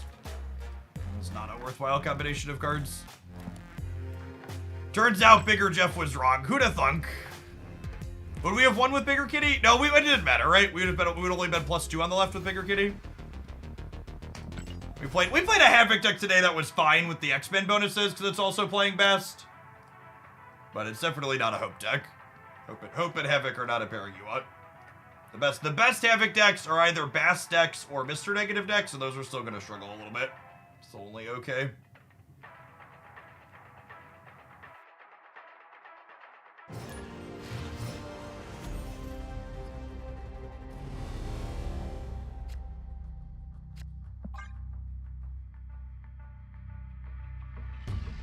Havoc's a very cool design. I really wish they would consider buffing him in an OTA. This is probably a Century Clutter deck, if I had to venture a guess.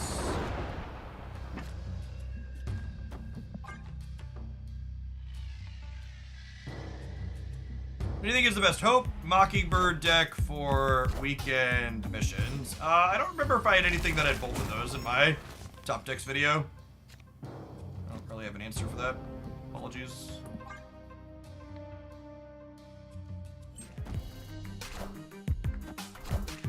Werewolfing?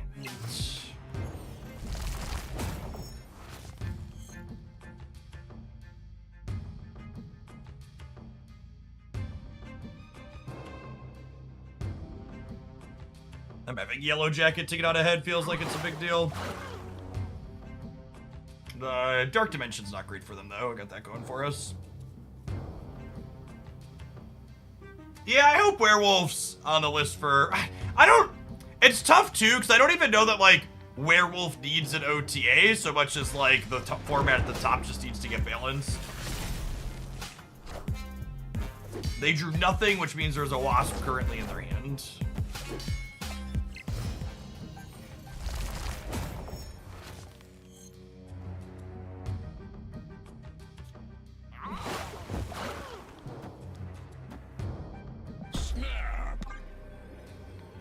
Ended up pretty bad here. I'm gonna snap them.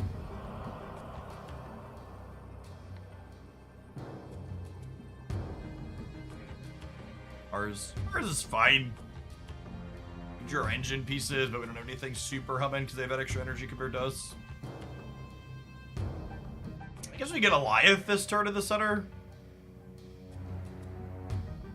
Even then, I still have Kitty and stuff on the left, right? Probably don't have Goliath in their pile of cards.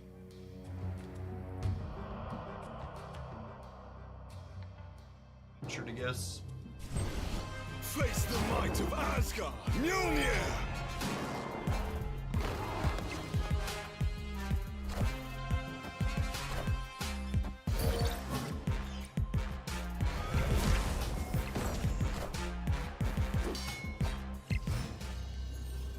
Will you take priority here?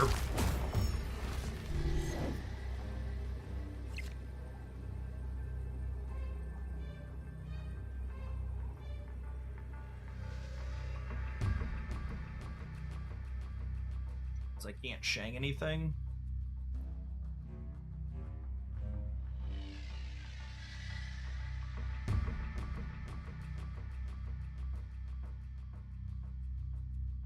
Is Collector still necessary in Loki? This isn't a Loki deck, it's a Collector deck.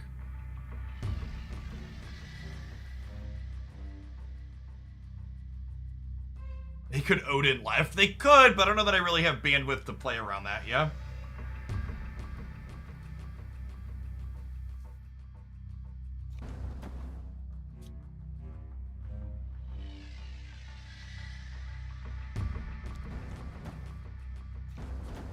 Maybe this does.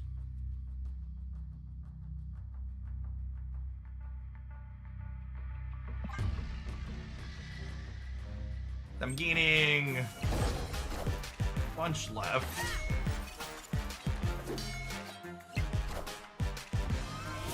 And I'm supposed to play hard right, so I'm going up to 20 at least on the left.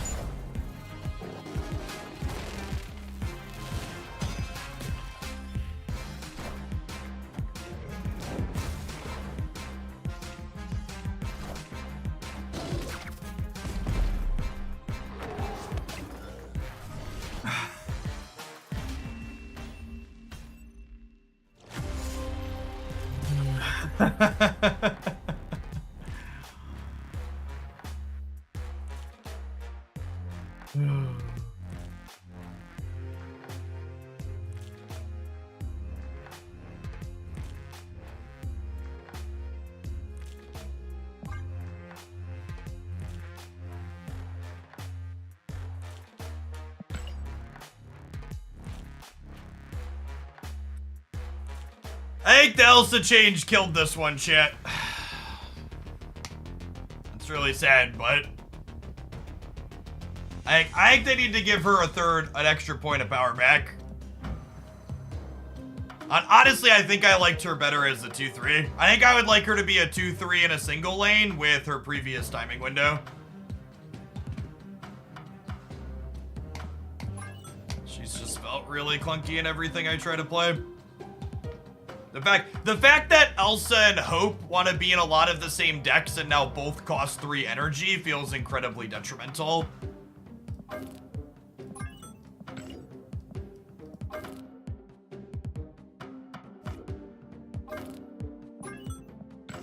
Need a bunch of these pixie decks. I don't think you can play them into all of the Mobius that people are playing.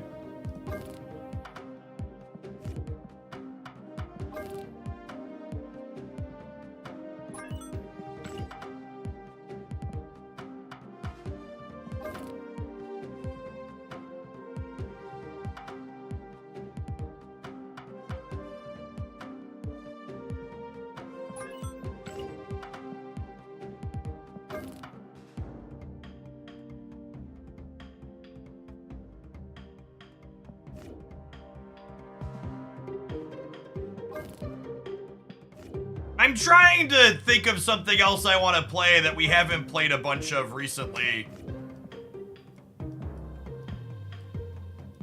Because in theory, I need like 1 or 2 more highlights for the YouTube channel, but everything else in here we've played super recently. I think this one's probably still fine because this deck works when you don't have your Pixie going. And you have some crap possibilities. I don't think you'd do better than this deck. This deck is good. It's in the best decks video today. We played a bunch of Darkhawk Stature yesterday. Again, for people that are being obtuse, I'm trying to figure out if there's anything else I can play that's not just utter trash. That's something we haven't played super recently.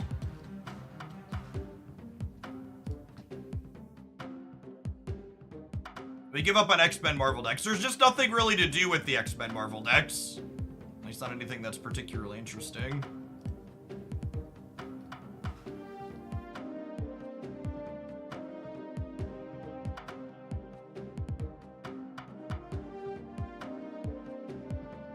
This is probably just not a deck that's tenable into...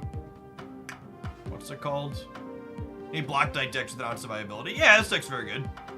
I'll play Black Knight, this is fine.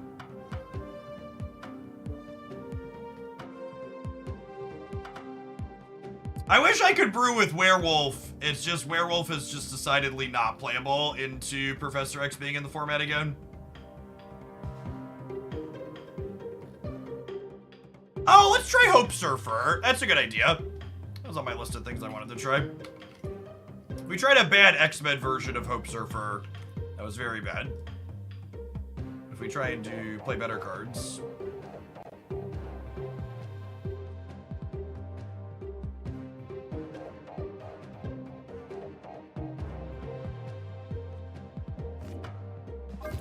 I don't think the movement deck from the tournament's good. I put it in the best decks video because it had stats and it was interesting, but I really don't want to play a movement deck into a field full of people trying to Professor X me. Sounds like a good way to be frustrated and turn the stream off.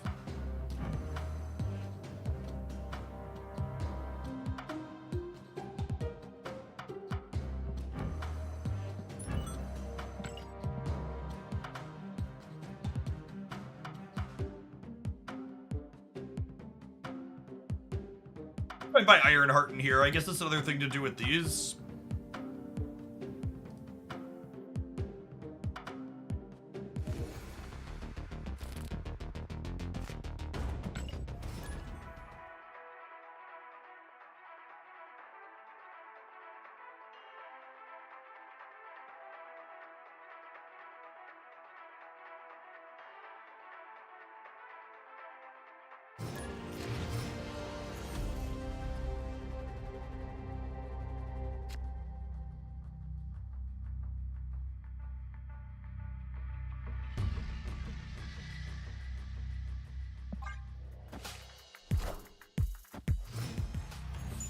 Gold Nova variant when. Nova is like so incredibly far down on my list of things to prioritize splitting.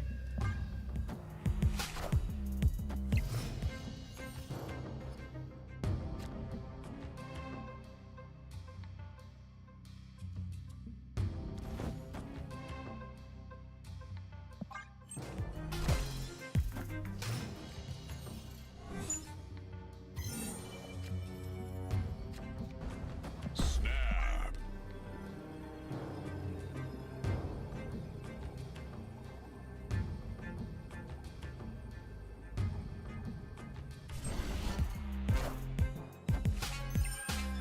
I bet we could have Beta Nova back and it wouldn't impact the format. Yeah, I mean, like, power creeping the format in a different way, like, really isn't a solution, yeah?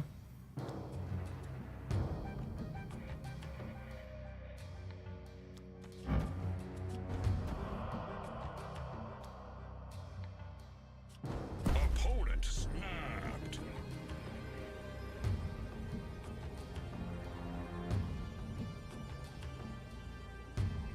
I was gonna get Goliath, yeah. Seems impossible. There's like a chance we just spew some cubes with this and then delete it.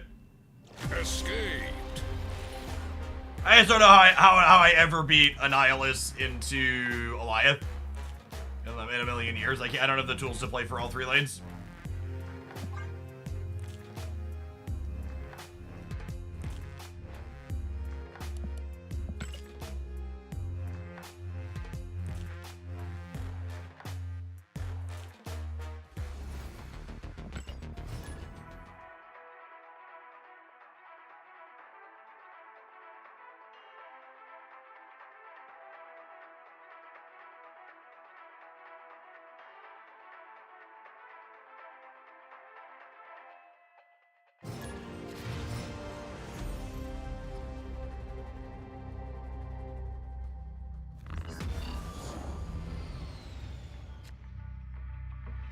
Well, we get to draw Nova at least.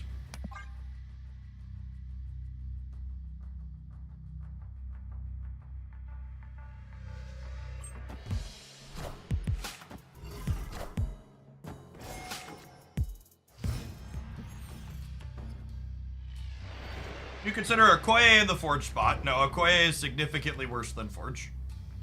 As shown. Oh, snap.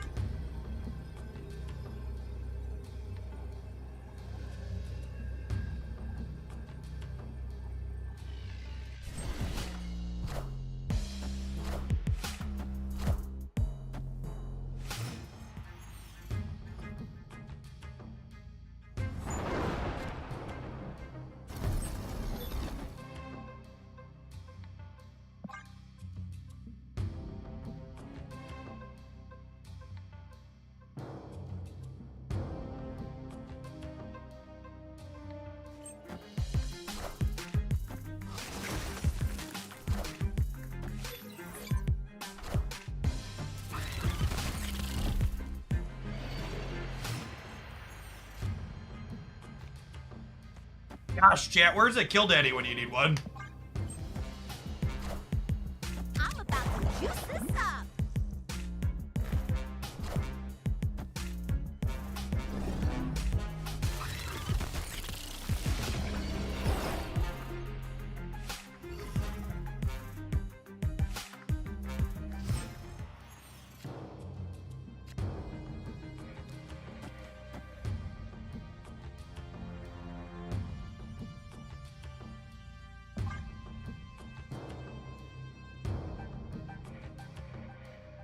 There's actually an argument to Killmongering this turn. It's worse cube equity, but it means we don't get crapped on by a random Mockingbird into Eliath.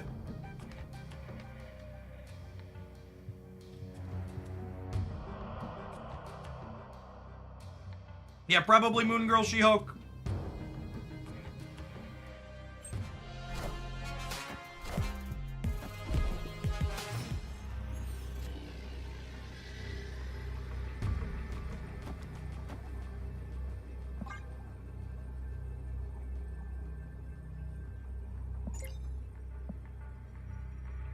Alright, they can never stay here.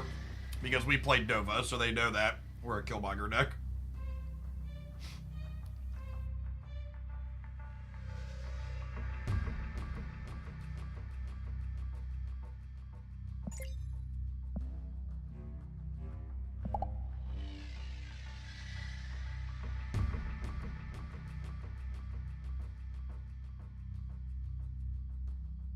Victory.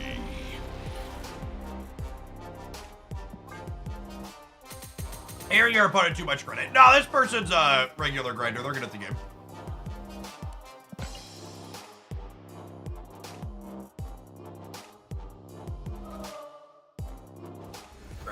Recognize the username.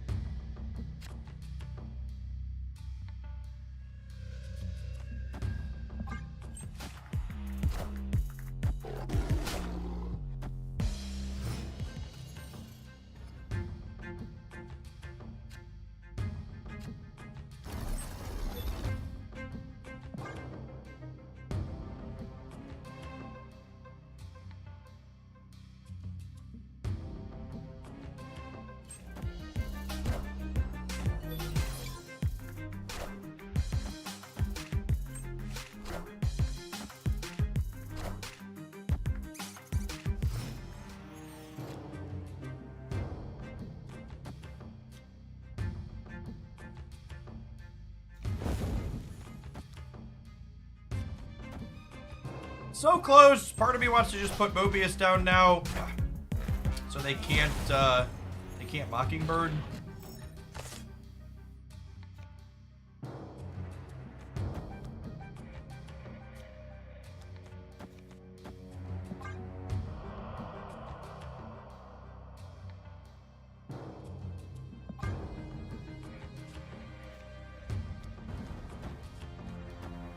This is probably better.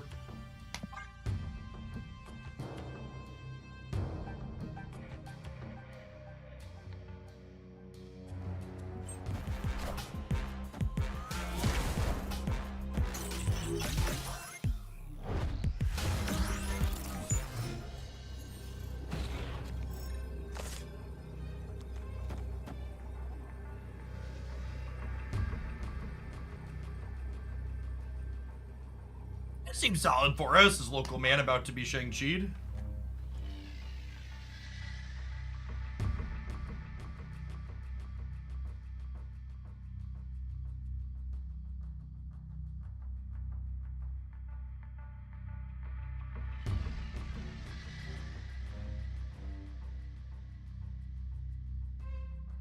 Victory.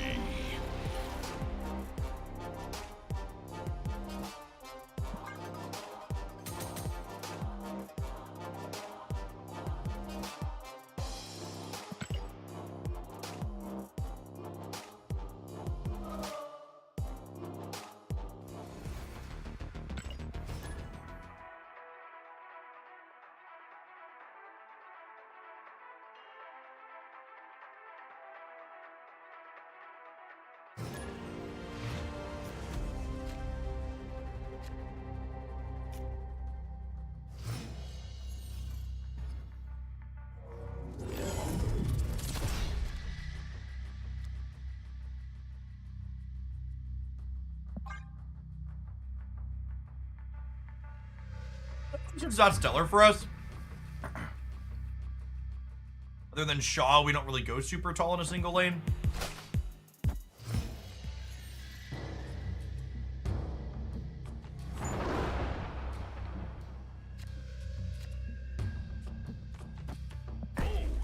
Another one drop. We have Killmonger here, so I'm gonna snap.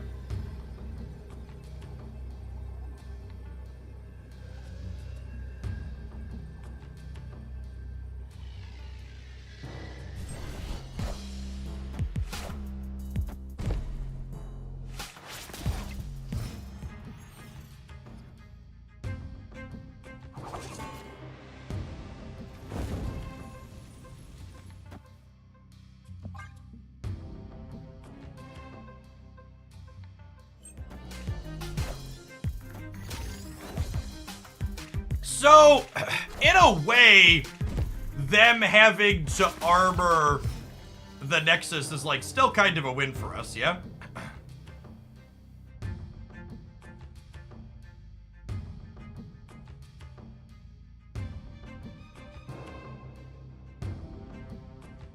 We can rogue the armor?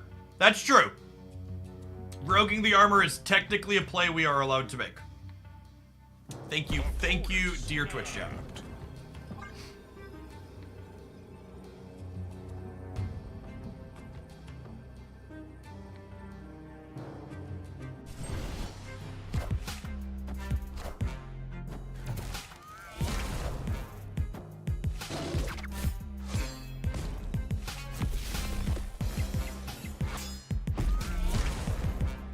Shaw! Give me Shaw! Oh, yeah. Are we gonna crunch him, chat? I think we're gonna crunch him.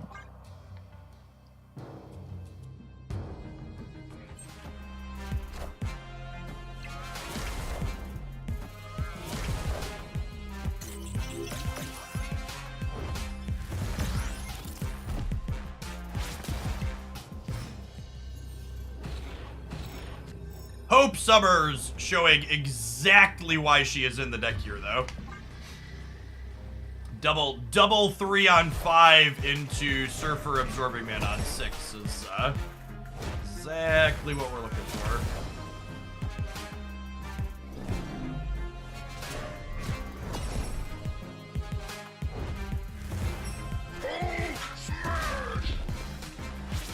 Get the little baby Hulk, chat!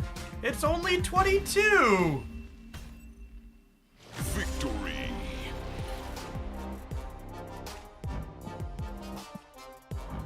We need a Mr. Shaw. Good top deck. Top deck hero. Do, do, do, do, do, do. I want to pull out a comment in chat that always makes me roll my eyes because you hear it quite frequently in Snap and honestly other card games too. I play a version of this deck that's 4 cards different. I piloted that deck to infinity. It's just like, I think when you change like 2 cards in a deck, it often changes the deck a lot unless it's Thanos. Changing a third of the deck definitely constitutes a different archetype. Or a different build. It's not the same deck, right? Super Tech God! Coming in hot with that big bomb of sub-gift Roonies. Gamers! I did a collab piece with Super Tech God last night. Should be up on their YouTube channel. Not too long. It was fun. It's a sweet little game show thing that's Snap focused. We got to guest on. And thanks to Super Tech God's bomb there, 10 less people will have to watch adverts now. We'll see you in 120 seconds. We're going to play some more of this Hope Surfer deck when we get back. Thanks for hanging out. Don't go anywhere.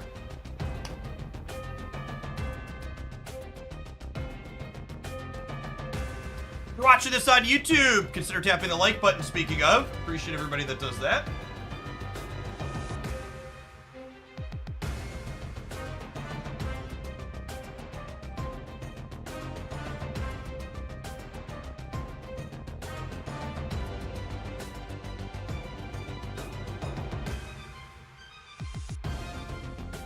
Yeah, I think that's a good take, Duck. If you're just changing like 1 or 2 tech cards, it's probably mostly the same. But like when you're changing out 3s in a Surfer deck, it's a pretty big deal.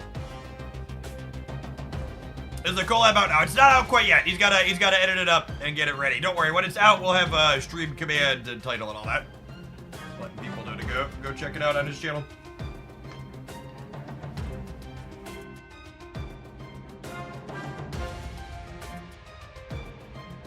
Two wrongs don't make a right, but they certainly make a 7-month Twitch sub. Thanks for hanging out. Appreciate it.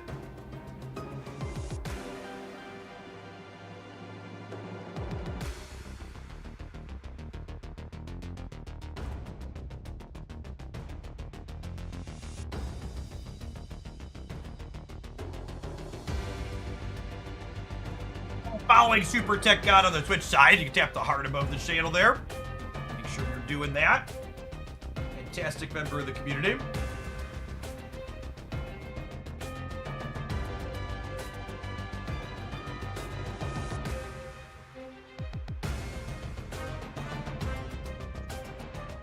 With the tier 1 sub himself as well.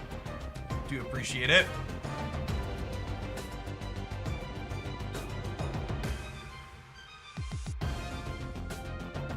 Alright, well now we're up a bunch of cubes with this since that high Evo player just paid us out 8, not believing that we had the nutters, and we did.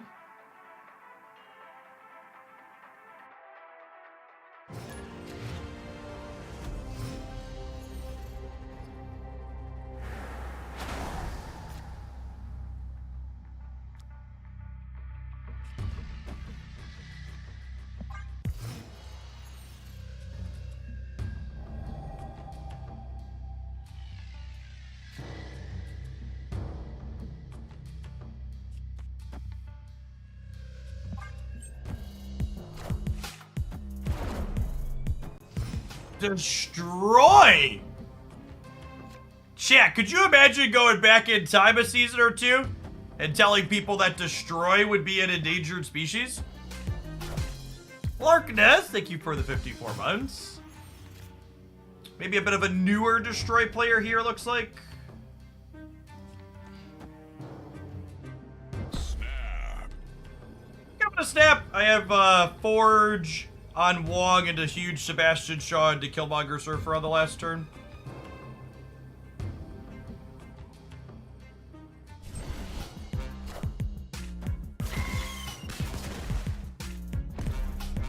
What a game! Sabretooth, famously fantastic against Morbius. Nilab, thank you for the 19 months. Appreciate that. Welcome back. Clean curve here for us this game.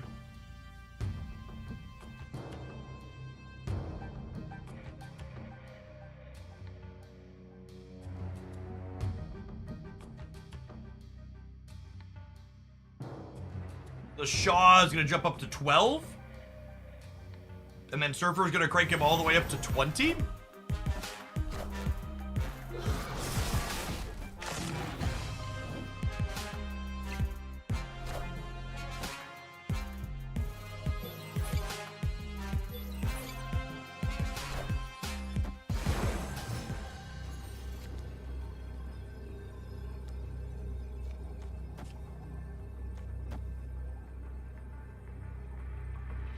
This to play around Shang to the best of my ability.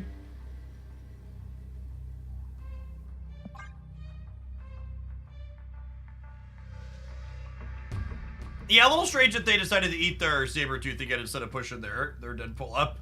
Might be a newer player. I guess they could be a newer player still, but they're top 300. Sometimes it dumps players that are first-time Infinite gamers up high. And we could just eat shit to a tech card here. If this is Shang-Chi and Deadpool, we do lose the game. I guess if I would have put Killmonger middle, would I have beaten that? Yeah, Killmonger middle would have beaten Shang-Chi Deadpool. I messed up.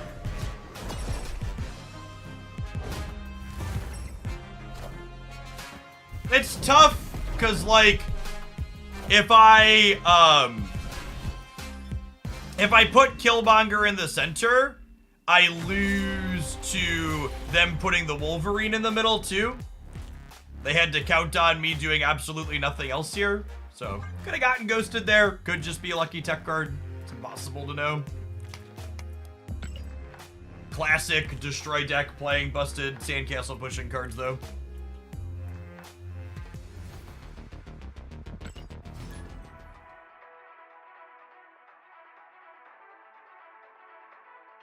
Think they'll ever change how cost reducers work for cards that set their power to another cost, things like Stature Bile, Sabretooth?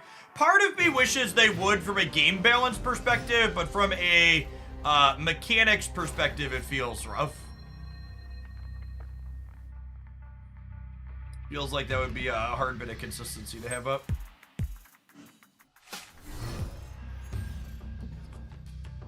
This is a Hella Gamer.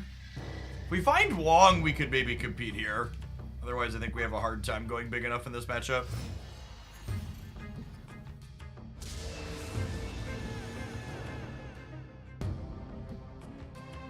What does the game look like if Shang-Chi is gone? You know that that meme where it's like all enlightenment and all of the people are happy and the city is bright and sunny? That's Marvel Snap without Shang-Chi.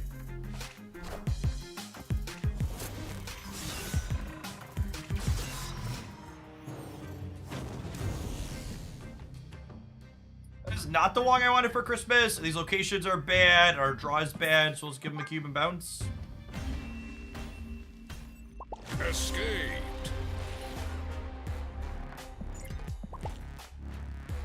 This event not worth building decks around. No, not really. We built a Havoc X-Men deck earlier that we had a good run with. I'm just trying to play other things rather than sitting on one deck all day.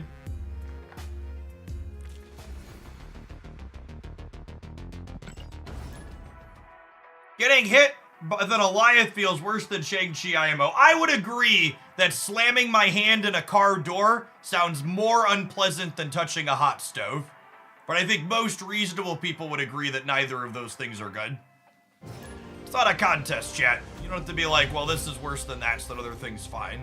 We can all just, like, collectively be reasonable human beings and be like, yeah, that sucks. Hope none of that ever comes back.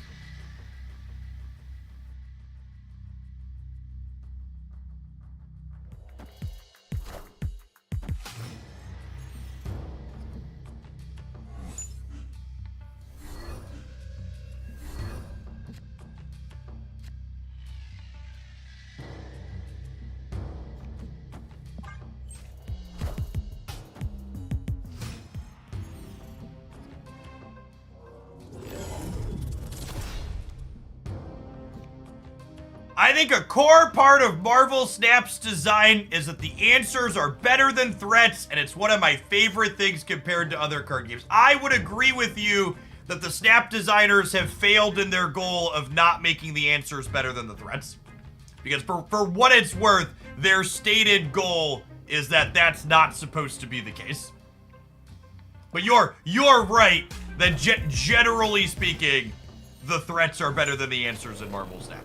Or the answers are better than the threats.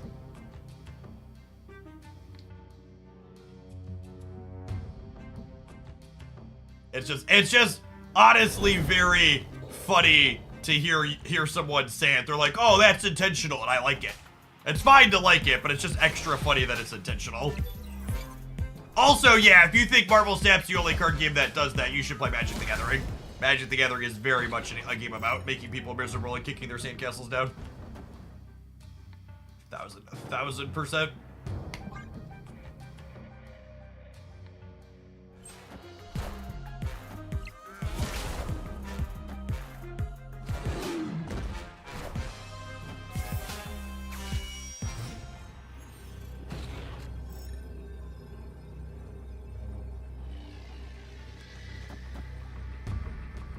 There's only plus 12 on the right, yeah?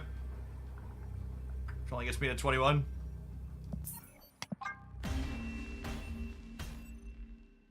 Escaped.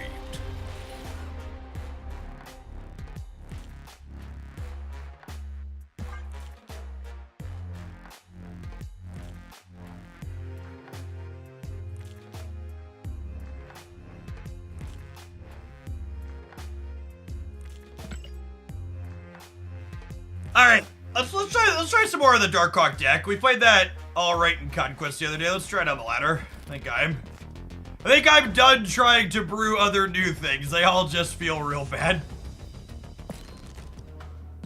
Caught between a Mobius, a Shang-Chi, and an Goliath. And a Thanos holding it all together. It's like there's not a lot to be had.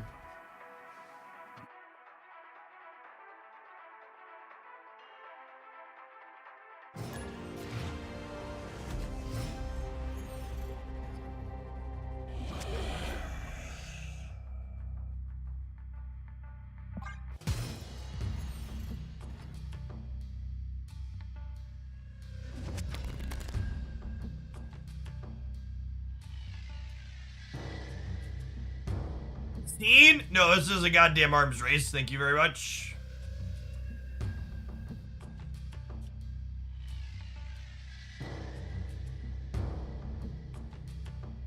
Can't decide if I'm drawing cards into the Mindscape. I think the answer is no.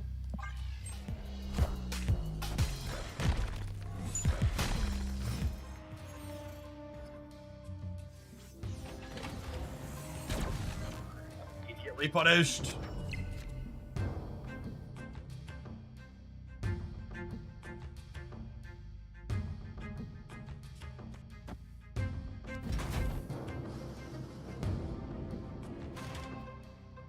You have to put the rogue down before you give it to him. Yeah, it's a good show.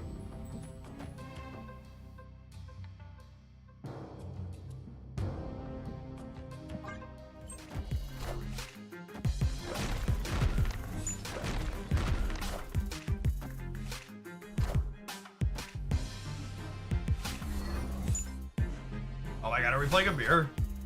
No.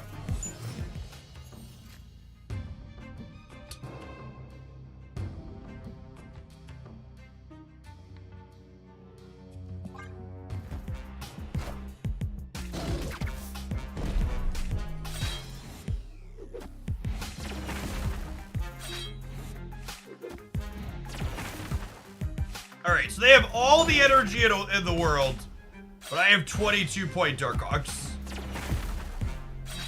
I think I'm snapping them. Yeah? Do we agree on that?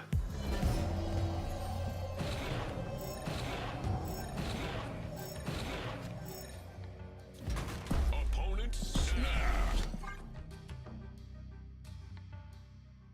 My body's ready to get a Goliath on the Sinister London.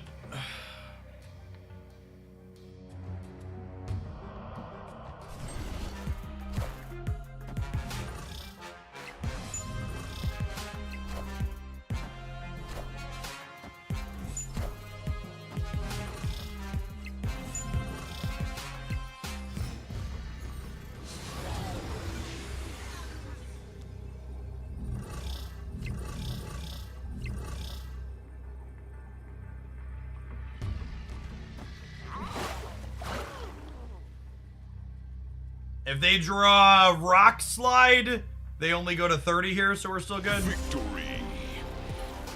It was actually a mirror, they're just playing X23. Haven't played against this deck once today, chat, in 4.5 hours. Load up with it, immediately queue into a mirror match. Wake up, sheeple, the truth is out there.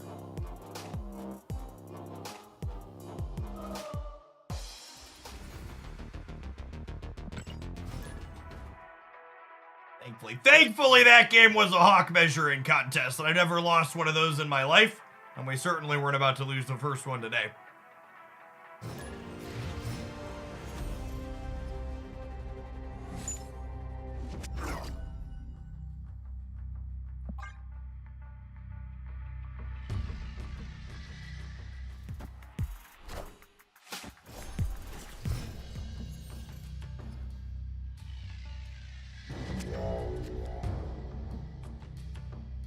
Opponent, snapped.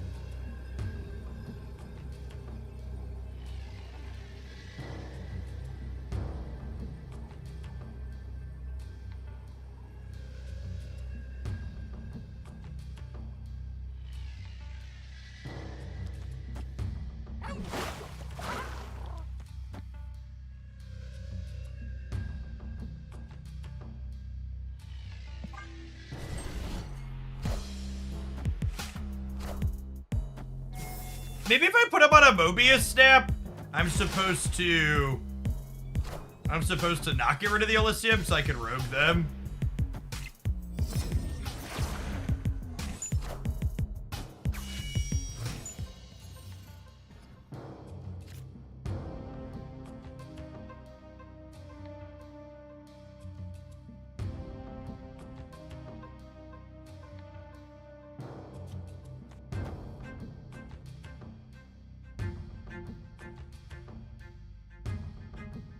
Oh, snap.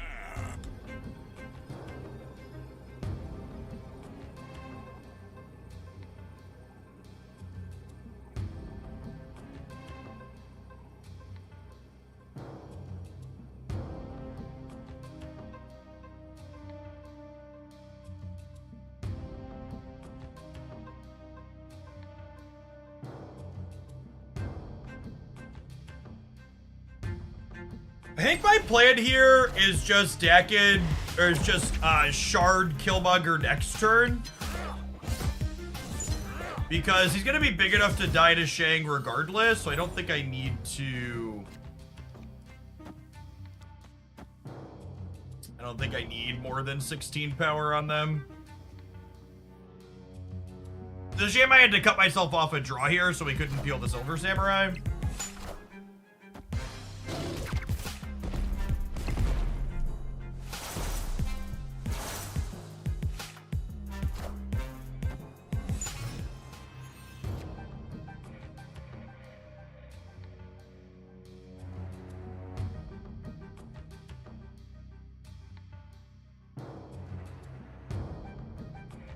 Can Killmonger the Dark Dimension. So I could do that, but that's pretty bad against Professor X. It also gives me less flexibility to be able to put more big things on the Sinister London later.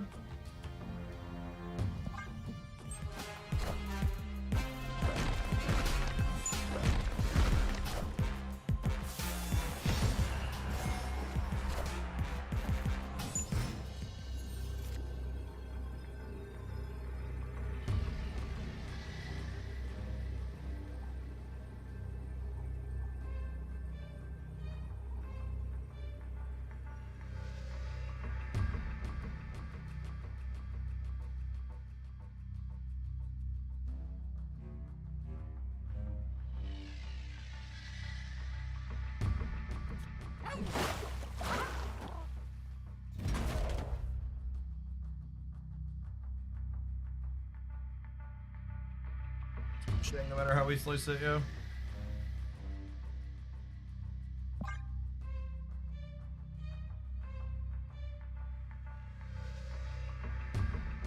Yeah, this is the classic Thanos 22. Oh, I can put the Shard of the Dark Dimension to pump the Dakins up. I don't think that matters. I think it's like Shag or not. It's the only thing that matters here.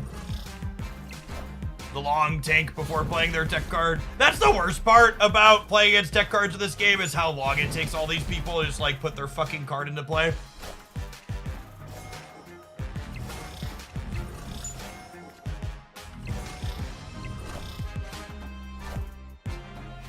I am inevitable. It's one of those fucked if you do, fucked if you don't situations, because if I play to throw priority, I lose the last turn to Alioth instead of losing it to Shang-Chi.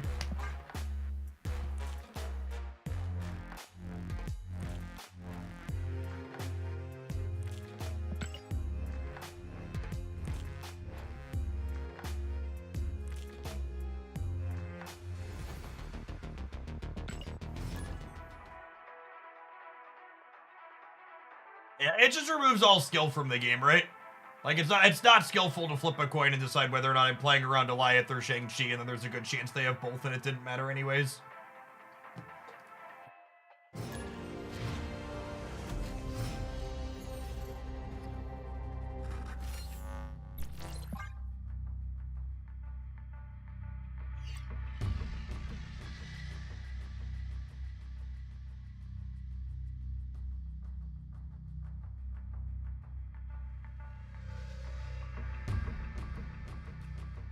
You avoid this problem by not playing Snap. Yeah, we're definitely in a format where if it wasn't my job to be playing Snap, I'd just be playing other games. 0% blame anybody who's just like, this sucks, I'm playing other things. You're smart.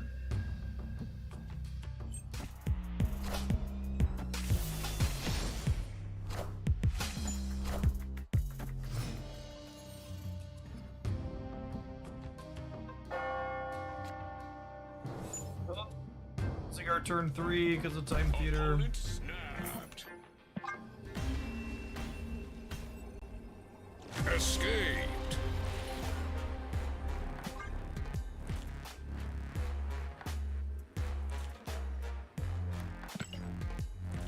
Let's see what's fun for a while. Yeah, as someone who was like one of Mobius and Mobius's biggest advocates, I feel, for a long time, him being reintroduced to the top decks of the format definitely feels like it was the last knot in being able to do anything super interesting. Like all of the kind of neat off-meta things that you could do, like Pixie and other stuff, is just like every time Mobius shows up, you're like, oh, my deck doesn't work. That's cool. Yeah, that's true. When I really liked Mobius, Wave had a different text box, so the game was different. He was definitely the good guy when Wave was around. Fuck that old design. Any reason you're doing ladder rather than Conquest? I actually greatly prefer playing ladder to playing Conquest. It's just ladder often frequently has repeat opponents. One of the things that makes Snap a good game is getting to play fast, snappy games. And Conquest with people constantly ripping you is really dry. I'm mostly playing good decks today or things that I think might be good, so we're playing those on the ladder. Usually part of the reason to play Conquest is you get weaker average opponents there and lower average deck quality. It's a better place to play bad decks. Generally speaking, when you see anybody who's in the top 1,000 or 5,000 even or so playing Conquest instead of the ladder, it's because they're looking for easier opponents and matchups.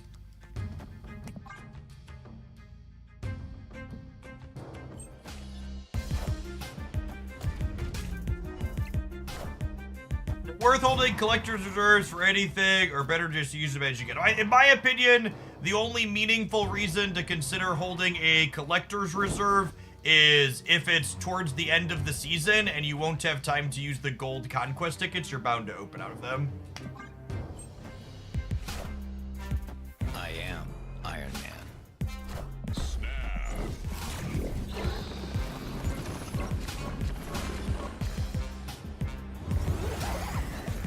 Assemble. I am Iron Man.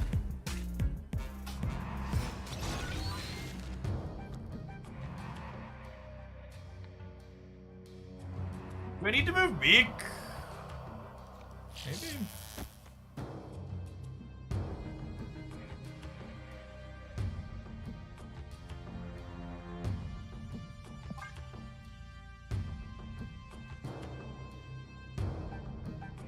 Yeah, Samurai's a good random generation for sure. You get like Professor X on the left to be in trouble. Orca.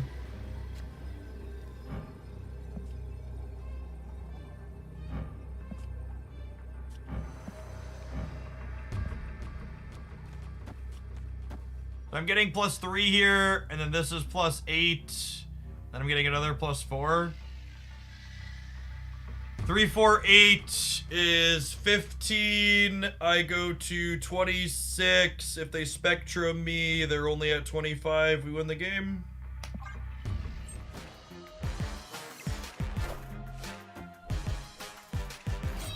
Oh no, fuck, I miscounted the Orca. Nope, they're not Spectruming. Okay, deal. Deal?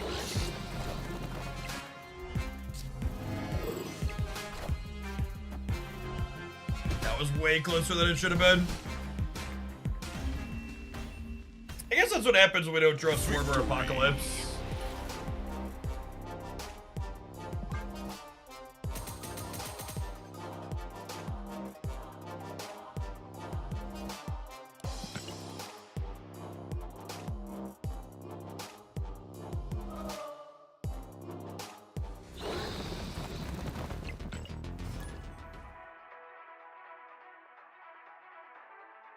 As well, Corvus rather than Blade, because Drax not discarding anyways. Yeah, good shout. Could have had 2 more on the left.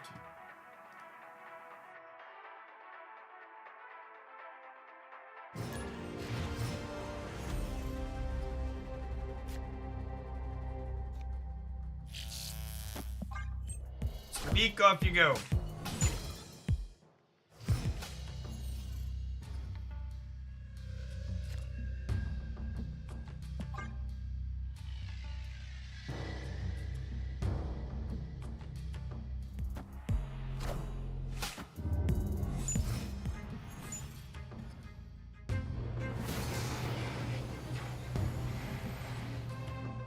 Double Clouding Match probably means we're dead, or Double Warriors probably means we're dead. Does it come down to who draws what off of the redraw here?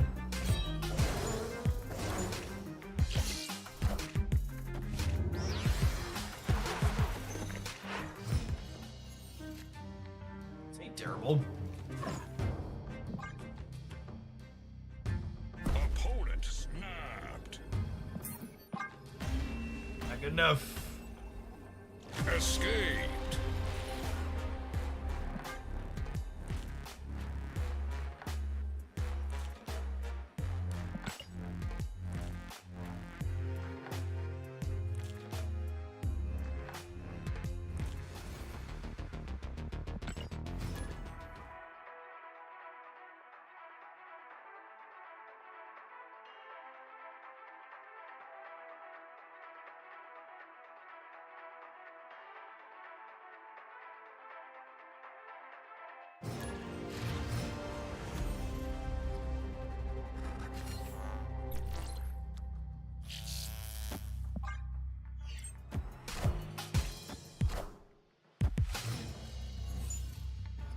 Mojo World's interesting.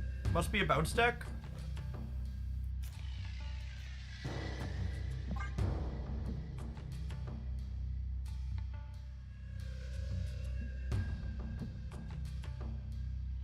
He got an early retreat. We could maybe empty our hand and then Drac would discard Helicarrier for us. Maybe. I mean, that's only +7 on the collectors, right? They have a good Modoc draw with double Morbius. Think we lose?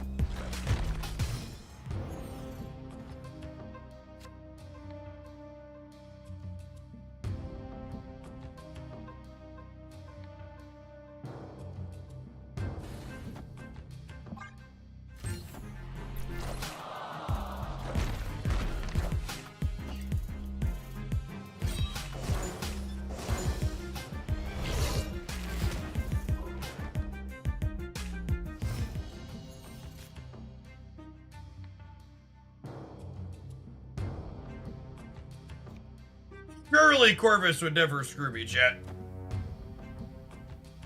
Proxima's right there. He would never screw me in front of her, right? Oh no, what if that's her kink?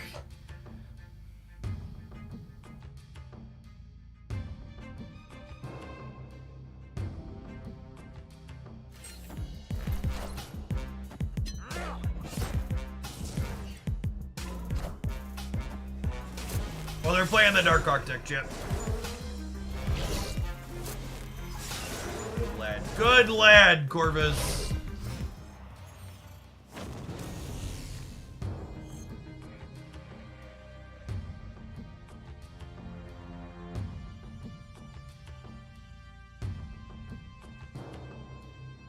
Snap.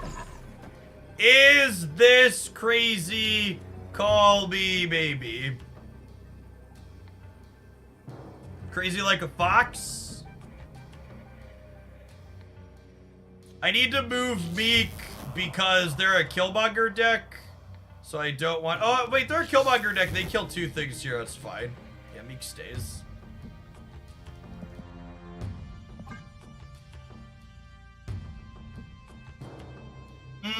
They're also a rogue deck is something to think about. Victory. On this Morbius play. The fact that they're a rogue deck might make just Modocking better.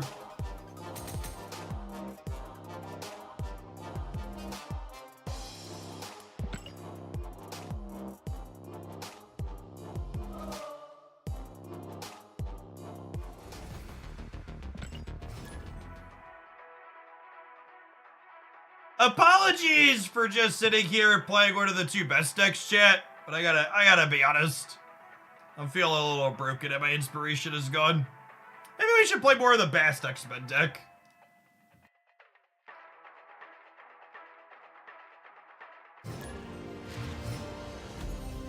We'll do more of that. That was fine this morning.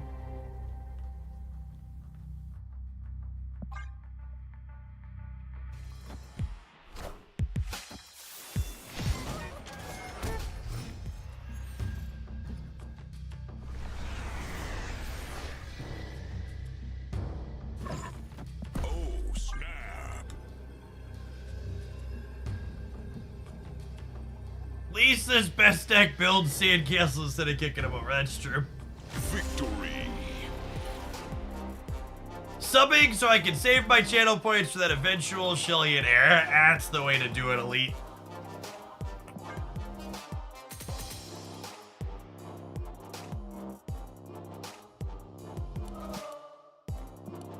That's for the primer. You know what they say, chat? Your first Shillion's your hardest. Alright, we got an ad break in like the next 5 to 10 minutes. Let's play a couple more with this. We'll roll some adverts, and then we'll play some more of the Bast deck. I am a Havoc enjoyer.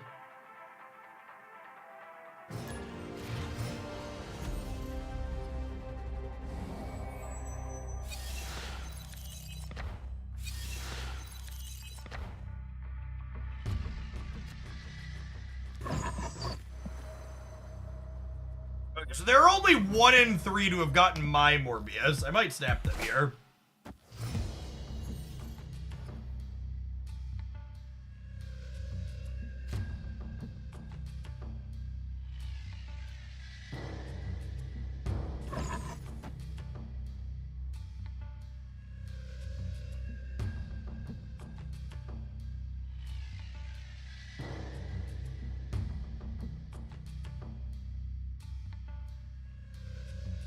Oh, it's not the Daily Bugle. It's White Palace. Yeah, I'm gonna snap them. They got a MODOK, but I think double Morbius beats MODOK.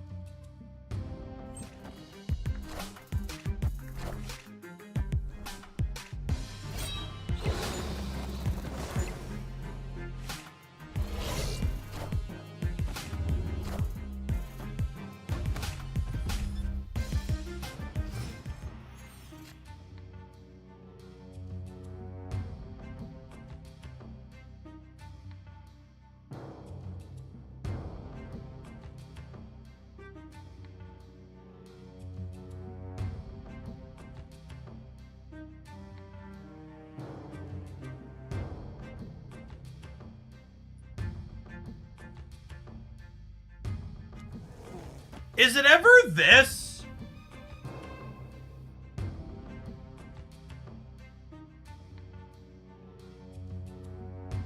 And then just like MODOK next turn to bin a full hand?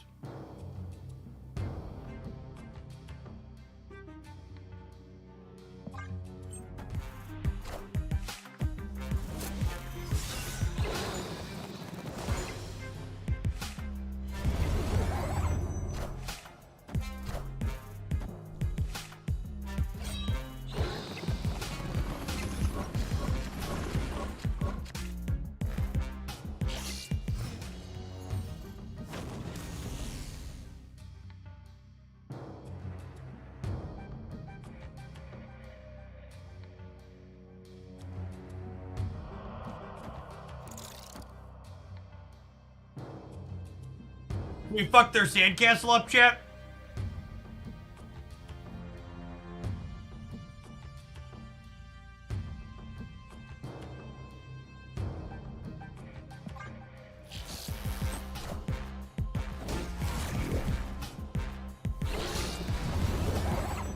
Helicarrier made me do it, yep.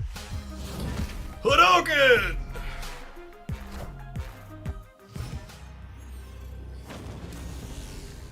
I guess we could lose the center, yeah? Because they moved their beak. They play 2 swarms. They're at 19. I'm at 19 as well. Right?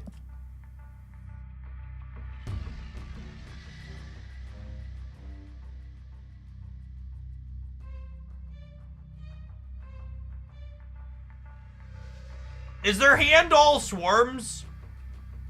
How many swarms are in their hand? How many swarms are in their hand, chat? Is it all 7? Do they only have swarms? I'm going to 10, 15 here. They go to 12. I'm up 3. I actually lose even if their hand is all swarms, yeah? Because I gain 15, they're up 6, they gain 9, we're up 3. Yeah, so it's just right to leave. Escaped. Kick the sandcastle and run, yep.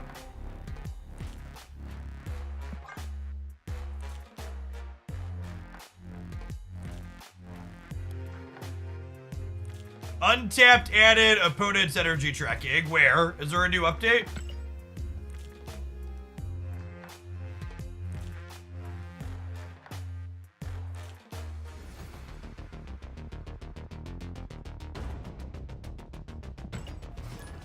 I'm off this deck. Have an ad break. We're gonna play some Bast Havoc when we get back.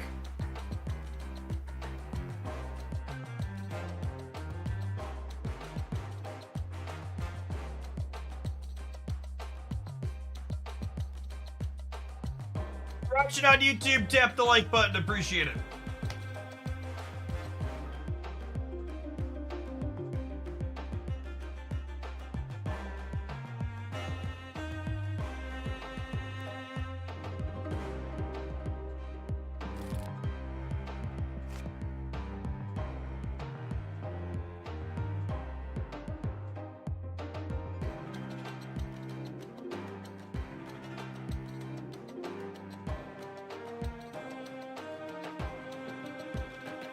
If we can keep up anything reasonable as the sample gets larger.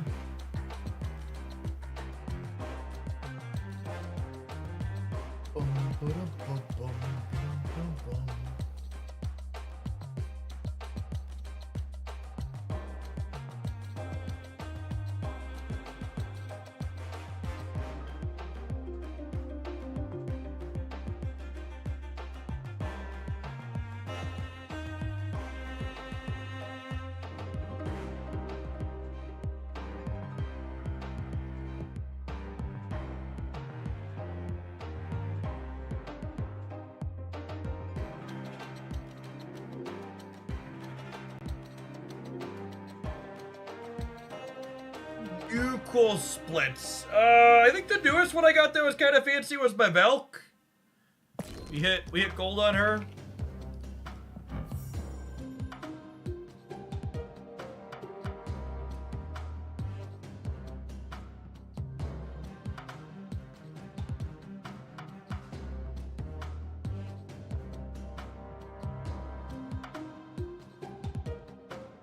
Ooh, that is fancy. Opponent's energy 5. Oh, bye. Untapped, check for updates here so we can have it too.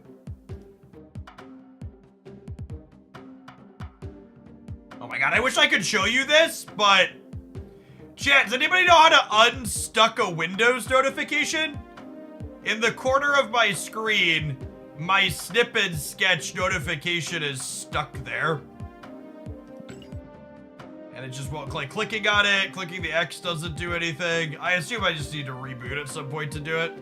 But it also means I can't access my system tray. Because when I click to access my system tray, it's behind Windows key A. Oh, that did it. Thank you. Thank you, gamer. Update available for Untapped. Install now. Get the PAX card back. I did get a code for the PAX card back. Yeah, if you want the sweet Penny Arcade Captain America throwing his shield. Gonna have to head on over to PAX next weekend or find a code online. Shout out to them for the hookup.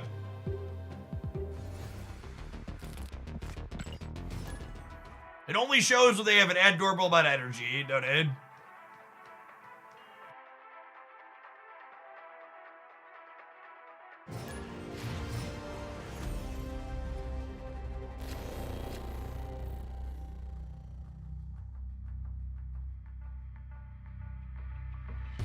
I probably want to curve Goose into Bishop, so we'll bast on one.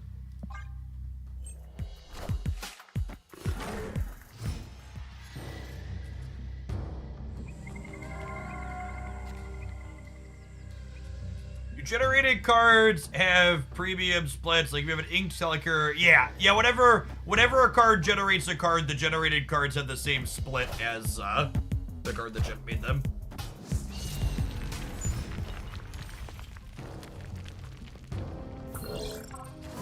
Goose is probably not a real Marvel Snap card in this matchup.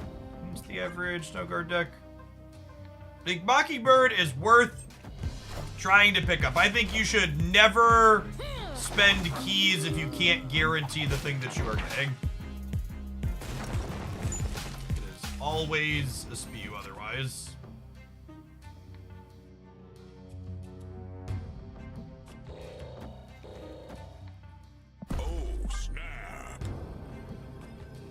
Shuri Phoenix Force feels good against a Thanos meta for you. I mean, if you could dodge a Professor X, sure.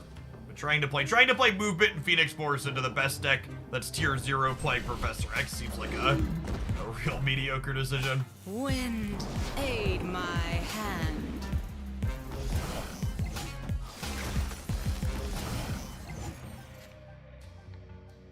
Them calling opposite of our what's it called here is Stellar. Kavik probably locks this up.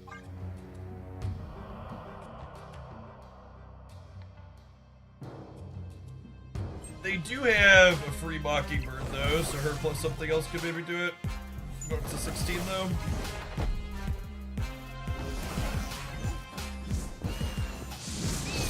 That's a good card. I forgot they had that. It's not free for them though. They still gotta play for points over there.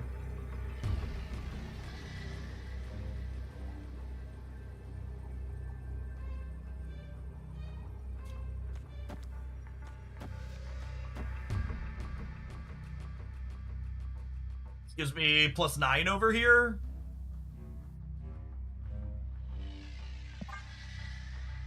Lose left and right here.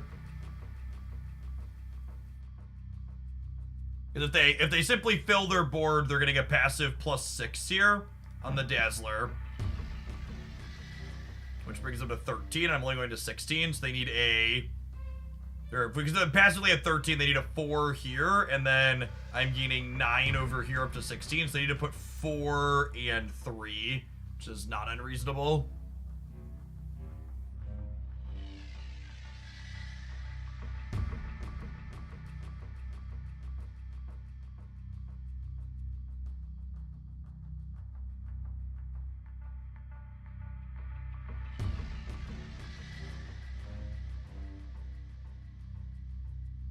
Flip the board to it, sure. They did miss a draw too, though.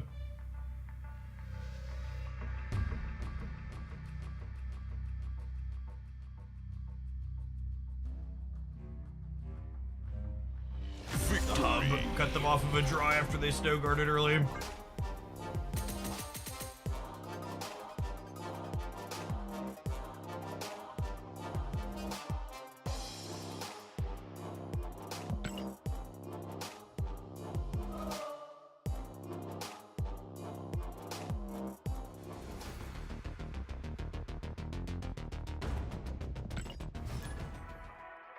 Me too. Havoc is 100% my guilty pleasure card. I like him a lot. The Maki Moon deck got me to infinite. Congrats. It's a sweet one. We'll buy him on the mass for a turn.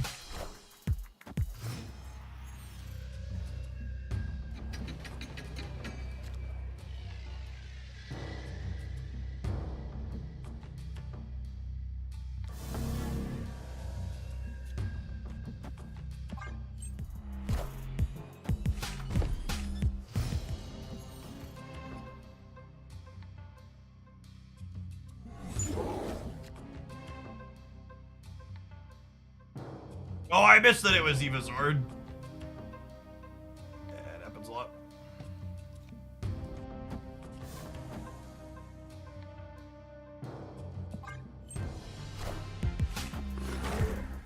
Mirage is a fairly underrated Marvel Snap card in my opinion. Someone that punches well above her weight class with some consistency, I think.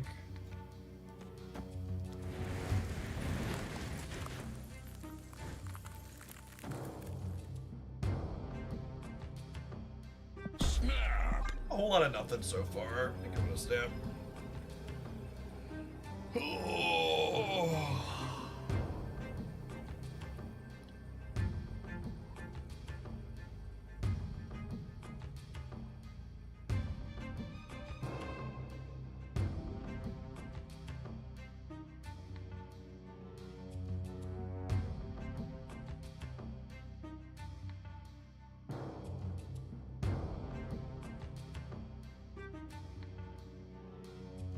For those of you that haven't watched higher level rank ladder, running into players like this is one of the reasons why I often hide in Conquest, because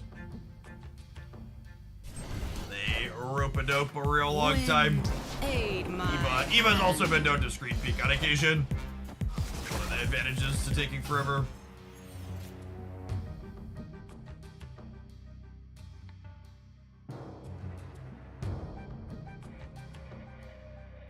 Sunspot Dracula.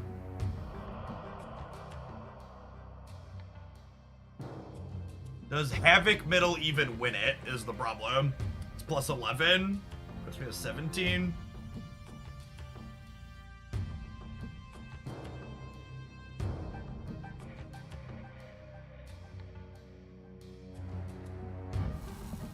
Oh, I guess I'm gonna go up to 20, because I'm gonna get the X-Men bonus too.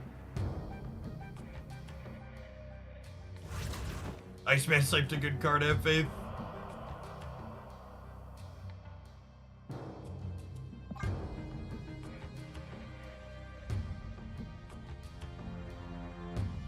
Are the Havocs an overcommit? Oh, it could be Dracula dump with the Sunspot's a good shout. That's a good call out. That would explain the not playing a whole lot so far too.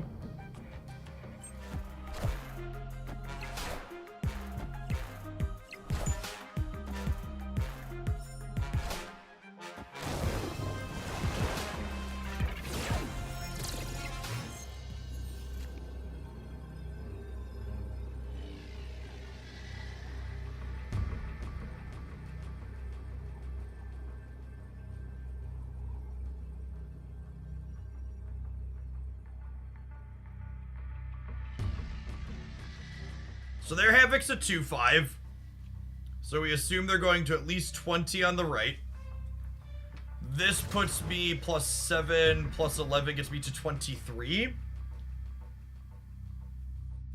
So I go to 23 here, or I could go to this here. I think I just assume they get their hand empty. I think if we stay, it's this.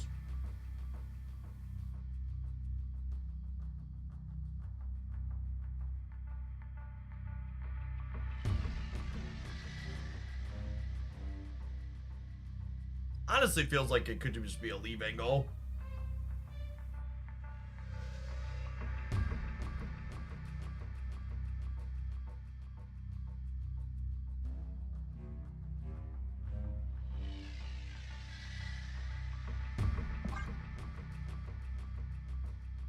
Never actually ending the turn, so it doesn't matter.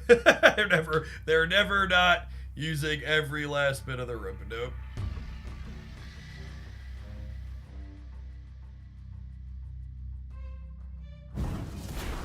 I'm really surprised they didn't stab me.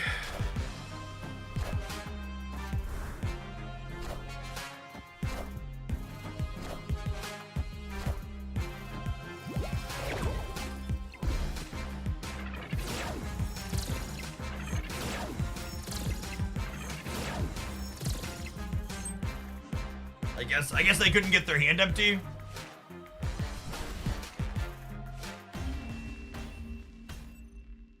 Victory!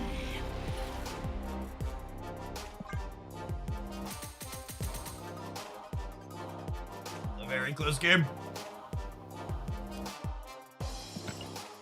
We'll have a premium Havoc split someday, gamers.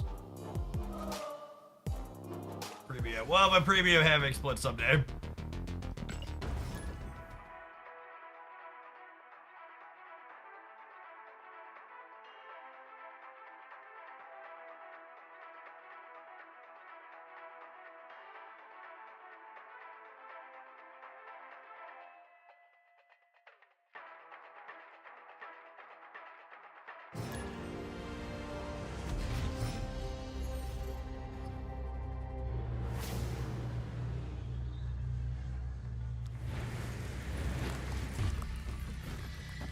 And keep them from playing a key card before Analan pops.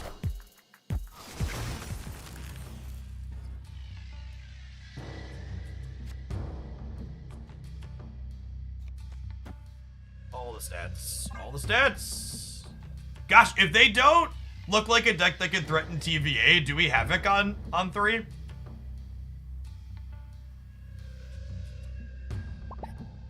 Was that? I'm gonna count that one as an Iceman dub, chat.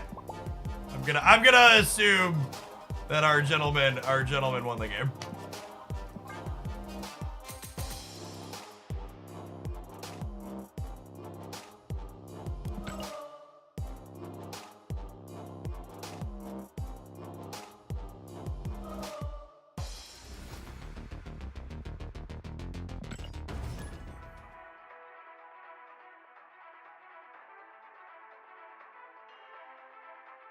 Someone earlier said we should keep playing this deck until we hit an 80% win rate. So just for the record, we're there.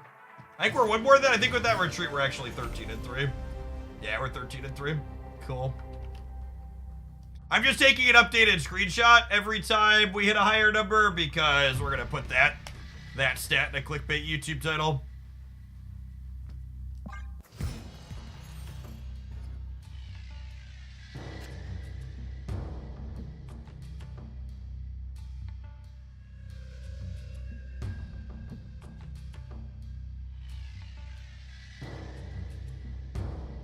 The card back. That is the what's it called? Card back for PEX this weekend. Special promo one next weekend. Elsa versus Bishop. So Bishop has a more restrictive timing window, but I think he's in general probably a bit better. He's also an X-Men, and this is X-Men in Texas, not Elsa in Texas, so. He showed up close. I mean, I can flip it around, right? It's real clean. Nice gleam on the shield. I love that. Levels of tears here, like it's tearing through another card back. Well done. Oh, they have the premium split on Thanos?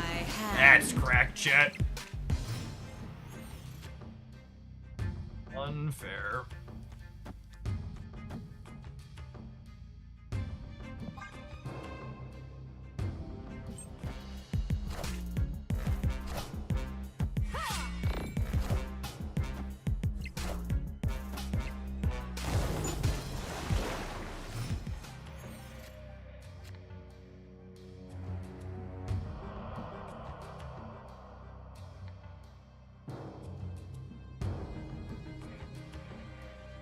Speaking of unfair, Mockingbird and Thanos. Yeah. Finally. Time to finally put another one in the L column, huh? We've peaked at 81% win rate. Think we're done, gamers. I got greedy and didn't put Dazzler here. I would have put Dazzler there. We'd have been okay. Neither of us can vision because of the goose in the dark dimension.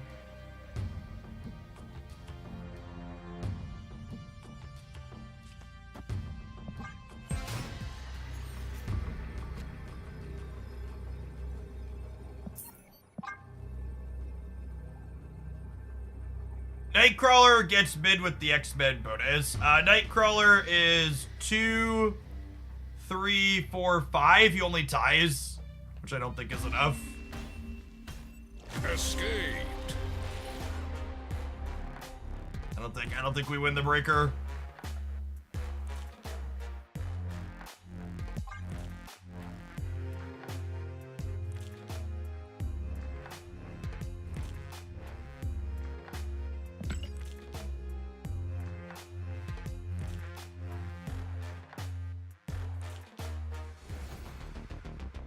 Every X-Men gets +1. You never get more than +1.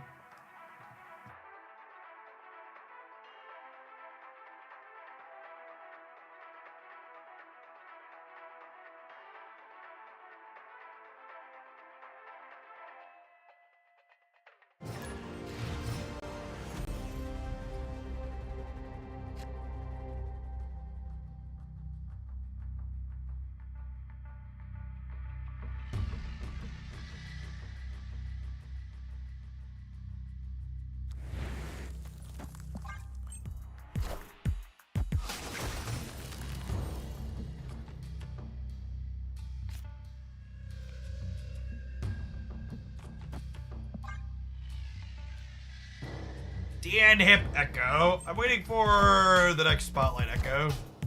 Or what I assume is the next Spotlight Echo. My Mysterio is so ashamed I haven't gotten gold for him yet, chat. His art has disappeared entirely. Poor lad. I understand. I understand. Wind, aid my hand. I'm not saying he's wrong. I'm saying I'm also ashamed. He deserves to be ashamed.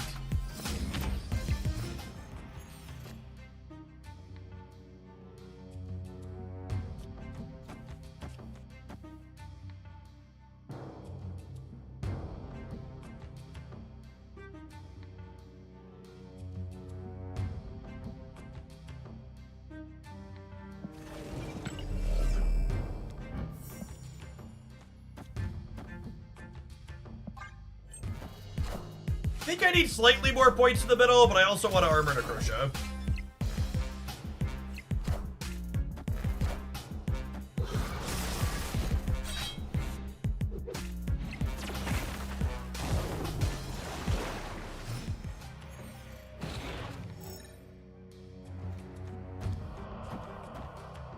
Snap. Victory. 2 new 700 gold variants.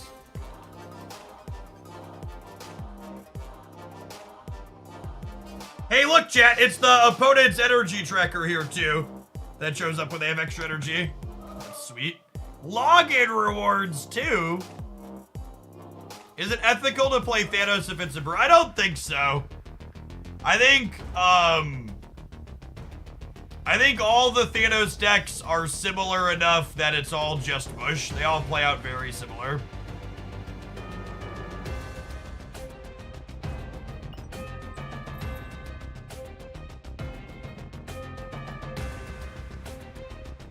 Oh, I get Dan Hip Echo for free, though. Sure, I'll take a Dan Hip Echo for free. Oh, it's a lovely moon girl.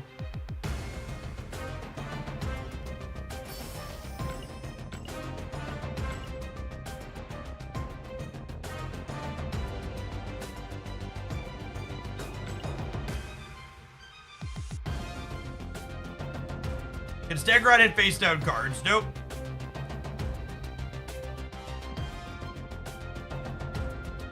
Only cards like Juggernaut that explicitly say they can hit face down cards hit face down cards, so.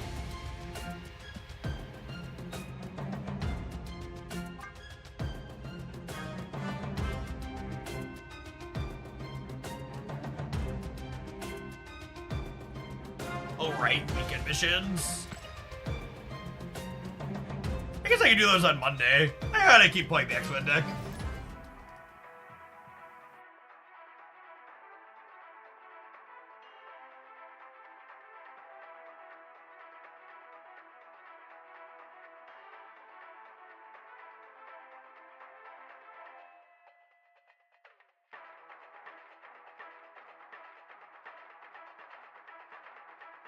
The weekend mission is basically just play Thanos. Yeah, that's true. There's probably gonna be even more than there was before.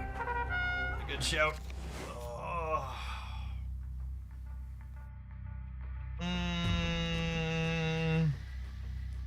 enough bass value? It's probably enough bass value, because I want to play Dazzler on 2, I think.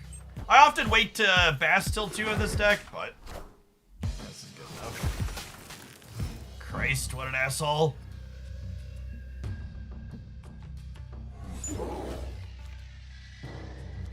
Just gonna go ahead and proactively armor up the Monster Island.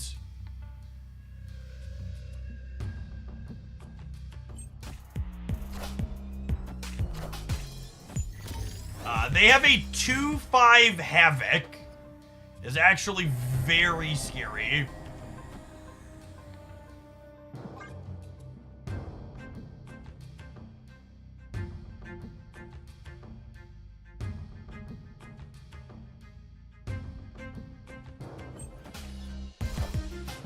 Yes, functionally a 2/9.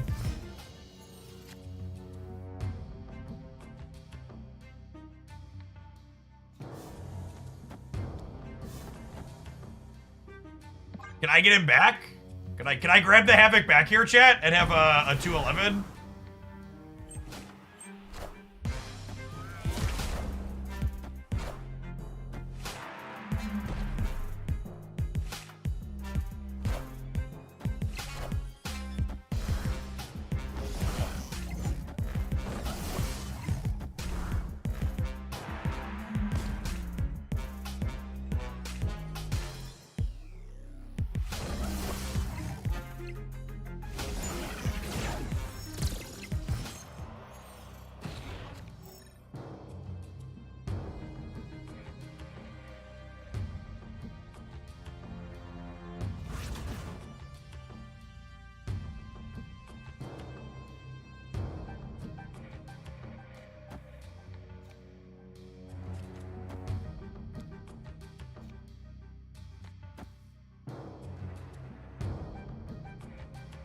I don't want them to know how big I'm gonna be in the center.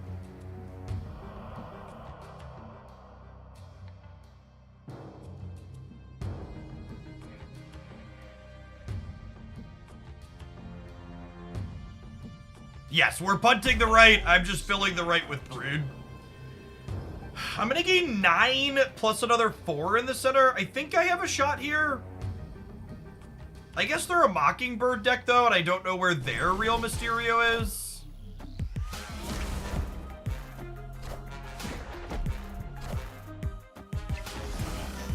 Okay. I guess they just locked themselves into points on the left, though, huh?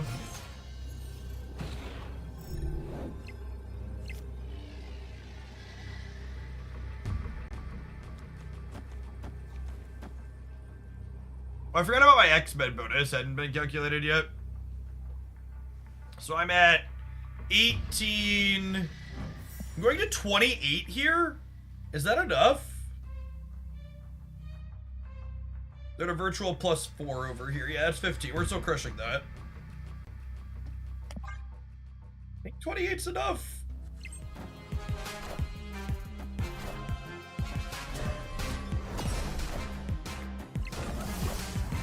We're still good even if this is the real Mysterio, yeah?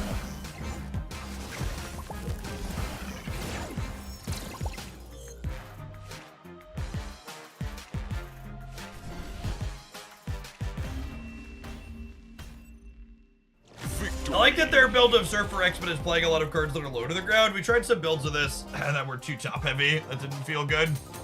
They had a real curve that game, which was great for them. Close at the end.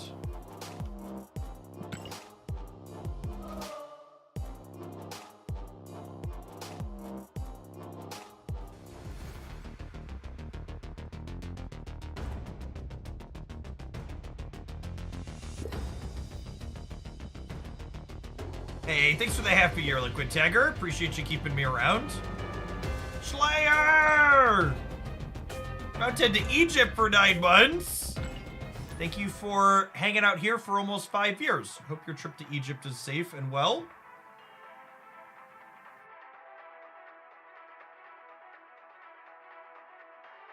This deck seems really good, event or no. I think this deck has tools to be competitive into Thanos. But randomly having a bit of extra power on all of our cards certainly helps in general. Yeah, I think the X-Men stats are super relevant, what we're doing.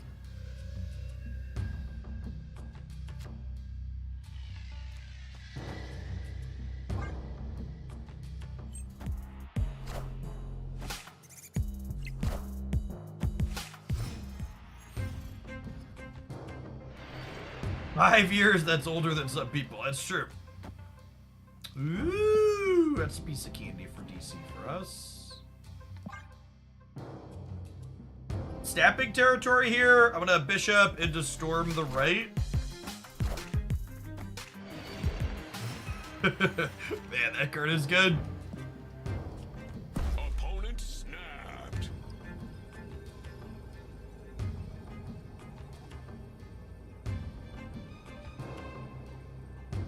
I'm gonna snap him back, but I'm gonna stay. Wind, aid my hand.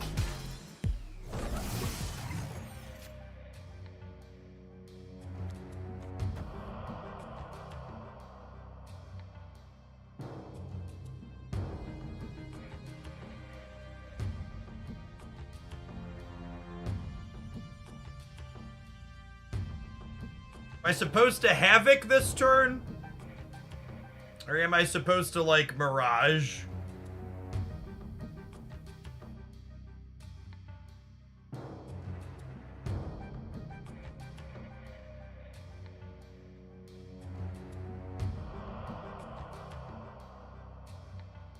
I just don't know that this is enough to win the right. It's only 10. But I think I need Havoc for 2 turns to win the center.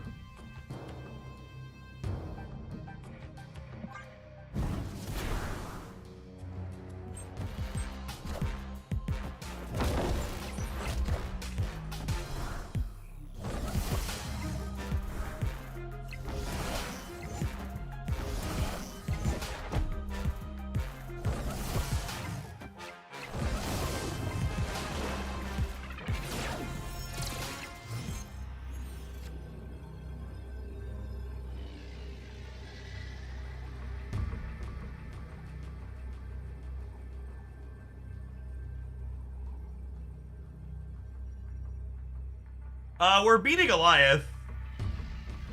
We lose to Shauna. We're beating Goliath. We lose to Shauna. Marvel snap words. I think a lot of people are too timid to play Shauna in this deck. Uh-oh, dead. Hood! Hood! Got me. GG.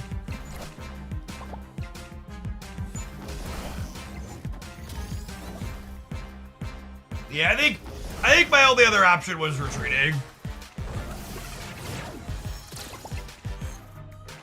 Yeah, I think I needed the Havoc center to win the center, and that just meant I couldn't get enough to beat Marvel plus Shauna into the right.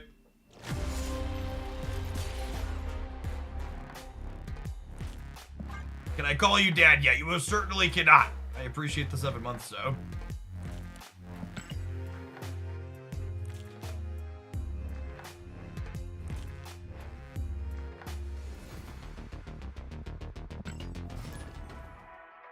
Monitor your parasocial relationships with your favorite content creator, chat.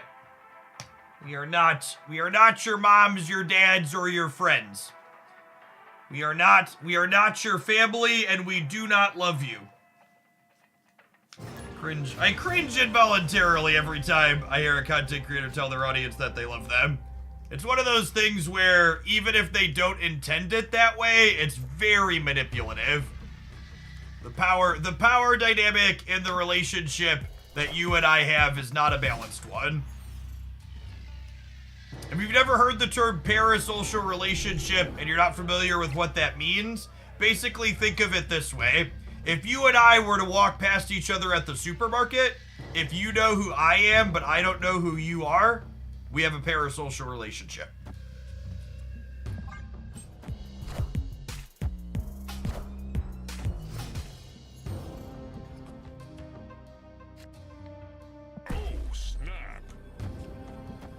Except me though, right? I'm a special boy. Jeff wouldn't be talking about me. He's talking about all the other non-special children watching him.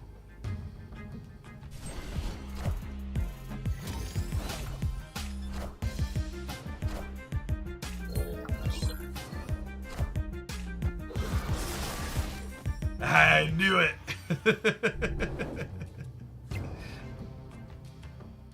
Gotcha, Hogland. Hook, line, and sink 'em. Taking this turn off of playing kitty so I can play 2/2s. Unfit Parrot, thank you for the 10 months. Appreciate it. Oh, there's some kind of, oh wait, the Mysterio was an Agent 13 Mysterio, got it.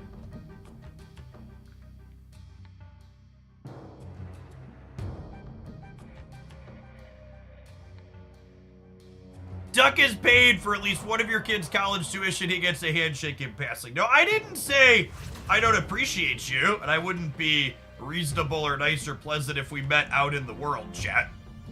It's just being reasonable / nice / pleasant when you meet out in the world is very different Aid than... my hand.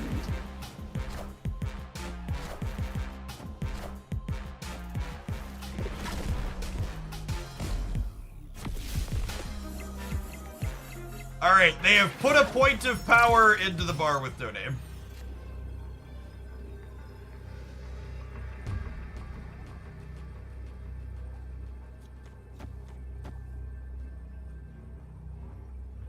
I guess technically I should put this the other way in case they Killmonger. Well, they can have a hood. Yeah, that's true.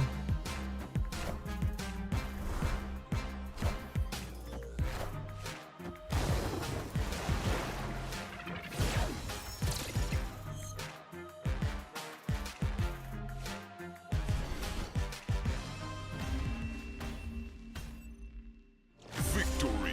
Why not Venom left? Because my brain is bad and my counting is slow. And think about Venom with armor. In my head, when we got the Venom, I just wrote it off as, okay, I can't play this card.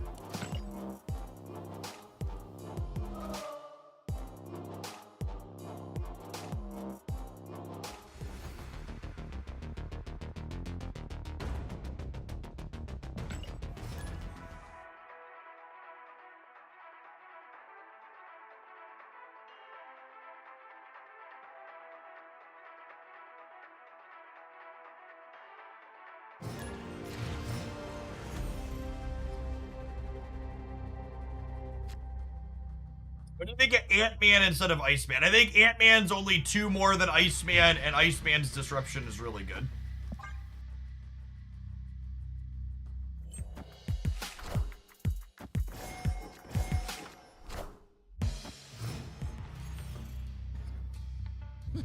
This land can never be fully known. I don't want to play your shitty deck. I want to play my shitty deck. Like, I can't even realistically storm this next turn because I don't want to deal with Dream Dimension either. Is it just me, or has Wong, Ironheart, Odin suddenly jumped in popularity? It's definitely just you.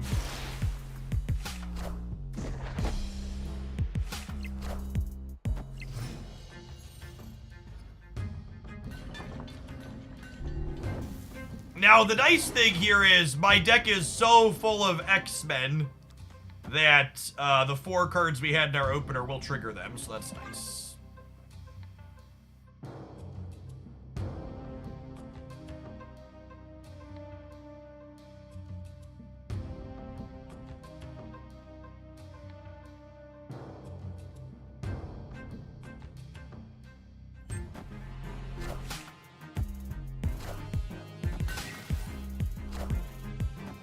Wind, aid my So many hand. X-Men into this bad Mamma Jamma. The baddest, mammaest, jammaest around. Opponent snapped.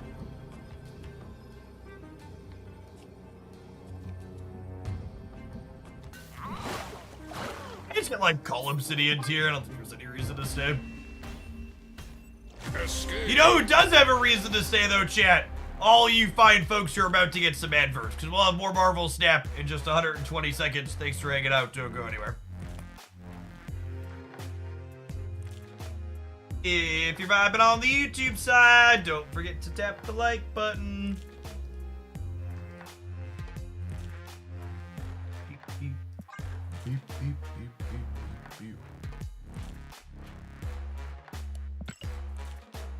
I know I usually try and change decks a lot when we play on this channel, chat, but I think we're just gonna play this deck till the end of the stream.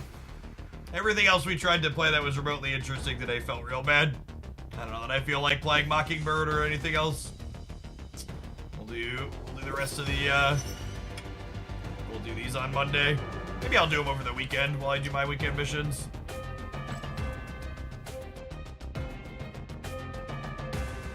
Hooray, freedom! Thanks for crying your Prime sub this way for the 10th month. Welcome back. Do you have Mirage as a custom yet? I do, yes.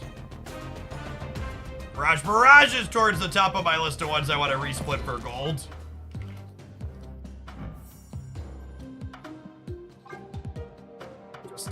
Justina's cards look so good in gold, chat.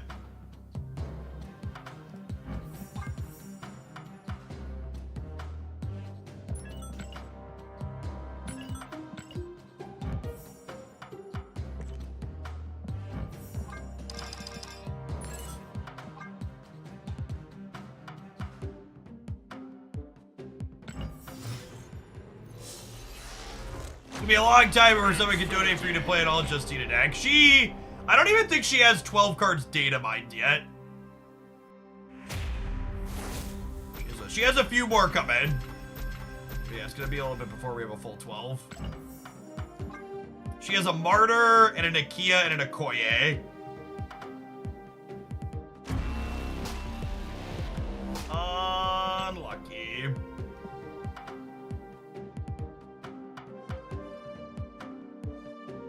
Oh yeah, she has a Jade and a Sarah too.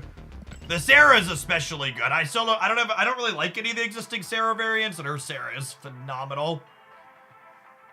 Enchantress, yeah. Yeah, Enchantress and Jane. Oh, her Titania is also going to be best in class. Titania's another card that's like a stark lack of good variants. You don't like Ultimate Sarah? I don't really know. Any Hope decks feeling good? Yeah, there's a few Hope decks on my best decks highlight. Also Thanos. Also Thanos.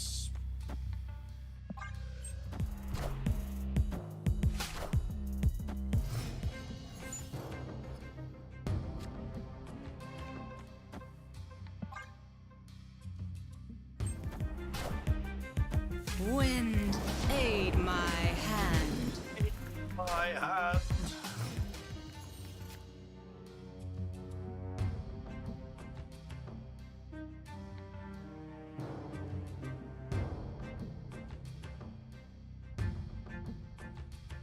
I'm confused. I only see the cost of $3.99 at the shop leading to the variant. Does it keep going after you spend that? Of course it keeps going after you spend that. You can spend just one time? Papa Brown can't eat off of you only spending one time, chat.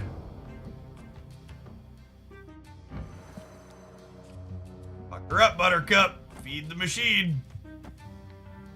I think I'm doing this. I think I'm doing this. Then we'll have it next turn. I think is the plan. Hoping 10 is going to be enough here. Might not be if they're like a vision deck.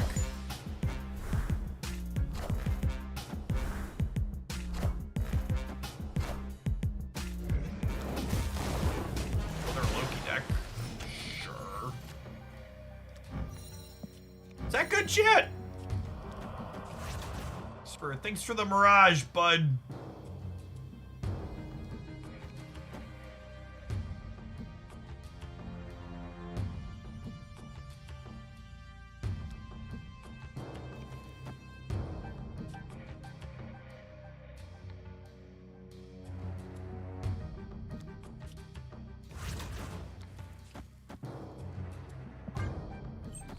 be locked here, so I'm gonna give myself the flexibility to go as big as possible here.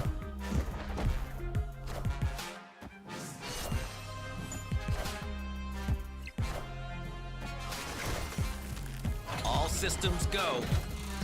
Oh, fuck me. They got Nightcrawler and they get to pump it twice. Oh, I didn't think about Nightcrawler pumping twice. Oh, that's gross.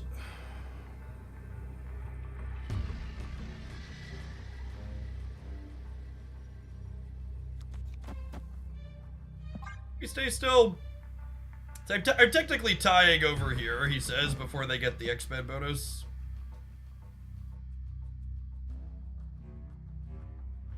Oh, the Stark Tower and the Elsa coming together.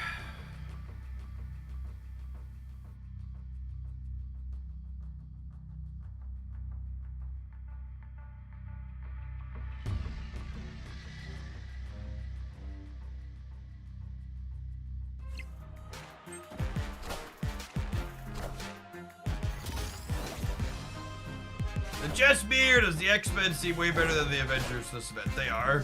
For fuck's sake.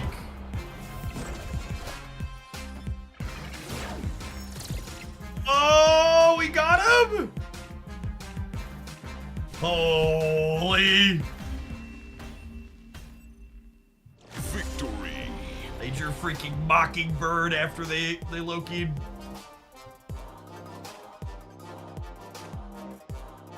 Times lucky rubber ducky.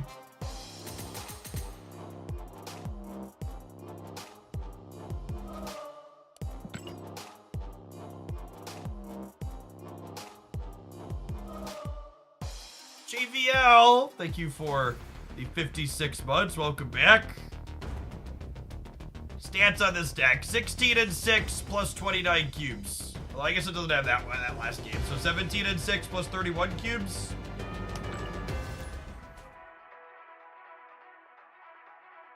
For those of you who weren't here earlier, I want to make something abundantly clear. This is a deck where I'm going to play it for a few hours on stream today. I'm going to win 65 to 70% of my games. And then tomorrow, when I go look at stats online, the rest of you are going to have like a 42% win rate with it. And this is me basically telling you I warned you, okay? You have not been hoodwinked here today. I am letting you know up front that you are not going to be able to replicate my results.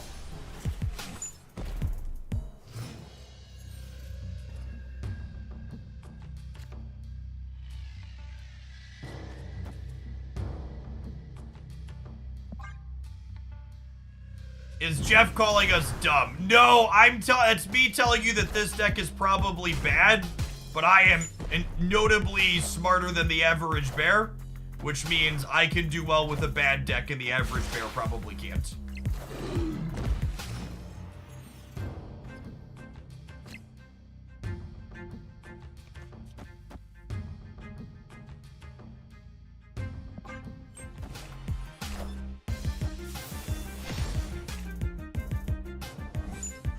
Oh, that hurts.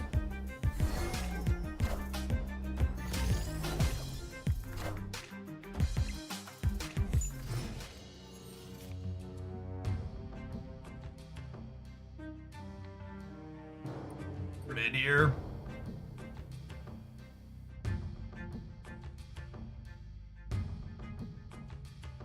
Oh, I guess I can Shang their call. Sure.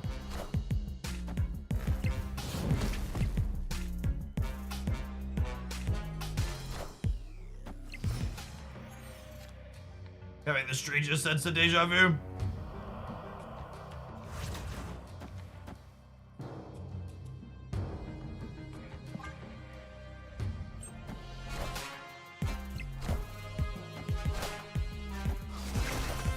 Classic Thanos looking deck. So the thing about the Thanos deck, and one of the reasons why it's kind of so dry as an archetype, is that because Thanos is 18 cards and 6 of those cards are literally always the same, you basically can't mess the deck up by that much. Like, unlike a lot of other Marvel Snap decks where if you cut or change 2 or 3 cards, it's a big deal. If you replace 2 or 3 cards in Thanos with your 3 favorite pet cards, it's like not going to be that big of a difference. Escaped. So Loki's not an established card in Thanos, but the Thanos stones help you keep your hand full. So if you want to play Loki, sure, go nuts. Like, not a big deal.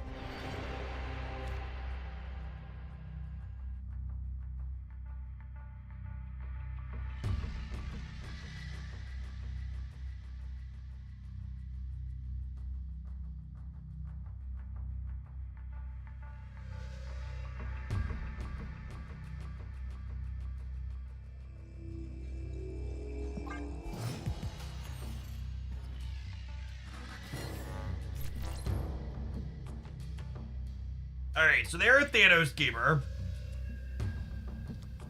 Barrage. I guess we should Barrage here before she slides some. Loki's a tech card for the Thanos mirror. That makes sense.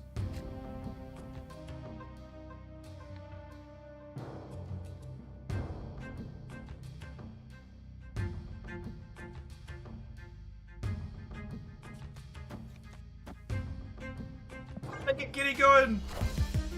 Ruin, thank you for the 17 months. Hello, Mobius. So, we're talking about this deck from a game theory perspective. One of the reasons why I think we've had an okay set with it today is that this is a deck list where a bunch of the good tech cards of this format just don't bother it, right? Our deck doesn't care about Mobius. Our deck largely doesn't care about Shang. Our deck has Goose armor and plays proactively to the board, so it gets to dodge, Goliath as well. Twitch let me renew without the 2 to 3 hour wait on my Prime. That's lovely.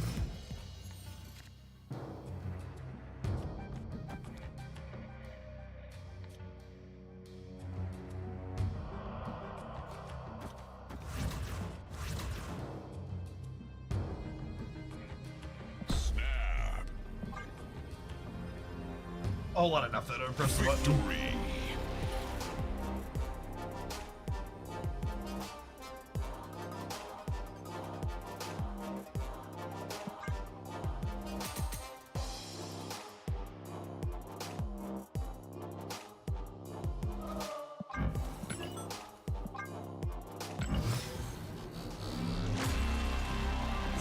And keep upgrading her so we're more likely to get boosties, because I do want a gold split on her at some point.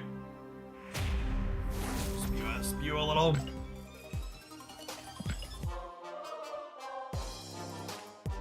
Unfortunately, if you aren't able to sub because you need bills, our card back's gonna be out of reach for you. You gotta either attend PAX East or pick it up from someone who does, and usually unique cosmetics to the con sell for a good bit. If other games are any indication. Shout out to the PAX people for sending me one on the house to shill it here on stream.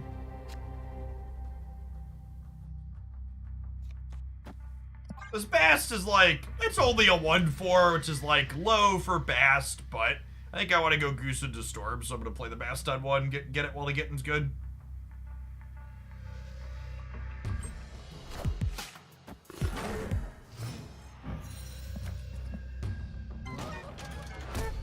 See card back in question, gamers.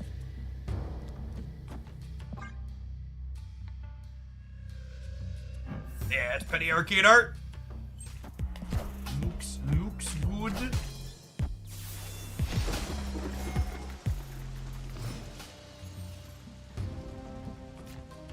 The raft. So, if they rush to fill the raft, we're Storm tier and Goose tier. If they hit a banger off the raft, they could sneak into the goose lane, but otherwise we're gonna be in a good spot, huh? Wind, And- aid my hand. Thanks for the brand new tier 1, appreciate it.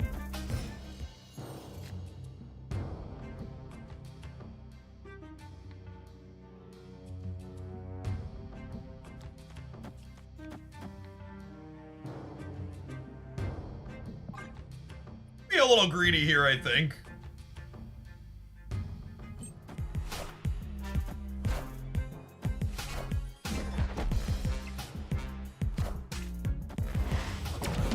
How big are you? Soulstone, okay.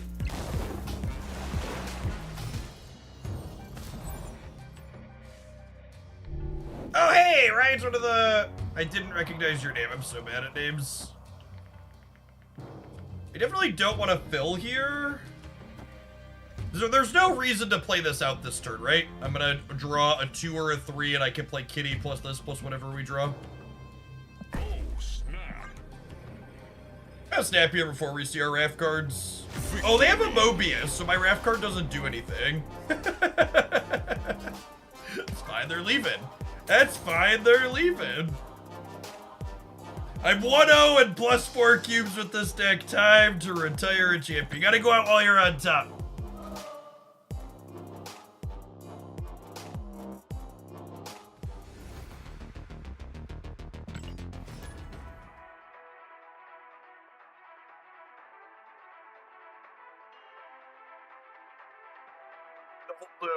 Know when to walk and when to run.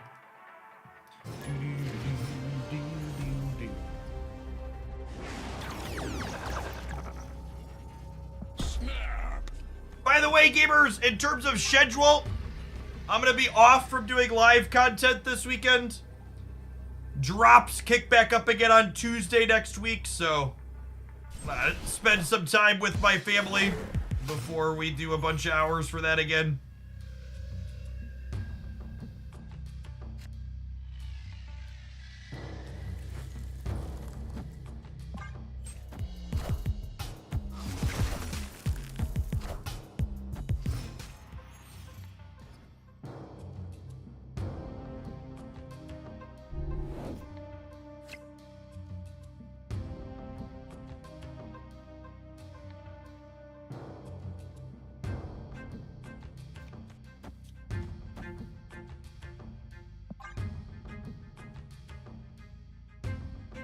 I could Stormbright this turn, or I could get a bunch of 4-power Nightcrawlers first.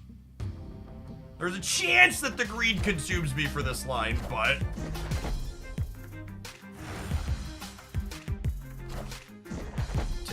take a crack at it.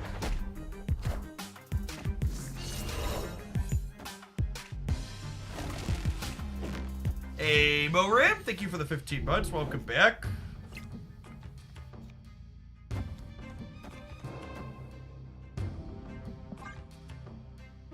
I don't have priority here because of the Asteroid M, so they could use the bar this turn, which would be bad for me. They did not. Loki for 5. Wind, aid my hand. I feel like Lokiing into our deck isn't particularly stellar.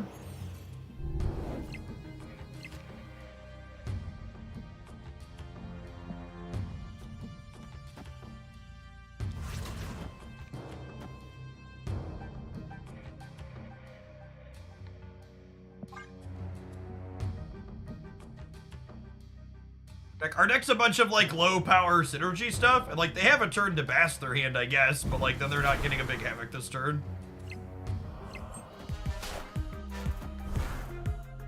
Played a lot of stuff on the right.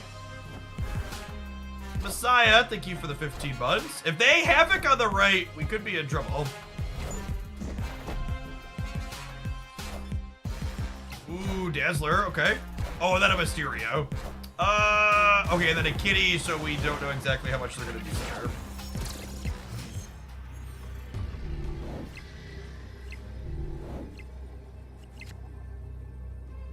Armor was the second best draw in my deck, the best being Dazzler. I get got by a Mockingbird off the top for them. But otherwise, I think we're in an okay spot.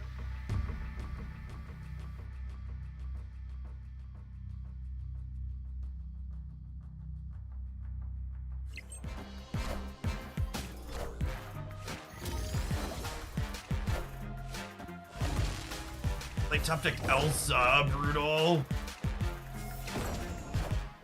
And you've gotta be kidding me. What a joke. Christ.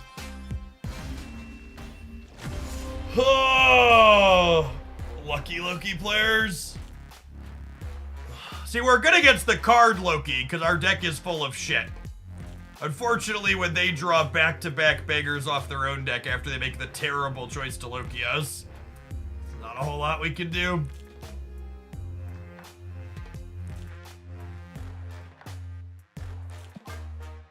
Yeah, we need a Dazzler or Bishop to have another card that's scaled harder. Yeah, Barrage boosters at least. Is the Moon Girl, She-Hulk, Proxima deck still reasonable? I don't think I ever played a Proxima deck with Moon Girl that I liked. Do you mean Mockingbird?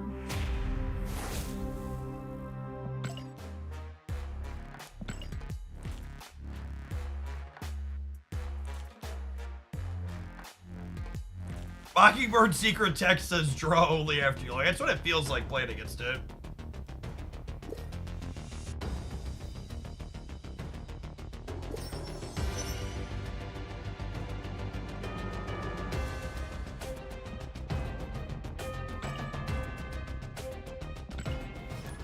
Reasonable replacement for Mockingbird in the clutter deck from today's best decks video. Probably not. You just have less stats. The deck might be playable without her, but you're just gonna have less stats.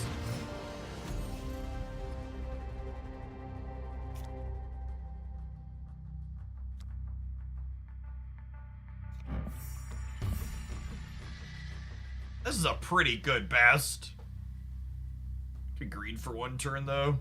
I'm gonna draw like armor and be sad. Havoc! Havoc! Yeah, could be worse. Let's lean towards Scar. I guess there are two 10 power things.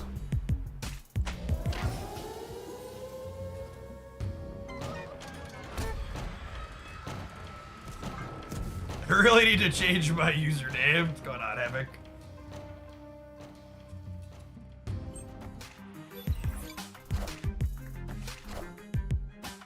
I will say it feels good to be playing a deck that doesn't care about that asshole.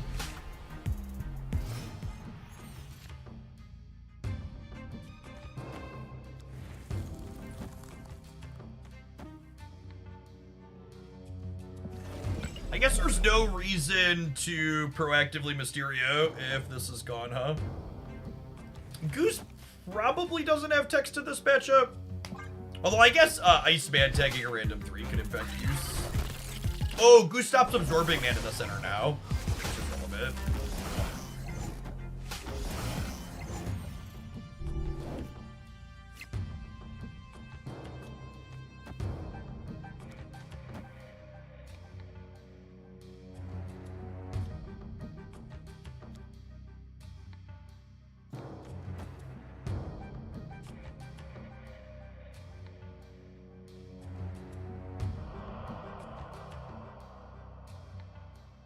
Iceman has no text with Mobius. Yeah, that's true.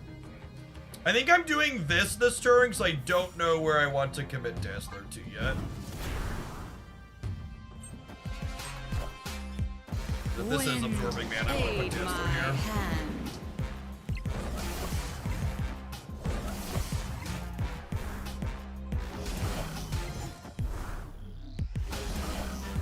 Yep.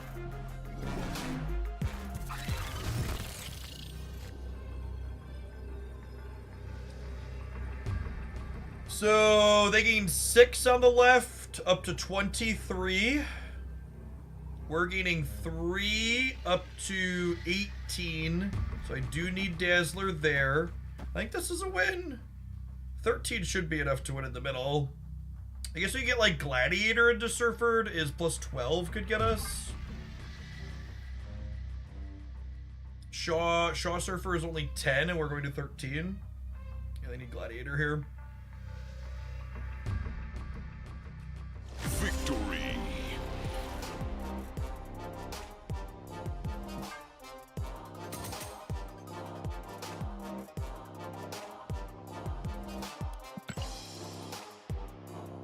Hey, I've never been out to a PAX event before. My wife and I used to do Gen Con every year in the before times. I haven't done any big conventions. Well, kinda. I guess I did Pokemon Worlds. That was a pseudo convention that I worked. No big cons like that. Post-COVID. Post-endemic.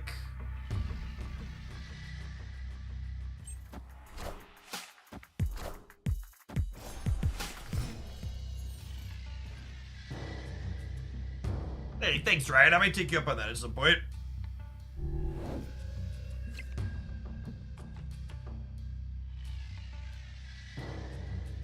I think you really need to bast by turn 2, typically. This is a fine bast. It's upgrading Mysterio.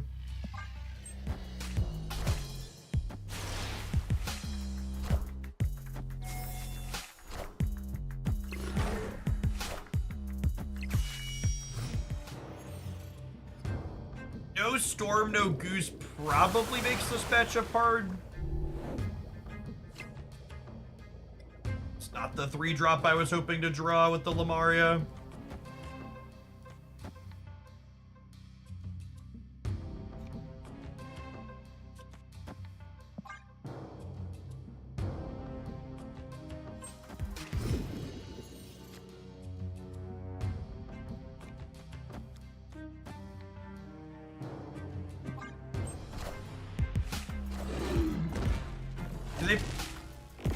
It's so weird they played them both at the center, but they're...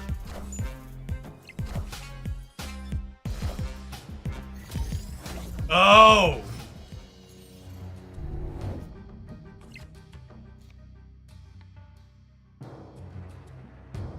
Okay, so they're totally planning to put New York here then, yeah?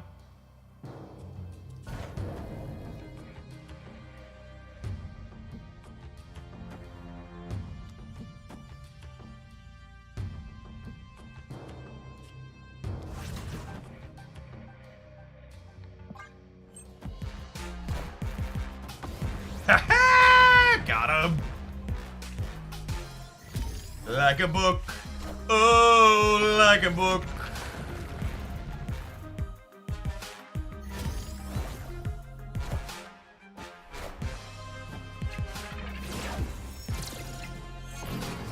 That's the only reason they wouldn't deploy center. Yeah, classic Uno reverse card.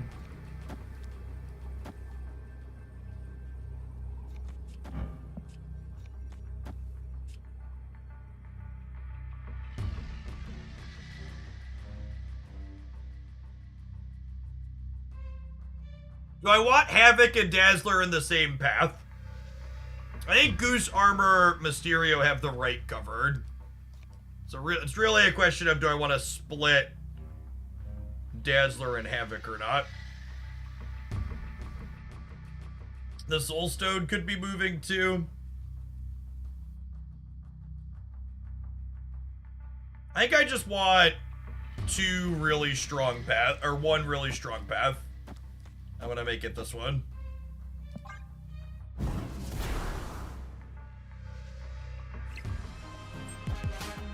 Yeah, strong. Oh my god. Oh, this card. Are we good still? No, we lose the breaker? No, we win the breaker on Havoc. Yeah, get fucked, you purple fart. Out! Out!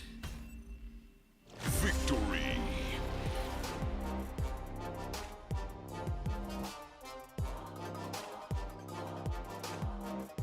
I think he's fun enough to get. Havoc is a card that I really love that I could never recommend anybody reasonably spend resources on the card.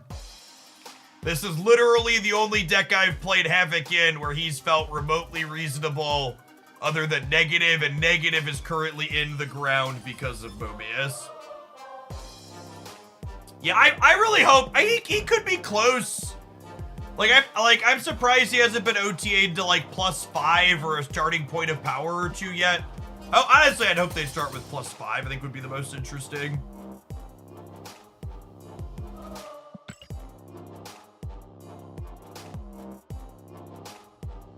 Havoc. Someone earlier asked me if Havoc was my guilty pleasure card. I was just like snapped off. Yes, it's just like the worst card I really enjoy playing.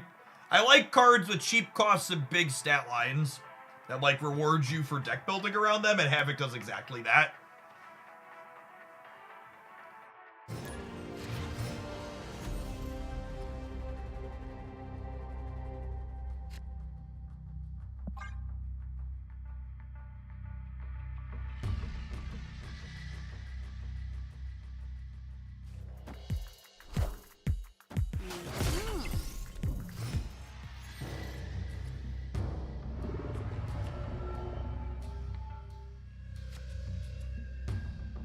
Let's get this one out of the way nice and early. Someone's probably snapping after this vortex. Behold my mighty hand.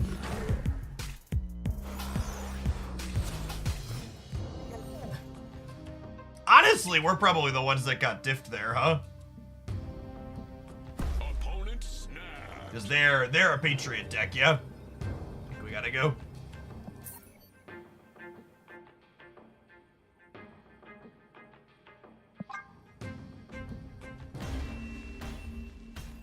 Escaped. I think Havoc's a card where if it was in the spotlight where it's going after the new card, I'd be happy to get Havoc, but I'd still probably stop if I hit the chase card first. Yeah, I think that's a great descriptor. Havoc's also only Series 4, so if you're someone that has a little bit of resources later on, you want to spew collector's tokens, he is only 3,000. Still a lot for most people, though.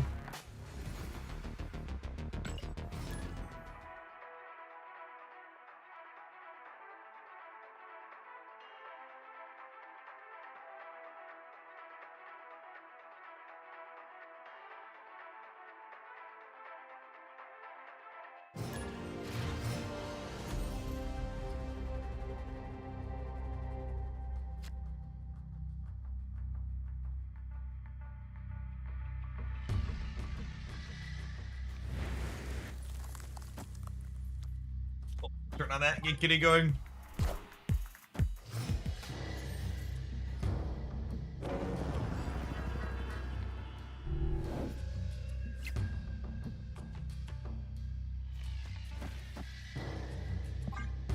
Yeah, if you were looking for the sweet card back on eBay or something like that already, they're not out yet. PAX is next weekend.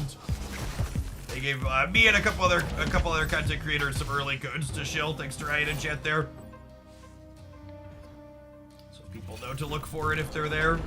Ooh, piece of candy. So again, the way this interaction works, I'll have 1 6-power Mysterio and then 2 2-power Mysterios. Am I in a tournament coming up? No, I'm not currently planning to play in any tournaments. This is close. They're Thanos. I think without Goose, I need to get rid of Baxter Building.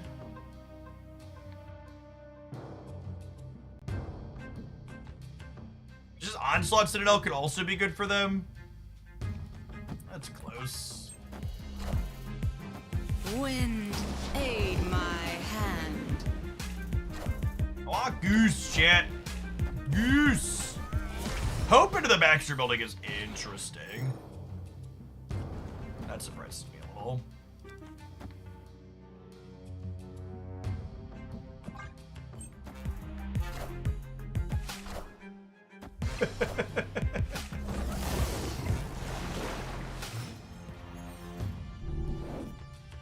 I'm all alone. There's no one one here beside me. Alright, so if I can win the Baxter building, I can win the right side. Because they'll be at 11 and I'll be at 14. The question is, like, it's a pretty big if I can win the Baxter building. Nope. Just dead. Just dead. Upside. They're not soulstoning us on Onslaught Citadel. They play Jeff, though. Usually, sometimes they play Jeff. They all play Vision.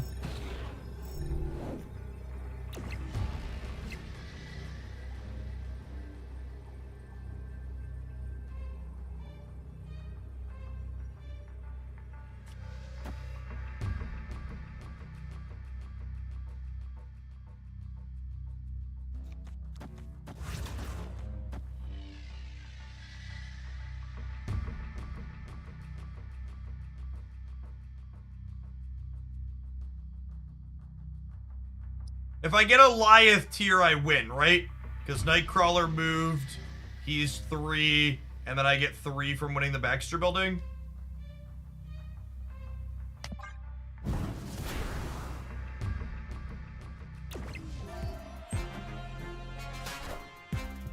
Oh, no, they have +2 as well. Shit. Do I win the breaker? Oh, we're a little short. No, we're good? We got it. Okay, cool. Victory.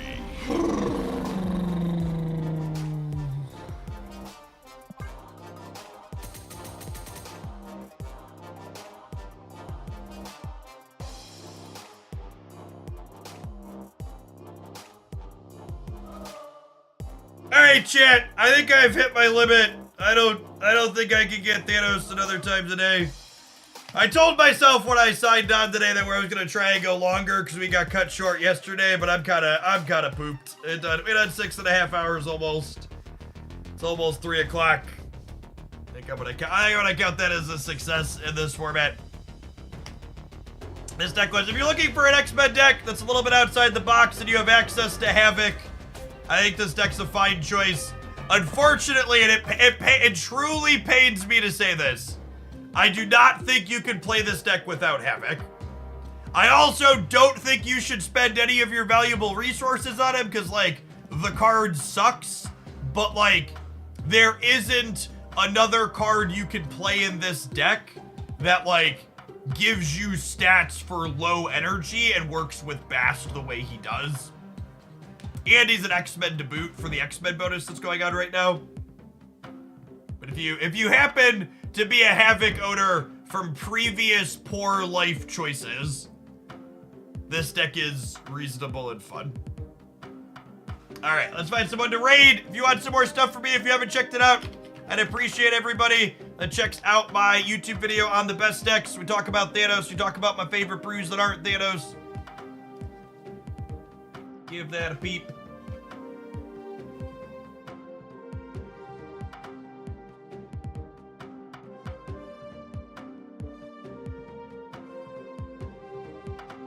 Looks like Doughy Cat's on. We're gonna go ahead and raid them. They're great.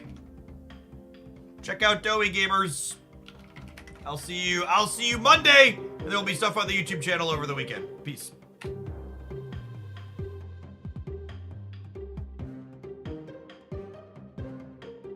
Watching on YouTube, don't forget to tap that like button on the way out the door.